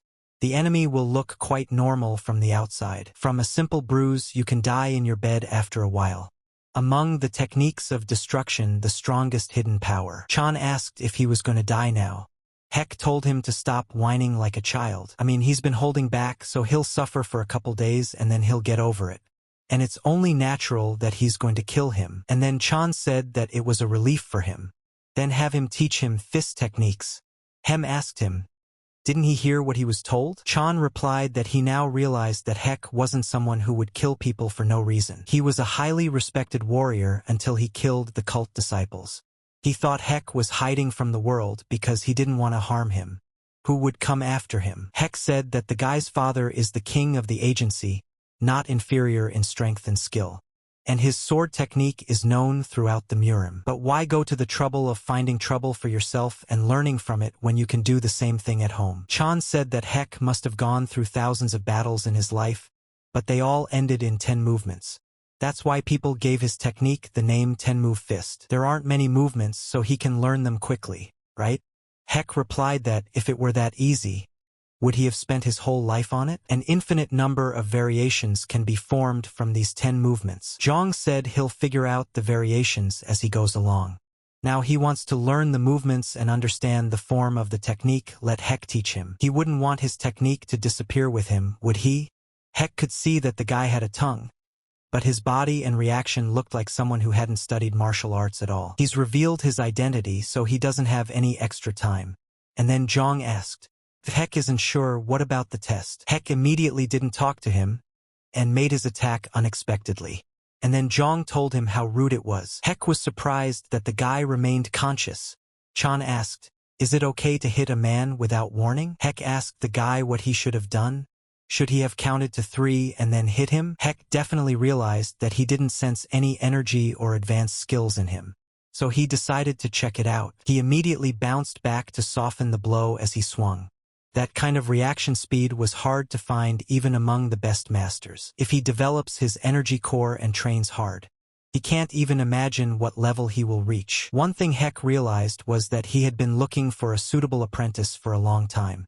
Who would have thought he'd meet him here? Hek told the kid that the first and most important thing in combat is to observe the opponent's shoulders. Any attacking movements start with him. Chan asked if that was how he was teaching him. Hek replied that he would just tell him a few tricks to thank him for the alcohol. The 10-movement fist technique is only called the Jianghu people. It was originally called 108 crushing lightning fast strikes, and the 10-move fist was created 270 years ago by one blind old man. The technique passed through 9 generations of fighters until it was inherited by him and 2 other blind men. The founder was blind, so he couldn't afford to drag out the fight, and tried to create something ultimatum that would quickly destroy his opponent, even if he had to take a risk. This is how the top 10 movements were derived. The fist of the 10 movements is divided into the first 8 and the second 2. The point of this is that he must end the fight with an 8 at all costs. The last 2 moves are prepared in case the opponent can dodge the first 2 moves the way Chan just did. First, he will show him the movements of the retreat paths. This is necessary for the fist technique. This kind of footwork is also called ghost dance. Chan realized that he would be satisfied with even the fist technique. He wanted to help him with his footwork too. Hek said that the reason why the 10-movement fist is considered one of the strongest Murim techniques. It is a ghost dance, mysterious and profound. Footwork is the beginning and end of any martial art.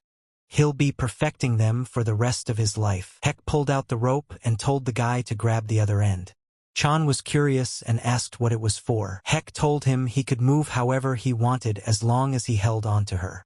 He would follow and knead it. Chan asked, what do you mean kneading? Hek said he didn't mean relaxing massage or something, did he? And then Hek came at him with his fists and said he was attacking. Zhang had a little time to dodge and put his shoulder up. Zhang saw that the old man was too fast. He couldn't believe it, that even with active ability can notice so little. And then came the moment when Hek launched several attacks right at the target that even Chan couldn't see it. Zhang asked if it's okay to beat him up like that on the first try. Hek told him that he would also complain to his enemy when he attacked. Chan got a few more attacks that he didn't dodge. And then he decided to say that he didn't think he'd learn anything that way. He can hardly dodge even without the rope. How can he hold on to it and dodge all of the martial artist's strikes at the same time? Hek agreed and told him to attack them now. No hitting back, no time limit. And there's a knife for him too. Can stab or cut with this knife. Anything. If it can even damage his clothes. Chan told him to teach him palm techniques. and then Heck asked him again what did he want. Chan replied that he had heard that they were very similar. The fist technique and the palm technique. Let Heck teach him exactly those. Heck asked, does the guy think it will be that easy? What if he can't? Zhang replied that he would bring a bottle of Jiang Nan every day. Heck smiled and said they had a deal.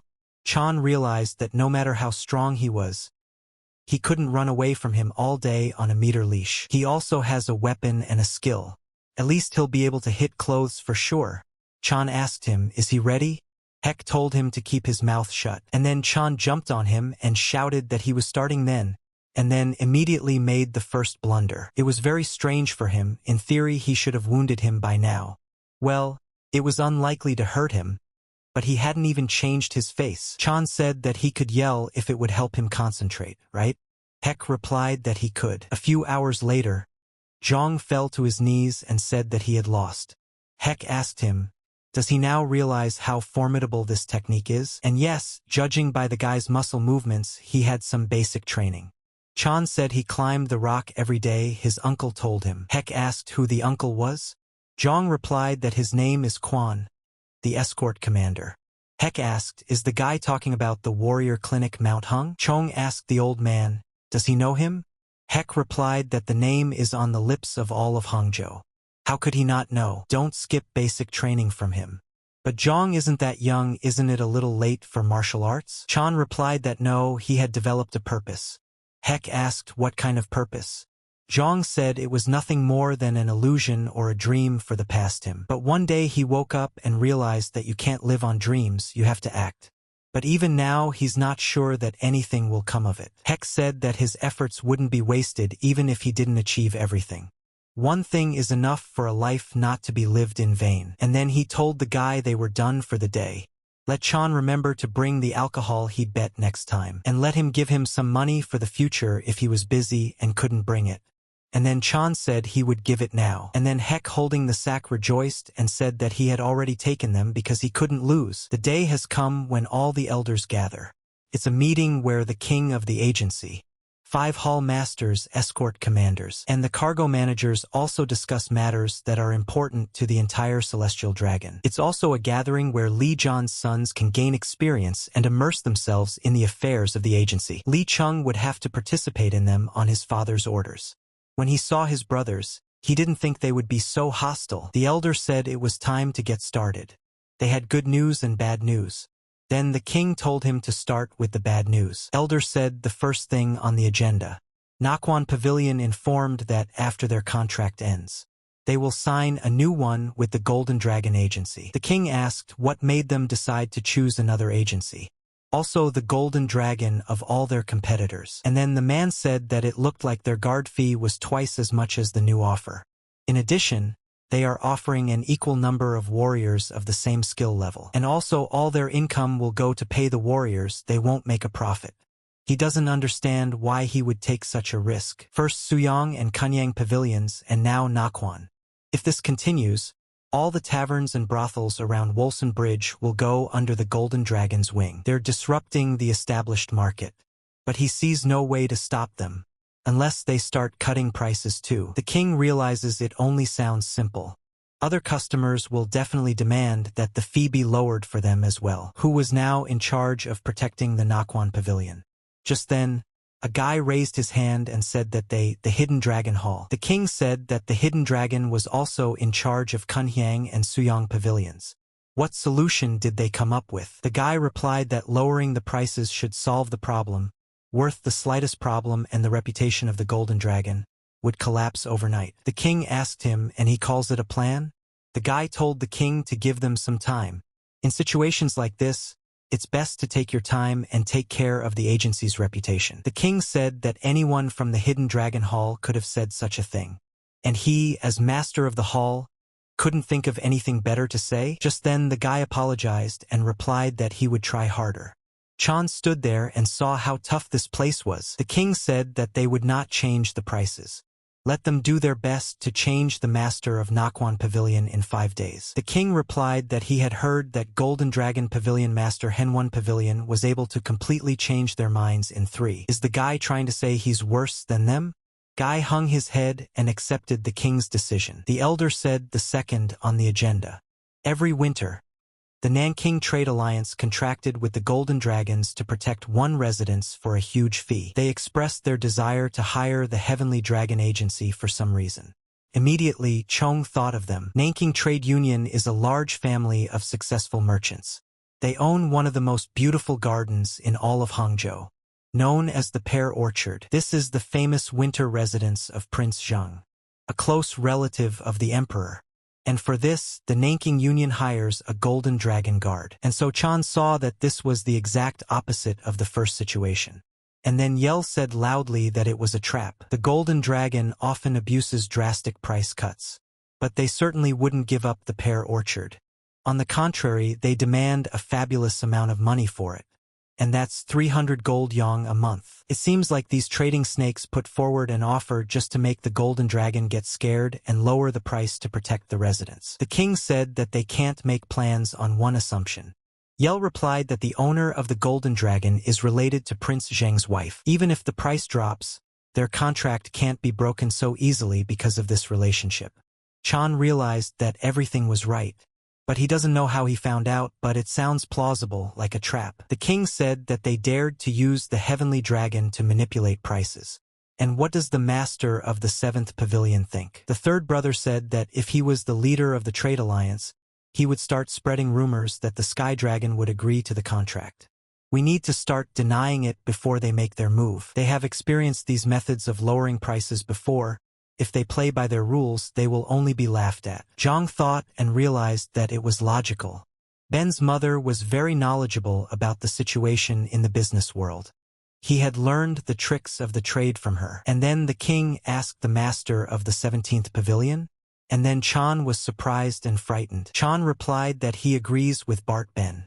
King said they don't have a clear plan against the bad news, and the good one is full of lies. Chan said if he had a chance to decide, he would set up a meeting with the Nanking Trade Union and would offer them the protection of the winter residents for half the amount demanded by the Golden Dragon. And then the other elders thought about protecting the Pear Orchard for half the amount. The king asked him why. Chong replied that the original price was greatly inflated. Even if you divide 300 gold pieces by 2, the Heavenly Dragon wouldn't lose anything, and they will be forced to react. The Golden Dragon will offer a price below 150 gold. And they'll split it in half once more.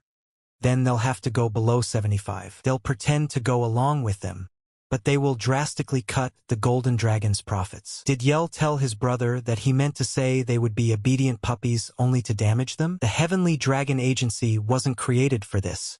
Chan said that sometimes it's advantageous to pretend to be a cenicist. It wouldn't cost them a dime, so we could try it. They can afford to underprice the protection of the facilities around the Wolson Bridge, because they make super profits from protecting the garden. If they use the trade alliance and cut the price of Pear Orchard protection at least in half, they won't be able to fulfill the contract to protect the Naquan Pavilion and the others. But the trade alliance won't be the only one to benefit.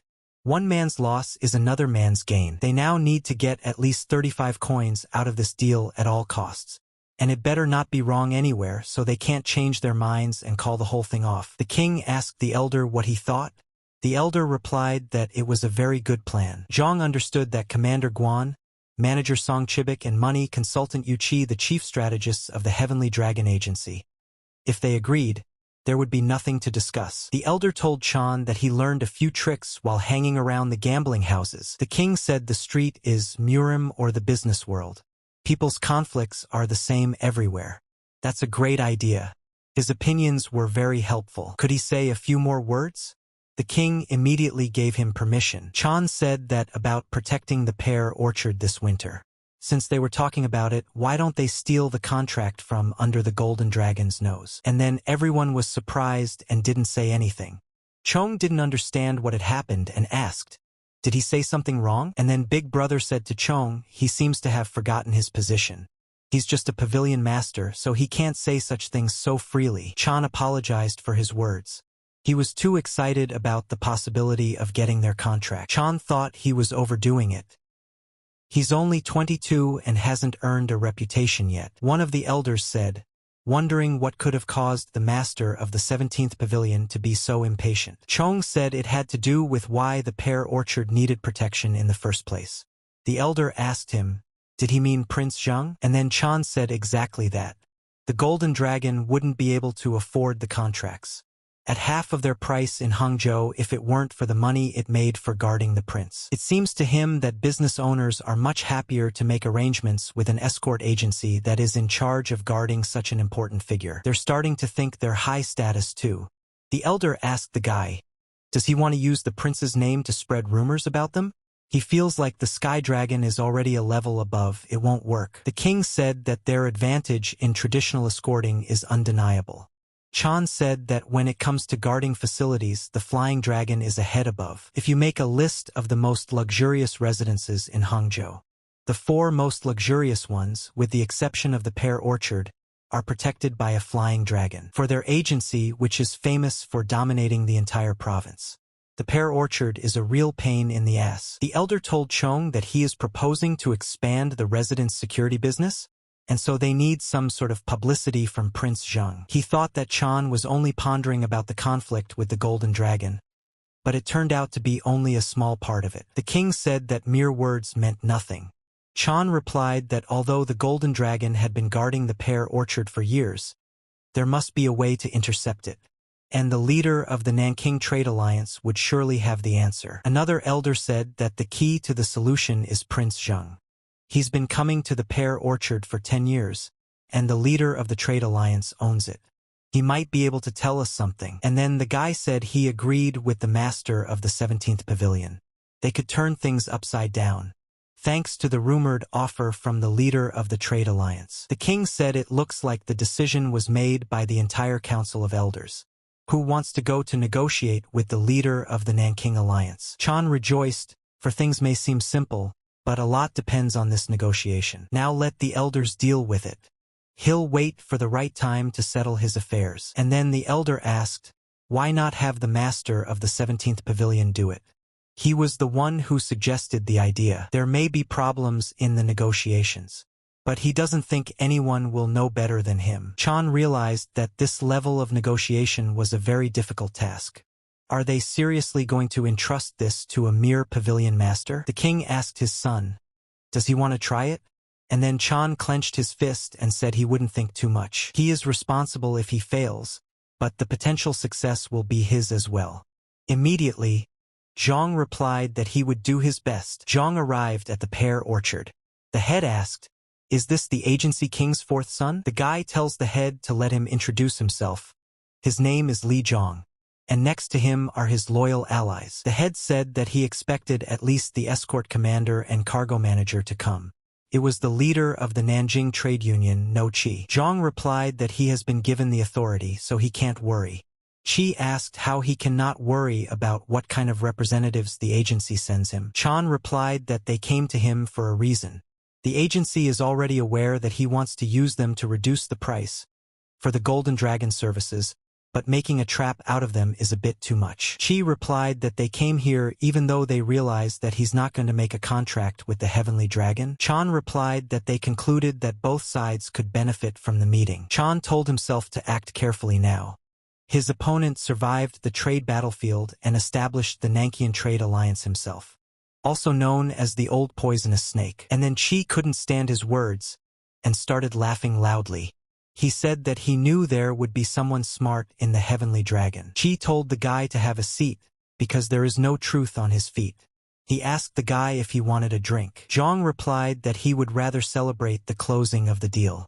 Qi said that nothing has been decided yet, he's just giving it a shot for now. This is a chance to lay siege to the Golden Dragon and keep the buildings around the Wolson Bridge secure. Chan said that they let them use the agency name Sky Dragon for that.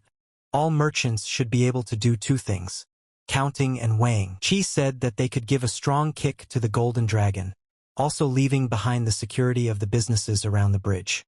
Chan thought, did he really think their agency's name equaled that? Chan told him he understood, and it was time to get to the point. Immediately, he put the paper on the table. Qi asked him what it was. Chan replied that it was an official Nanking Union offer from the Heavenly Dragon Agency. Qi asked what was the other offer. Chong replied, 200 gold yong for 3 months. A whole 100 less than what the golden dragon wants. He said himself that merchants should be able to count and weigh. Does he not think that now the benefits will be equal? Chi replied that the guy knows how to make things complicated. And then Zhang said that they would take care of all the problems in return. The agency knows about the relationship between the owners of the Golden Dragon and Prince Zheng's wife. In other words, they have no choice. But it's ridiculous to make a contract for 300 yong. Unsurprised that the guy is aware of it. What's his point? Chong replied that if the Nanking Trade Alliance was destroyed, even Prince Zheng's wife would be worried, and he had recently heard that Funjiang province had gotten very rich selling salt. They looked at each other for a long time and didn't say anything. Chung told Chi that he seemed to want to talk in private. Chan asked if he could get permission for his companions to look around a bit. They need to assess where to go and how many warriors are needed to defend this residence. Just then Chi tapped his hand and told his man to show these to the neighborhood. Chi asked the guy how he knew. Chong replied that he had overheard by accident. But in his past life, the Nanjing Trade Union opened a shell company in Fujian province. But 5 years later ran into huge problems when he was caught smuggling by sea. As a result of the investigation, it became clear that Prince Zheng's wife was behind everything, and he himself was unaware of his wife's handling of matters. When there was talk of the trade union making an offer to their agency, he immediately thought of these events. Chan told him not to worry, because he was the only one who knew about it, and he's not going to reveal their plans. Sometimes it's good to keep your sword in its sheath. Chi asked him what he wanted. Zhang said that he is not going to force them into a contract. On the contrary, he wants to help them. Let him postpone signing the contract with the Golden Dragon for 10 days. In that time, he will make Prince Jin and his wife lose trust in them. Chan and his team set out to further solve problems, and a problem got in their way. The commander said he had not seen the Great Canal covered with ice for 10 years. The weather is very changeable in winter. The commander asked Chong, did he think Prince Zhang would land here? He usually used the port of the Sun Village a few kilometers downstream. Zhang said it was clear from the name that the water didn't freeze there even in winter. But here it has turned very pale overnight. It will be difficult for their ships to pass. The main problem is that even if they agree to be escorted, it's only 4 kilometers to the pear orchard. Even if it's slow going, it will take less time to get there than 1 meal. And in that interval, they should be able to convince them. The commander asked, and how do you do that?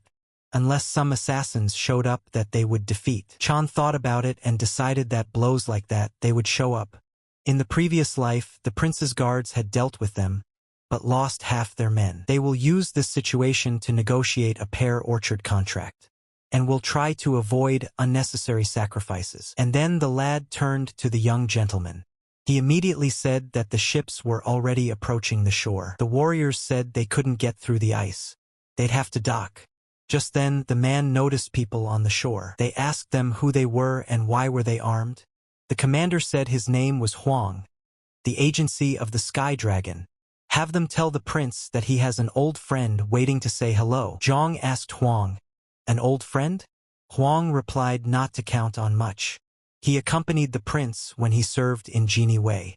He bet the prince remembers him. And then the prince came out and said it can't be. It's really him. Long time no see. Huang. It was Prince Zhang. Huang bowed and asked His Imperial Highness, how is he doing? And then everyone greeted him. Zhen said he wanted to talk to an old friend. Hurry up and dock. Immediately the servants went to do his bidding. Huang said they welcome His Highness, his wife, and his daughter. Zhen asked Huang what he was doing here. Huang replied to the gentleman that they were waiting for them. Zheng asked him how they knew he would show up here. Chan looked around and thought that if he had gotten married in a past life, he would have had 3 children her age. Maybe there would still be a chance to treat her to something. Huang said that an unusually severe cold came and froze the canal. They thought they could swim to the sunny village and land somewhere here. Jan said that Huang was right. He wanted to escape the cold here, and they're following him. Why doesn't he see the men of the Golden Dragon or the Nanki Alliance?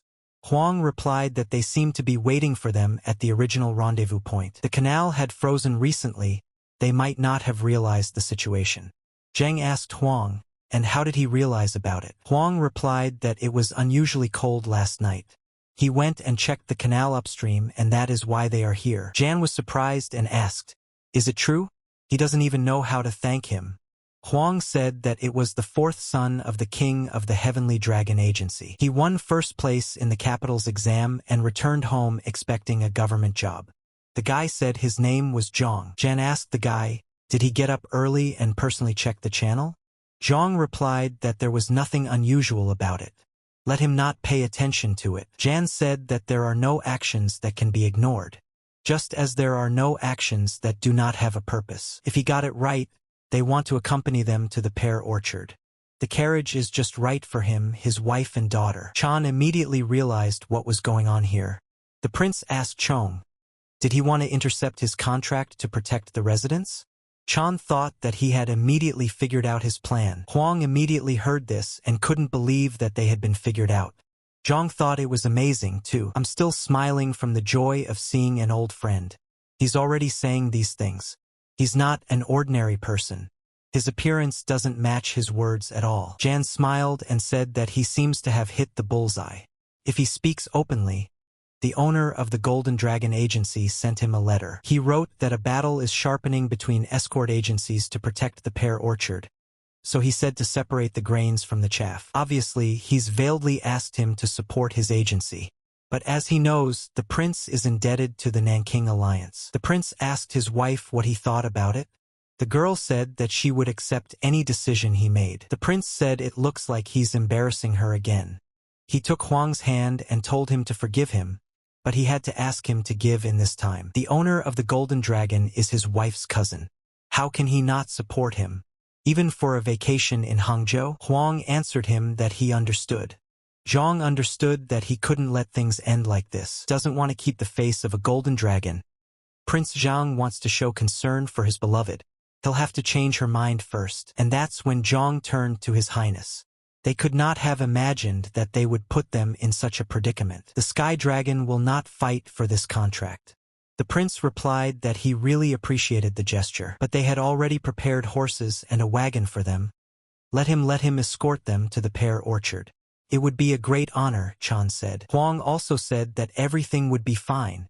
What's the point of waiting outside if they can let their wife and daughter ride in the wagon? It's so cold outside. The prince asks them, do they think so?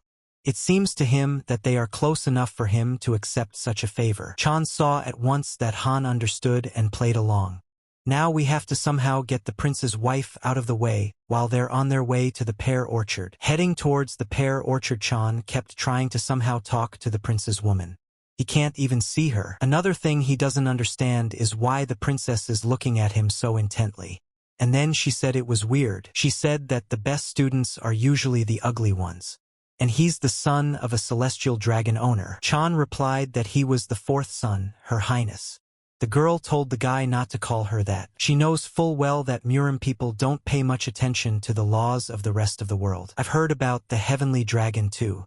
They say their agency is the largest in Zhejiang province, and they're not short on wealth. Zhang told her that they were flattering them. The girl replied that she heard that he won first place in the capital's exam.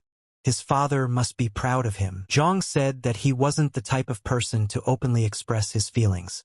The girl asked him what he wanted to do in the future. Chong replied that he wasn't sure yet. The girl said that the best students usually go to Hanlin Academy, so he would need a place to stay in Beijing. Have you found a place yet? Zhang replied that he hadn't yet. The girl asked him how old he was.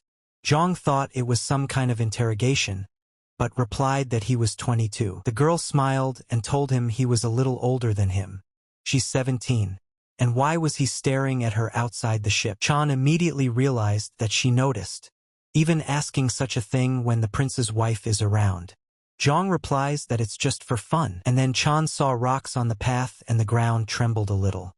They immediately saw a herd of angry buffaloes heading towards them. Huang told his men to quickly take a great protective formation. They immediately prepared arrows and Huang said, man or buffalo, let the wars kill anyone who comes within 30 meters of His Highness. They immediately released their arrows. The arrows didn't help a bit, and immediately let their spears loose in the fight. They stood to the last and impaled all the buffaloes. Huang shouted to them again to protect His Highness. The warriors immediately began to chop down anyone approaching them. The princess came out and asked what was going on. Zhang told them that it was dangerous outside, so don't let them go out. Chan thought about it and realized that it was strange. A whole herd of buffaloes in the middle of nowhere. Had events changed because of his intervention? And then Chan saw one of the buffaloes coming in their direction. He didn't have time to think. And then he jumped off his horse. Chan told the girls to stay inside. He'll take care of things around here on his own. Chan drew his sword and saw the buffalo and told him to come over. But a warrior came up and cut the buffalo's head off. The warrior asked the young master, "Is he okay?" Chan replied that he was fine and thanked him. And then the princess said there was blood on the guy's face. Chan told them not to worry. It wasn't his. Stay in the wagon until it's safe. But then Chan saw one of the arrows heading for the princess and immediately shouted to her. The girl hovered and just stared at him. Chan realized that he wouldn't be able to repel the blow in time, so he immediately jumped out right in front of the arrow without thinking. Chan immediately fell to the ground with an arrow in his chest. The princess was very frightened, and her mother covered her with her body. The warrior shouted to the assassin to praise the archer. After all, he was the one who fired the arrow at the princess. The archer looked at them and told them to catch up with him. The warrior walked up to the lord and looked at him. He told Chan that the arrow hit him in the chest. Chan said it was fine. Chan asked the guy, "Does he have a bag of gold?" The warrior was surprised and asked. The prince saw the fourth master wounded and immediately shouted to him. The prince said that people told him that Zhang had shielded his daughter from the arrow. The prince said the imperial physician is traveling with them. Let them show him the wound. But it's best not to touch the arrow. Chan immediately pulled that arrow from his chest as if nothing had happened. Chan said he would have definitely died if the arrow hadn't gotten stuck in the purse. The prince asked what was the bag of coins in his hands. Chan thought. His heart nearly gave out from fear. But he's wearing the sacred dragon scale armor. It wouldn't be so cool if the prince found out that he repelled the arrow with his armor. So he'll keep it a secret. The prince told the guy that he was definitely helped by the heavens themselves. Chan got to his feet and asked His Highness, "Is she okay?" The girl replied that she was perfectly fine and immediately thanked him. Zhang said it was nothing. The girl asked him, "Surely he's not hurt? There is blood all over his body." Zhang replied that it was buffalo blood, so don't let her worry. The prince asked Khan what the situation was. Khan replied that 7 of the Kopjians and 3 of the archers had broken bones. The rest were minor injuries. The prince asked how many dead. Han replied that there were none. Everyone was alive. And then Chan realized that this was very good for them. Khan said the assassin was trained in escape techniques, so they missed him. It's going to be hard to get back on the trail. The prince said it was expected. Prince took Chan's hands and said he couldn't imagine how grateful he was for his help. Who knows what would have happened to their family if they hadn't come. He will never forget that favor. Zhang said he was honored, and then on the way they saw people coming towards them with flags.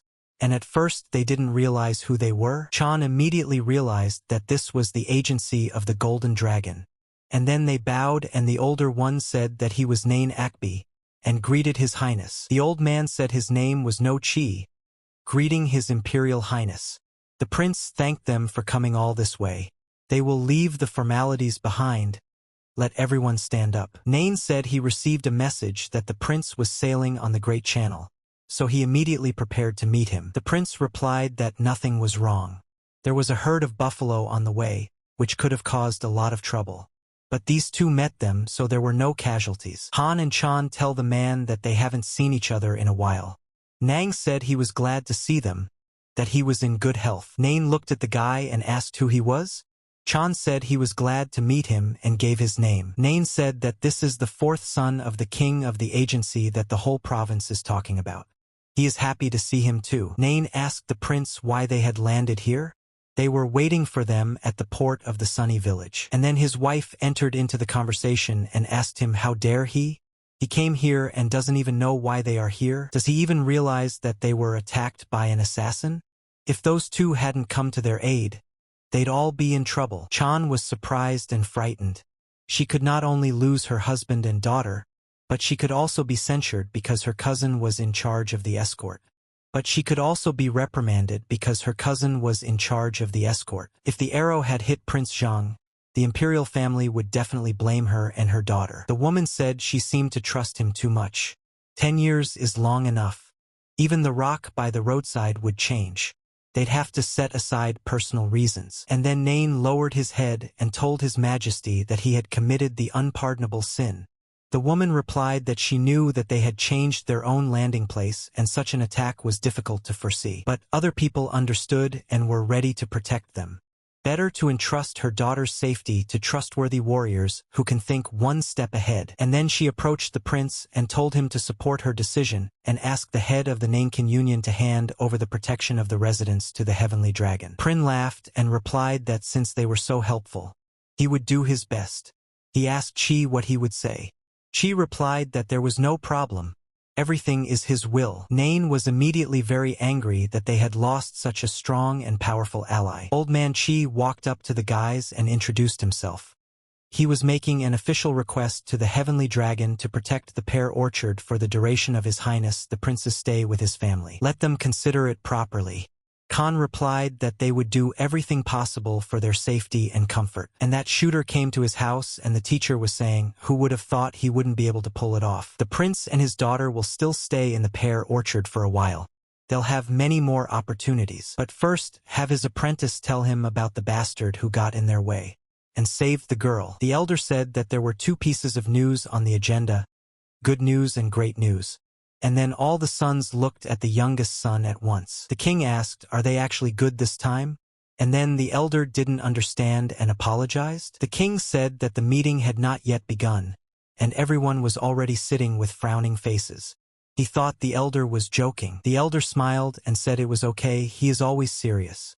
At the council of elders things often change in the blink of an eye. Good news becomes bad news and bad news becomes terrible news. The king said they would start with a good one. The elder said the first topic of the meeting taverns and brothels around the Wolson Bridge. Golden Dragon cancelled all the half-price contracts they signed recently.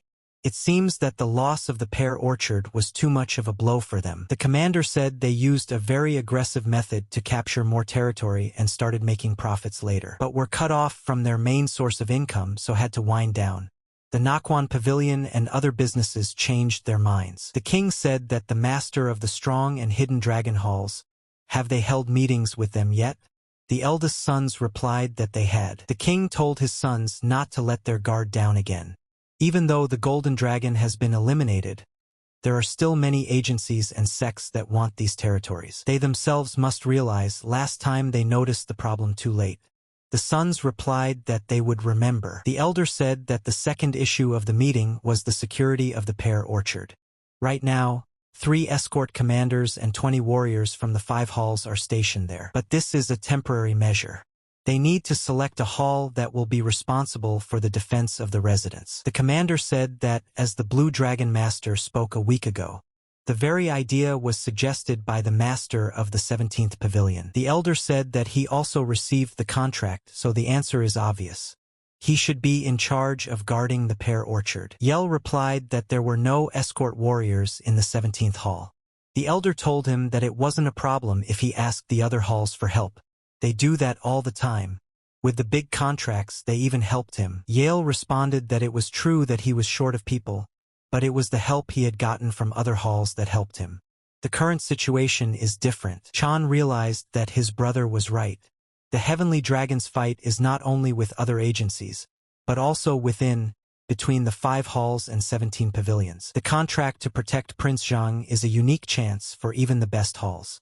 That's why Li Yel is protesting so much. The elder asked the Hidden Dragon Master what he was suggesting, and then Yel replied that it was better to give the protection of the residents to the Yellow Dragon. Although the master of the 17th Pavilion had a contract, the victory over the buffalo herd and the connections with the prince that made everything go well. This is the merit of the Yellow Dragon Master.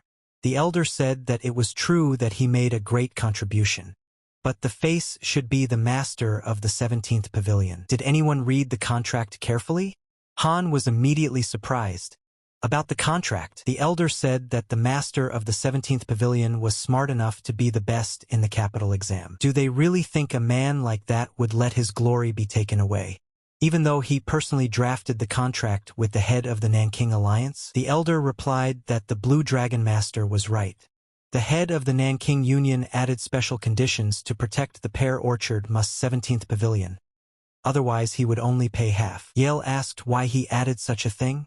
The elder told him that it was better to ask the party concerned. Isn't it too brazen to sign an exclusive contract when you haven't even hired a warrior escort? And then Chong decided to reply that the words of his brother, that is, the master of the Hidden Dragon Hall, made sense. The 17th Pavilion can't protect the pear orchard without the escort warriors. Not only is it dangerous, they could be laughed at. The elder asked, so what of it? Chong replied that he had given the contract to the Yellow Dragon Master. And then all the people were surprised at this choice and could not understand him. Why did he do this? The elder asked him he wouldn't ask for help, but would he pass it on? Then why was it even necessary to put in the paragraph about the 17th Pavilion? Chan replied that to the best of his knowledge, halls and pavilions that enter into exclusive contracts are entitled to half the money of the defense price in all circumstances. He's a 17th Pavilion master with an exclusive contract, so he'll take half of the 200 coins for protecting the residents. And then the elder laughed at Chong and said that he was a sly fox, finally showing his face. But even with an exclusive contract, why would the Nanking Alliance pay half the cost if a yellow dragon would do all the work? Zhang replied that he wasn't going to take his entire half. 50 coins will give the Golden Dragon Hall. With one condition, he wants to take part in the defense of the pear orchard. He will be paid the same as the rookie warriors in the Yellow Dragon Hall. Chan realized that this was his original goal. The Yellow Dragon would get the glory and he would get a substantial amount of money. For a Yellow Dragon, 50 yang is nothing. And since the money for the defense will be heavily divided, there's no point in other halls and pavilions cutting in. And the Yellow Dragon will gain reputation and notoriety for protecting the prince himself. A very lucrative offer. And then the elder said that it looked like the meeting was over. Does the Yellow Dragon agree to these terms? And then Han and Zhang exchanged glances and he said that if no one minded, he would accept gladly and do his best. They went straight on their way the next day. Hans asked the guy, is he upset? Zhang asked him with what. Han replied with what had happened at yesterday's meeting. He thought that, after the recent events, they had gotten a little closer. But Zhang keeps his distance again. This makes him sad. Zhang replied that it's nothing like that. Han said that the night before the meeting, Madame Chawa came to meet him. Li Zhan had 3 wives. The first loved pear blossoms and planted so many trees in her abode that they named the pavilion Pear Blossom Pavilion. And even Li Zhan called her Madame Pear Blossom. That's what many people began to call her. And the residences of the second and third wives, they were planted with purple flowers and evergreen trees. That is why they became known as Purple Flower Madams. And Madame Green bloomed at their own request. Han Cha was visited by Li Yel Ren's mother. Her parents' family is known as the Purple River Trading Union, which is quite famous in Shaoxing. The Purple River Union is part of the Huizhou merchants, who are considered the continent's better trading group. Han said that he doesn't know if Chong is aware of it, but it is through the traders of Huizhou that they will get 20% of the profits. So it's hard for him to refuse Madame Purple Flower's requests, and that won't change. Zhang says that Han himself talked about getting closer and now he's threatening. It's understandable why he was silent most of the time at the meeting. Normally the 3 wives wouldn't interfere with anything, but that doesn't mean they can't. Han said that, frankly, all 3 wives are watching him very closely right now. Let Zhang be careful. There had not yet been a time when they had not gotten their way. Zhang asked him why he was telling him that. Han said they would consider it a thank you for the pear orchard, though he was smart enough to guess it himself. Chan figured that if all the wives were paying attention to him, it was bad news. And on the other hand, it means that the Yellow Dragon Master is not completely on Liel's side yet. She asked Khan if they had caught the assassin yet. Han replied that they are looking for the one who bought the buffalo herd.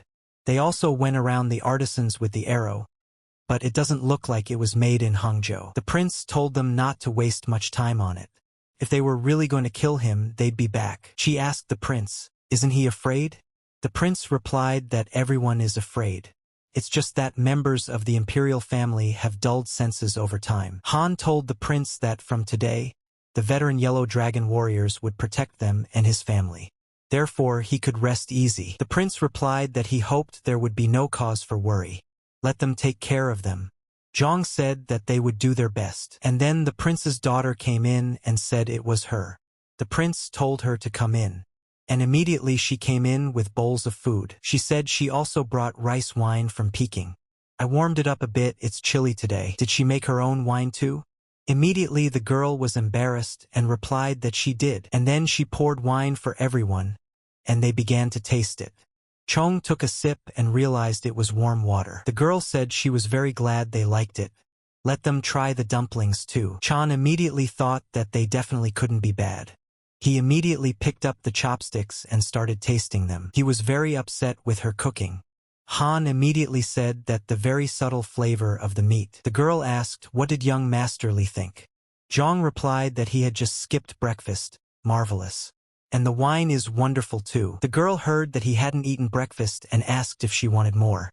And then Chan apologized. The girl told him to wait a bit. They had leftover ingredients. Enough for everyone. They were all surprised and looked at each other. Chan was embarrassed to say that because they would have to eat again. Prince said he didn't know if maybe because she was locked up all her childhood she chose cooking as a hobby. He tried to explain to her that such an occupation was not suitable for a woman of the imperial family, but she would not listen. And she had no talent, as they could see for themselves. It's gotten more dangerous lately, so he's only allowed to go outside for trips to Hangzhou. She looked forward to every winter. She constantly wants to visit Hangzhou restaurants to learn how to cook local dishes. Chan realized that just once a year, he couldn't even imagine how boring and tedious her life was. And then the prince said he had a request. He realizes that everyone is on guard because of the recent assassination attempt. But is there any way he can arrange for the princess to take a stroll through Hangzhou's restaurants? Khan replied to the prince that it would be difficult. He could bring the cooks here if necessary. The prince said that people don't just go to a restaurant for the food. He wouldn't even ask if it were that easy. The Khan replied to the prince that it would be extremely dangerous. The assassin might be nearby. The prince accepted his decision and replied that he would obey him. He and his wife would try to keep her busy with something. Chan immediately thought, then Han's and the agency's credibility would plummet. Then this old snake might intervene. Can't let that happen. And then Chan told the prince that there was one way, safely, to take the princess outside. The prince asked if there really is. Chan replied that of course there is. There is one very valuable item of house secret that is sold on the black market. It's called silver scale armor, and it won't be penetrated by arrows or swords. It's light and flexible, so it should fit the princess. Chan understood that he was talking about the holy dragon scale armor that he was currently wearing. Changed the name because you can't let others know. She asked the guy wearing armor under his clothes, and would that be enough to keep the princess safe? Chan replied that also we need to find a disguise expert to make Her Highness a scholar, and dress up a few of the escort warriors as well just to be sure. We need men who specialize in swords, whips, and other concealed weapons. They'll pretend to be friends. The prince asked, would these measures be enough? Khan replied that the first thing to do was to make sure she was not recognized. Nothing else will matter. If the identity is revealed, if they disguise it so that even he doesn't recognize it, they'll get permission from him as head of security. Chan said it might take a while, but he would find a better master. And there's another problem. The prince asked, what is it? Chong replied that since he and the master of the residence drank wine personally made by Her Highness, they would bear the cost of the armor, but the price would be prohibitive for him. Chi was surprised and replied that of course he would pay it. Chan immediately replied that 1 gold piece was enough. Chi was surprised and said that wasn't much. And then Chan said per day. Chi got angry and asked, 5 gold pieces in 5 days? Chan replied that that was the price. It's an item that can save a life. But if it can help protect Her Highness, even coins are worth it. The prince replied that he had drunk her wine too, so he would pay. And then Chi told His Highness that all expenses during their stay at the residence would be on him. Chi said a couple of gold coins wouldn't make a difference. The prince replied that he was grateful to him. Then the princess and then his daughter walked in and addressed him. When they heard her voice, they immediately froze at what they saw. The girl smiled and said that she had brought refills. And then in the 17th pavilion, Chang's servant was sweeping the courtyard, and in a moment he heard strange sounds. Immediately he went to the backyard and saw a young master doing something there. The boy asked the young master what he was doing. Chan replied that he was altering the scaly armor. "We can't let anyone find out. Otherwise he'll be hunted." The boy asked, "Is it that expensive?" Chan showed him and told him to see for himself. The guy saw him and said she didn't look good. Upon hearing this, Chan said, "Great. Then he did everything right." Immediately the guy didn't understand him and asked him, but Zhang told him to forget it and bring some tea. Zhang understood and saw that the armor was ready. Huang Chun would prepare the escort warriors. All that remained was to find a master of disguise. He looked at the mask and wondered where he could get one. He should have suggested using the mask right away. It would have been easier. And then the tea guy came in and told the young gentleman. He told him that he had guests. Chan asked who they were. The guy said the guest said he was a friend from Beijing, but they didn't identify the identity. So he brought him in under escort. Chan wondered if he had made any friends in Beijing. And then he looked around him and saw that he was more beautiful than many women. The only flaw was a mole on his ear. And then he stopped and thought about it when he saw the mole. And then she put the fan away and asked Master Chan. Had he already forgotten her? Chan asked him who she was. And the girl replied that it was Jin Peng. Chan immediately stirred all his thoughts from the past and told his men that this was his close friend. Chan told the guy to bring liquor and the most expensive one. The guy immediately went to carry out the order and wondered who the guy was. Zhang asked Jin why she was in disguise again. Jin replied that they say that a scientist should change completely 3 days after a breakup. Chan realized that he hadn't seen her since the incident in the mountains. Who would have thought that they would meet again under such circumstances? Jean said she heard the news. Is this the same pavilion he got? Why aren't there any escort warriors here? Zhang replied that he only got the position and the building. Jean said she understood. He will have to recruit and train them. It's a little late, but she congratulates him. Chong asked her when she had time to come to Hangzhou. Had her internal injuries healed? Her brother told her she was safe. Jean replied that she had arrived 10 days ago. The wounds are completely healed. Zhang asked, "Why come in disguise?" Jean replied that she wanted the meteor dagger back. Zhang asked if that was the only reason. Jean replied that her grandfather, father, and brother were acting strangely. There seemed to be some misunderstanding because she had gone on a mission with him then. Zhang replied that both of his uncles were very much looking forward to the invitation from Kailan Namgung. They even hoped they would bring it. Jean told him not to worry and she would prevent it at all costs. Zhang asked her why. Jean replied that he wasn't coming anyway. Zhang asked who wasn't coming, him? And then he stiffened and said that it seemed like Jean was angry about something. She immediately Chan asked, how could he act like that? Couldn't he have been at least a little concerned about the injured woman he had left behind in the cave? He thinks it's going to be okay because he left her a mountain of nuts? What is she? A squirrel.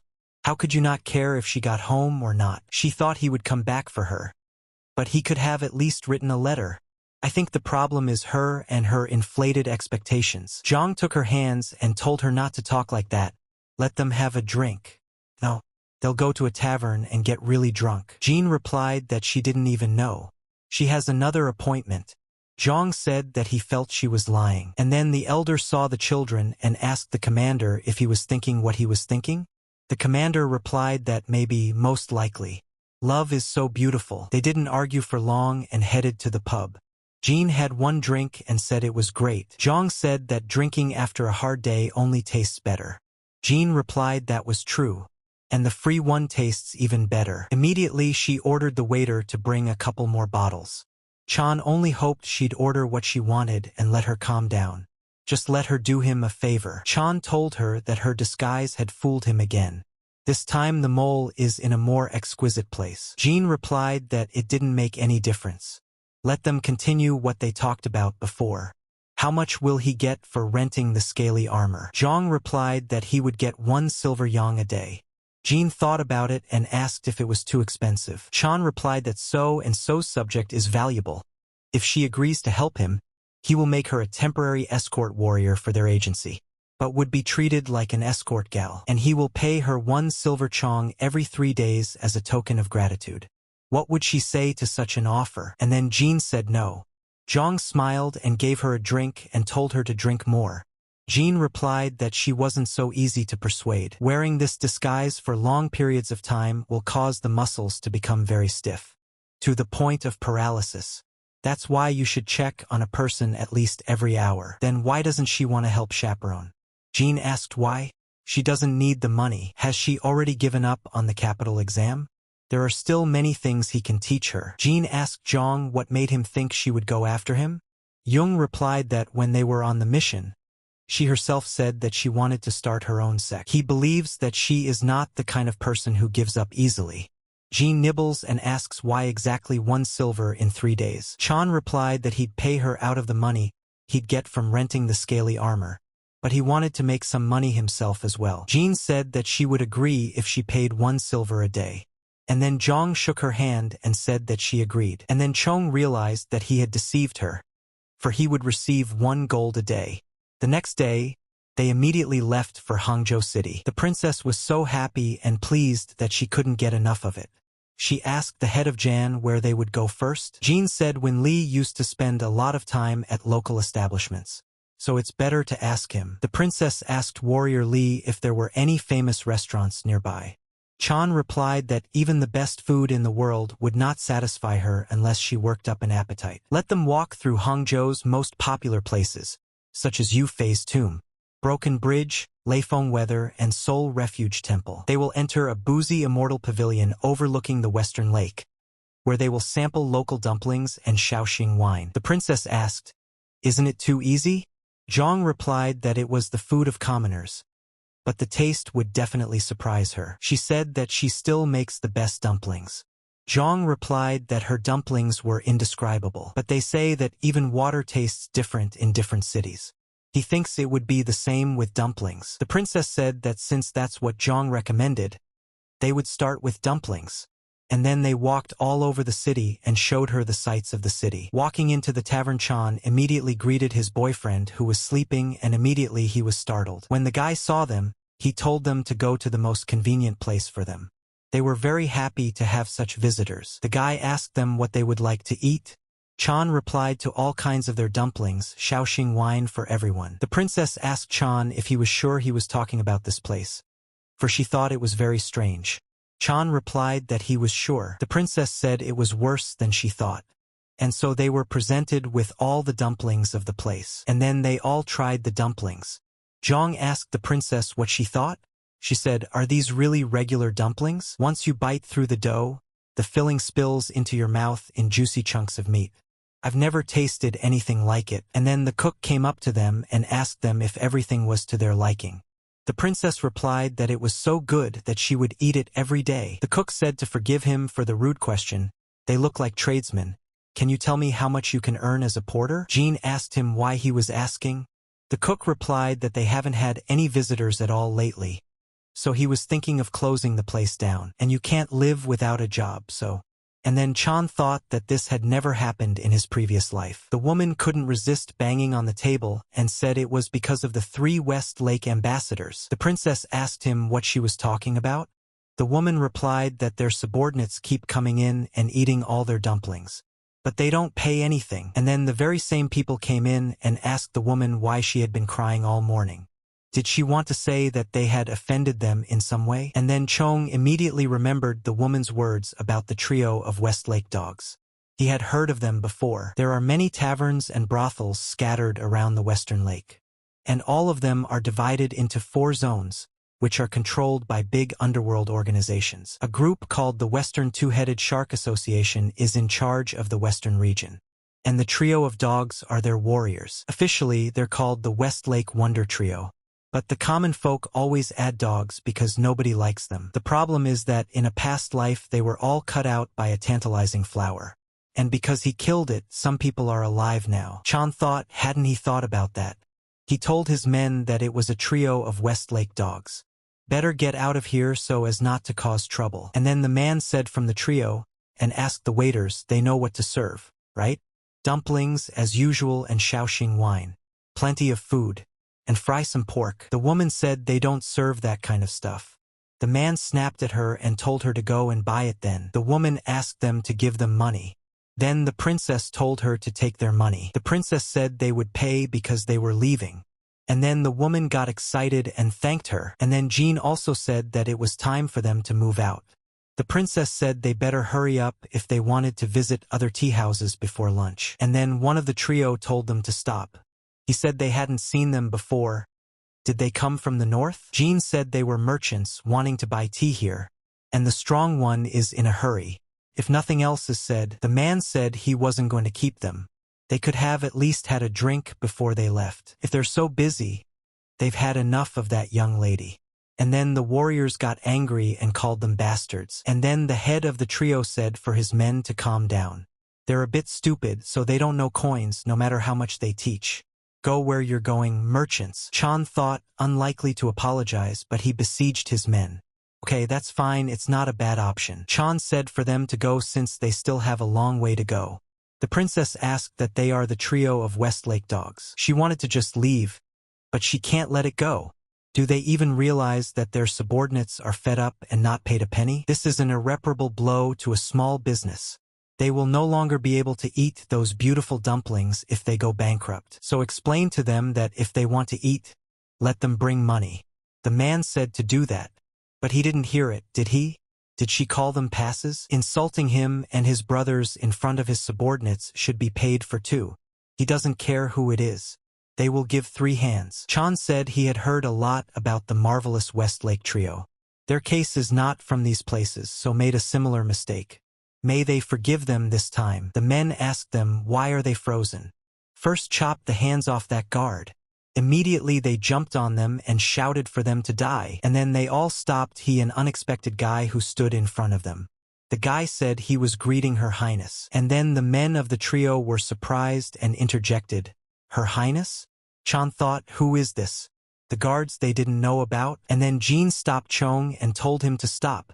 The dialect of a person from the headwaters of the Huaiji River. And the sword technique, is he the one who attacked the princess 5 days ago? The assassin sect from the north of the Valley of Death? Spirit Valley? Ghost Mound? Where did he come from? The guy told her that she seemed to be well informed about the Jianghu sections. Jean replied that this knowledge was passed down in their family. In the Namgung clan, would it be clearer if she said she was the granddaughter of a lightning sword? And then the men of the trio asked, Her Highness and a member of the Namgung clan? The guy said that they had waited for this moment without the slightest rest for 5 days. There's no point in retreating even if the granddaughter of the lightning sword is here. If they don't hand over Her Highness, they'll take it themselves. The guy asked the men, are they the 3 Westlake dogs? They just happen to be on the trail, they might bolt. He won't introduce himself. If they don't want to die in their sleep, then don't talk or meet anyone for at least an hour. Jean tells Jung that they are outnumbered.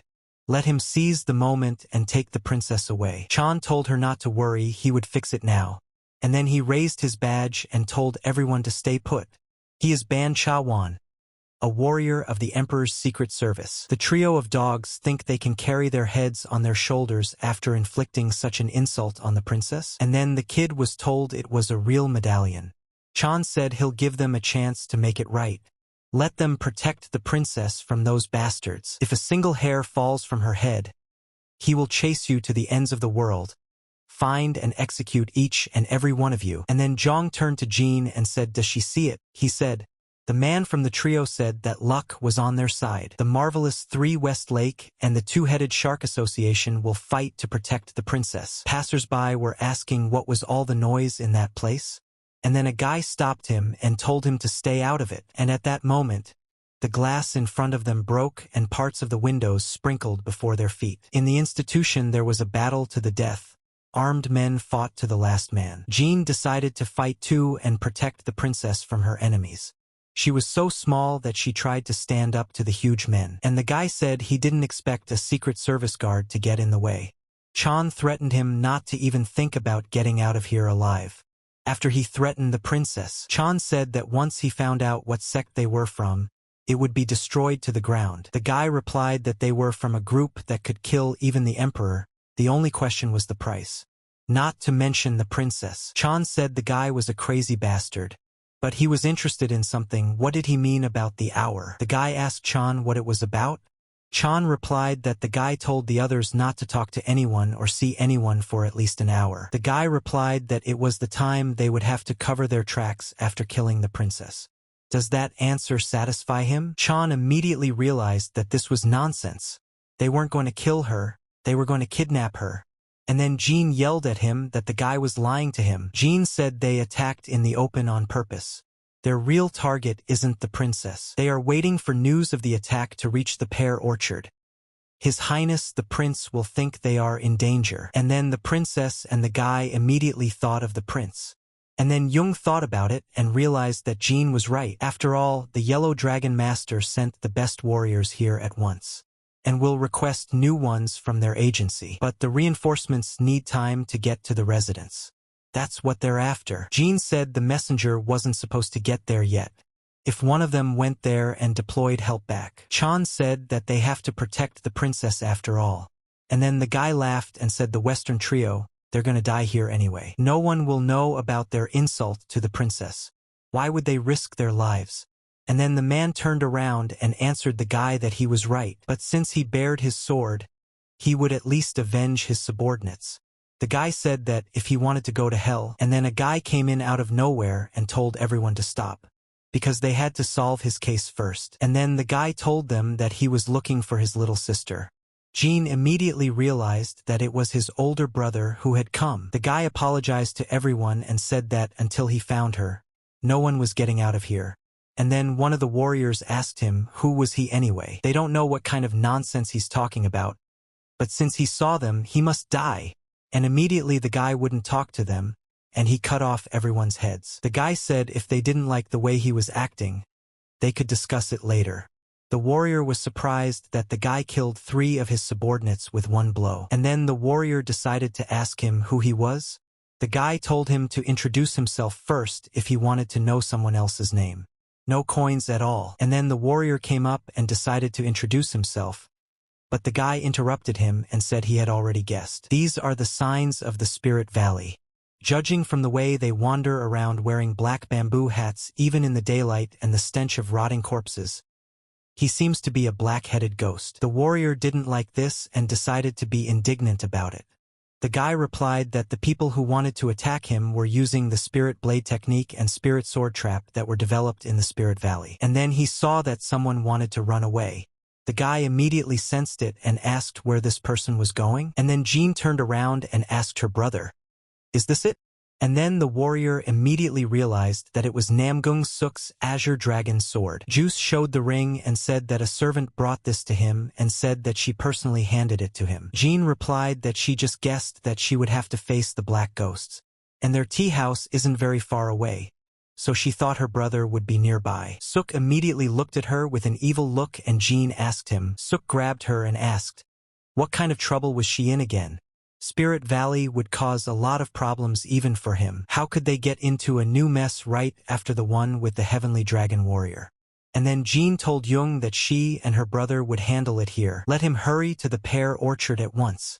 And then his servant told him that he would protect the princess even at the cost of his life. The princess told the young master to be sure to protect his father.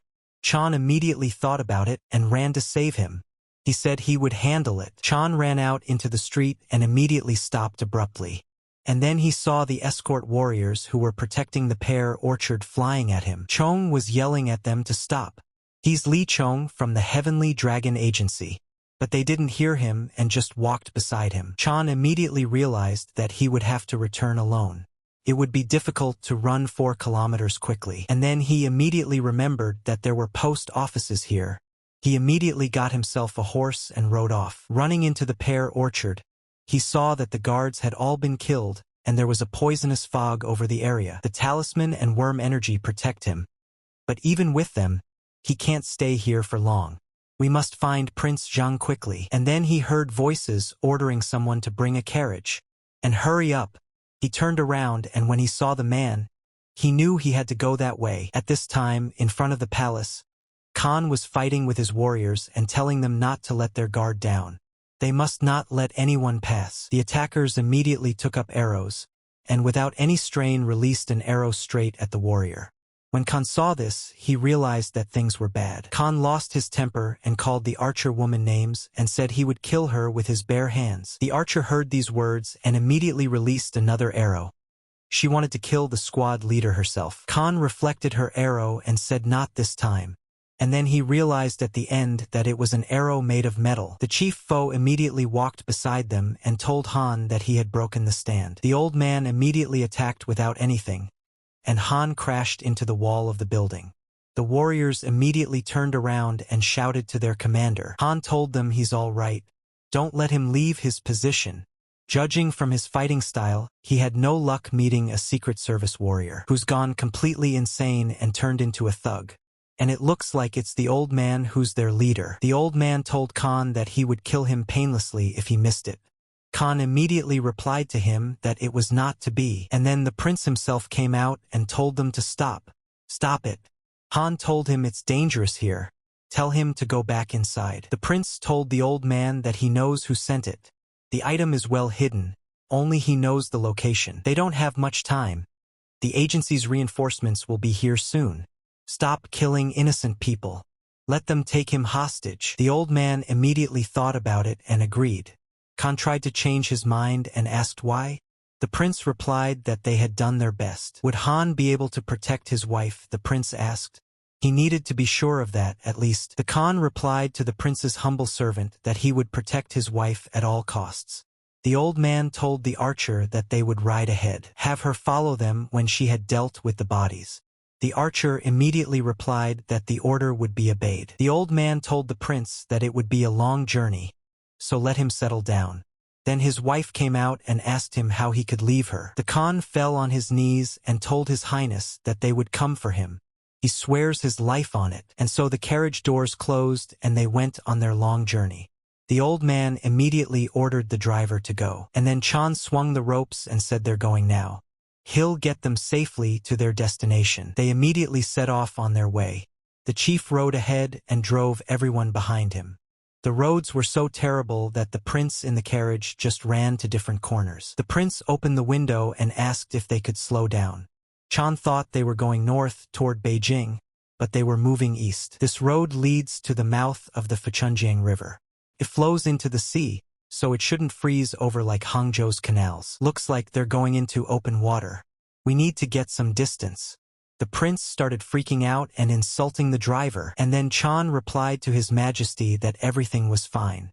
And then the prince was surprised and asked what? Chan replied that the assassins should have been defeated by now, so she was safe under the protection of the heavenly dragon. The prince asked the driver who he was. Chot immediately pulled down his mask and said he was from the Heavenly Dragon Agency. The prince asked him what is the meaning of this. Chan replied that he needed to pick a moment to get them out of here. Let him stay inside. Someone shot at the carriage from behind. Chan immediately realized that it was the girl who had shot at them before they met the prince. The prince asked, "What is it?" It was as if something had hit the wagon. Chong replied that it was the archer they had seen in the pear orchard. He beat up one of his attackers and covered him with hay in the stable. Looks like she found him when she went to get the horse. Chan said he would protect him anyway. Have him approach the left side of the wagon and grab onto something. Chan pulled the wagons and turned the horses the other way. The old man immediately heard strange sounds and saw the wagon turn the wrong way. The prince asked him where they were going. Zhang replied that they were heading to the western lake. The prince asked why there. Chan replied to cross it. At this, the prince couldn't believe it and started laughing loudly. Chan asked him, "Is he okay?" The prince responded by telling him not to worry and chasing all over. He's laughing because he pictured that old man's face. He wished he could see her now. Zhang immediately steered the cart into the water. Did the prince say that they would really drive the cart through it? The prince turned around and said that old man is already here. But even then they went into the water and started to fall. When the prince saw that picture, he said he had never laughed so hard in his life. But Zhang saw that the old man was still following them. And then Chong told the prince that there should be a bag in the wagon that he took from the residence. Can he give it to him? The prince immediately found the sack and handed it to Chan. He took his time and changed his clothes at an appropriate moment. And then in a moment the wagon was hit by an arrow again.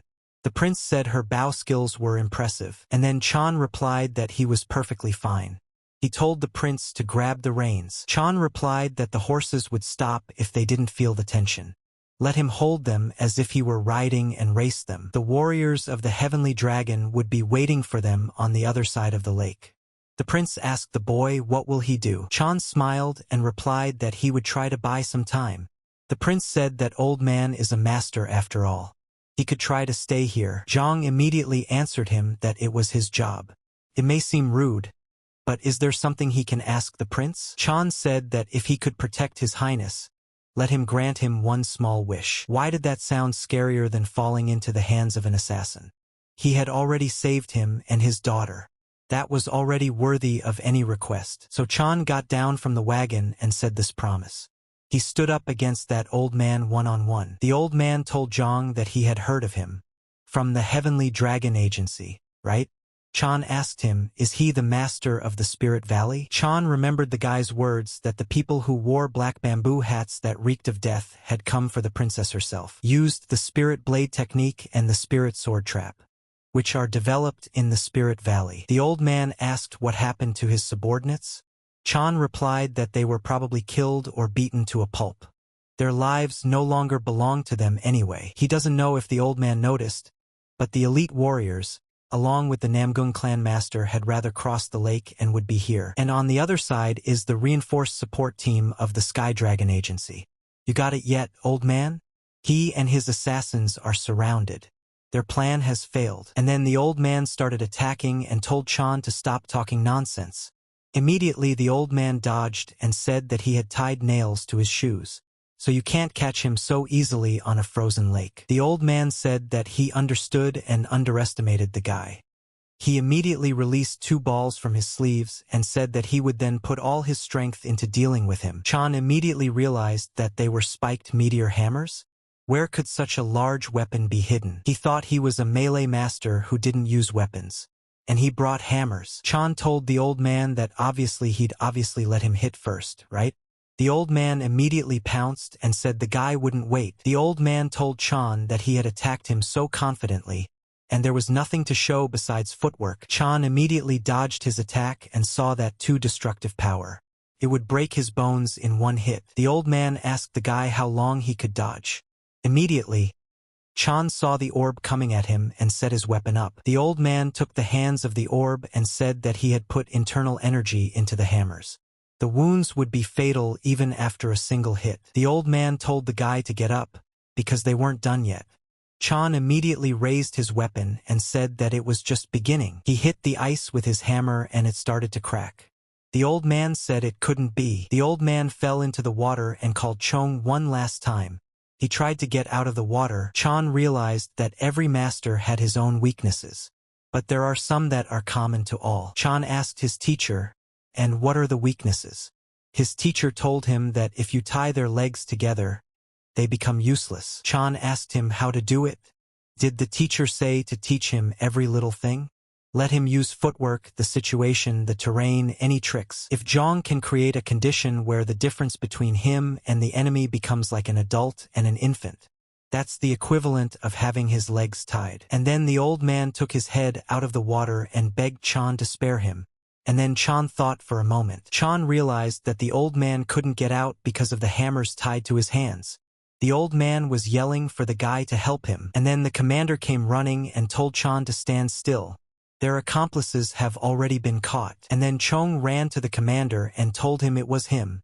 The commander was surprised to see Zhang Riyong. The commander said he didn't recognize him because of the bandana. Is he hurt? Zhang replied that he was fine. Chan said that guy over there is the head of the assassin group. The commander asked Zhang what happened.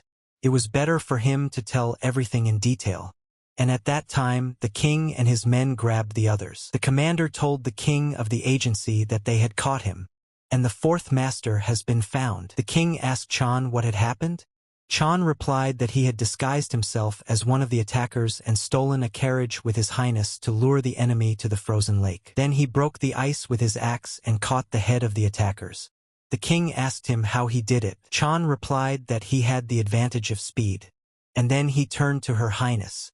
Her husband had crossed the lake and was safe, She need not worry. The woman asked the guy, "Is this true?" And then the king asked his man, "Do you have your telescope with you?" The warrior immediately said, "Yes." Zhang saw the pipe and thought he wanted one. And then she looked into the pipe and saw her husband safe and with her daughter. The guy told His Highness that his wife is fine. She's looking through a telescope here. The prince asked him, did he? He and his daughter immediately smiled and waved at her. The girl saw this and smiled, because she knew they were okay. The fact that a group of assassins tried to steal the princess and attacked Prince Zheng's residence quickly became the most talked about news. Hangzhou Magistrate Branch immediately dispatched 100 government soldiers and took control of the pear orchard. But Qi, the leader of the Nanking Alliance, asked them to send more warriors, even was willing to pay a huge amount. But this measure soon became unnecessary because Prince Jin decided to return to Beijing. Yell told his brother that it seems Prince Zhang had a ledger that could deal a serious blow to the prince and if discovered. He heard that the prince and secretly contacted Japan. So the prince sent spies and watched for a long time. Chan heard everything and thought that it sounded like a big battle was about to take place between members of the imperial family. Big brother said the girl next to Namgung say, "Okay, Namgung so-so. Right? Was she always that pretty?" He had been told she had a scar. But today her skin was like the first snow and she was like a flower. Yell asked his brother, he is close to Namgung Xie. Isn't he? Hasn't he seen her before? His brother said about 7 years ago. She was always a troublemaker, scarred from her martial arts training. But now she's a real beauty. Middle brother said he's pretty close to Namgung so-so. But today she's much prettier than usual. Yale told him that he made him laugh. His brother asked him what was wrong. Yale replied that if he had any shame, he wouldn't bring up their intimacy when he's standing next to Zhang. And then Chan looked at her and realized she was mad at him again. And then everyone said that they were greeting His Highness. And then the prince stopped in front of Chan and said hello to him. Zhang reciprocated and said he was greeting him too. The prince asked him how old is he this year. Zhang replied to His Highness that it was 22. Have his brothers gotten married yet? Zhang replied to the prince that was correct. The prince immediately looked at his wife and said he understood. The prince thanked him for such great help. He will visit Hangzhou next year as well, so he hopes to protect them. But let them hire a good coachman. Never want to ride in a carriage driven by Zhang again. The woman shook Chan's hand and said that they owed him a great debt of gratitude. Let him visit their residence when he is in Beijing. Chan replied that he would definitely visit them. And then the princess also decided to say that she thanked him. The princess said that she had heard from her father that the armor he gave was from the house sect. He said that such a treasure was not a pity to rent for 1 gold a day. She was glad she didn't leave any scratches on it. And then Zhang saw the look in Jin's eyes as she heard everything and was really mad at him. Zhang replied that he was glad she didn't need it. The princess gave him the bag and told him it was a gift and to let him open it later. Zhang thanked her for such a gift. The king told Namgung that he heard that the guy helped out a lot at the restaurant. The guy replied that he was just lucky to be there while he was looking for his sister. The king said that his son had already endangered the precious daughter of the Namgung clan twice. It would be a shame to face him and his grandfather. Namgung said that, to be honest, he feels that his sister has caused more problems, even though she is 2 years older. Often she doesn't even think about the consequences of her actions. And then Chan thought about it and was surprised that she was 2 years older than him.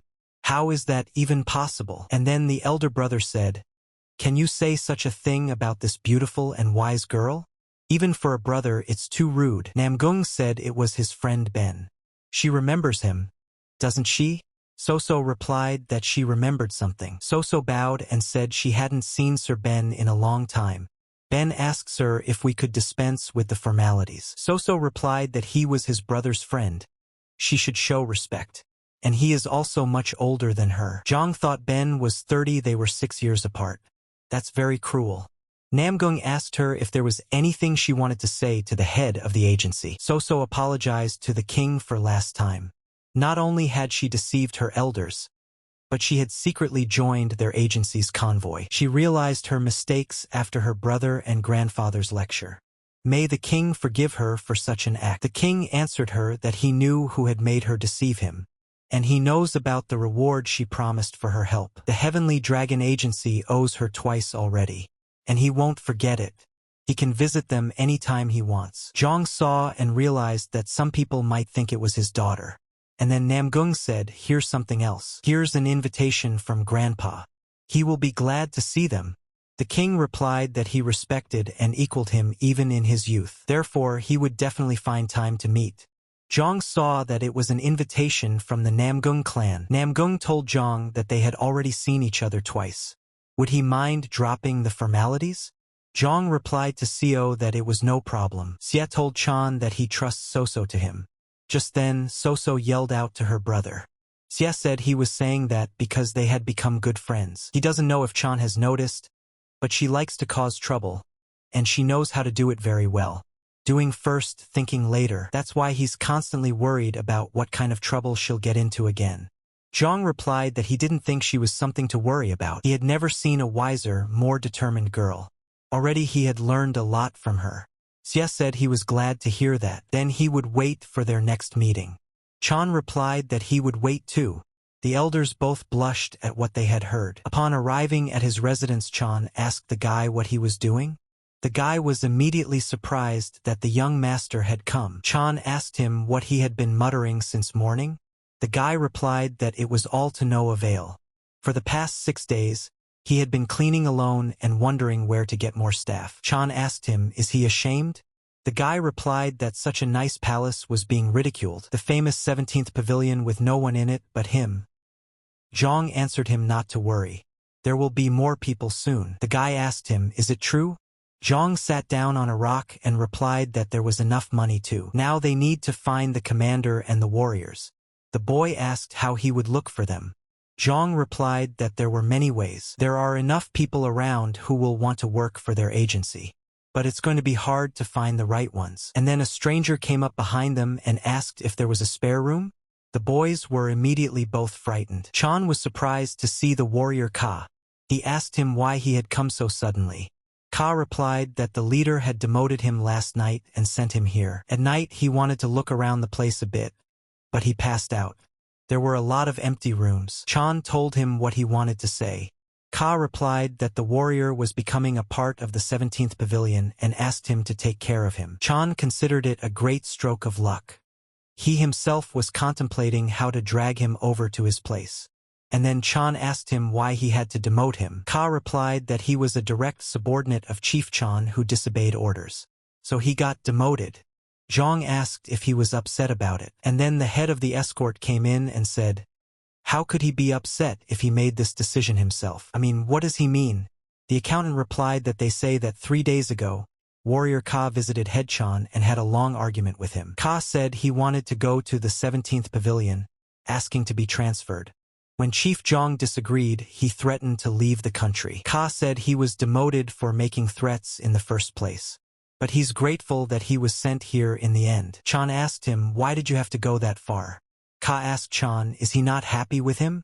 Zhang replied that there is no such thing. Ka said then everything is fine. Chan asked the bookkeeper Chan, did he have some business to attend to early in the morning?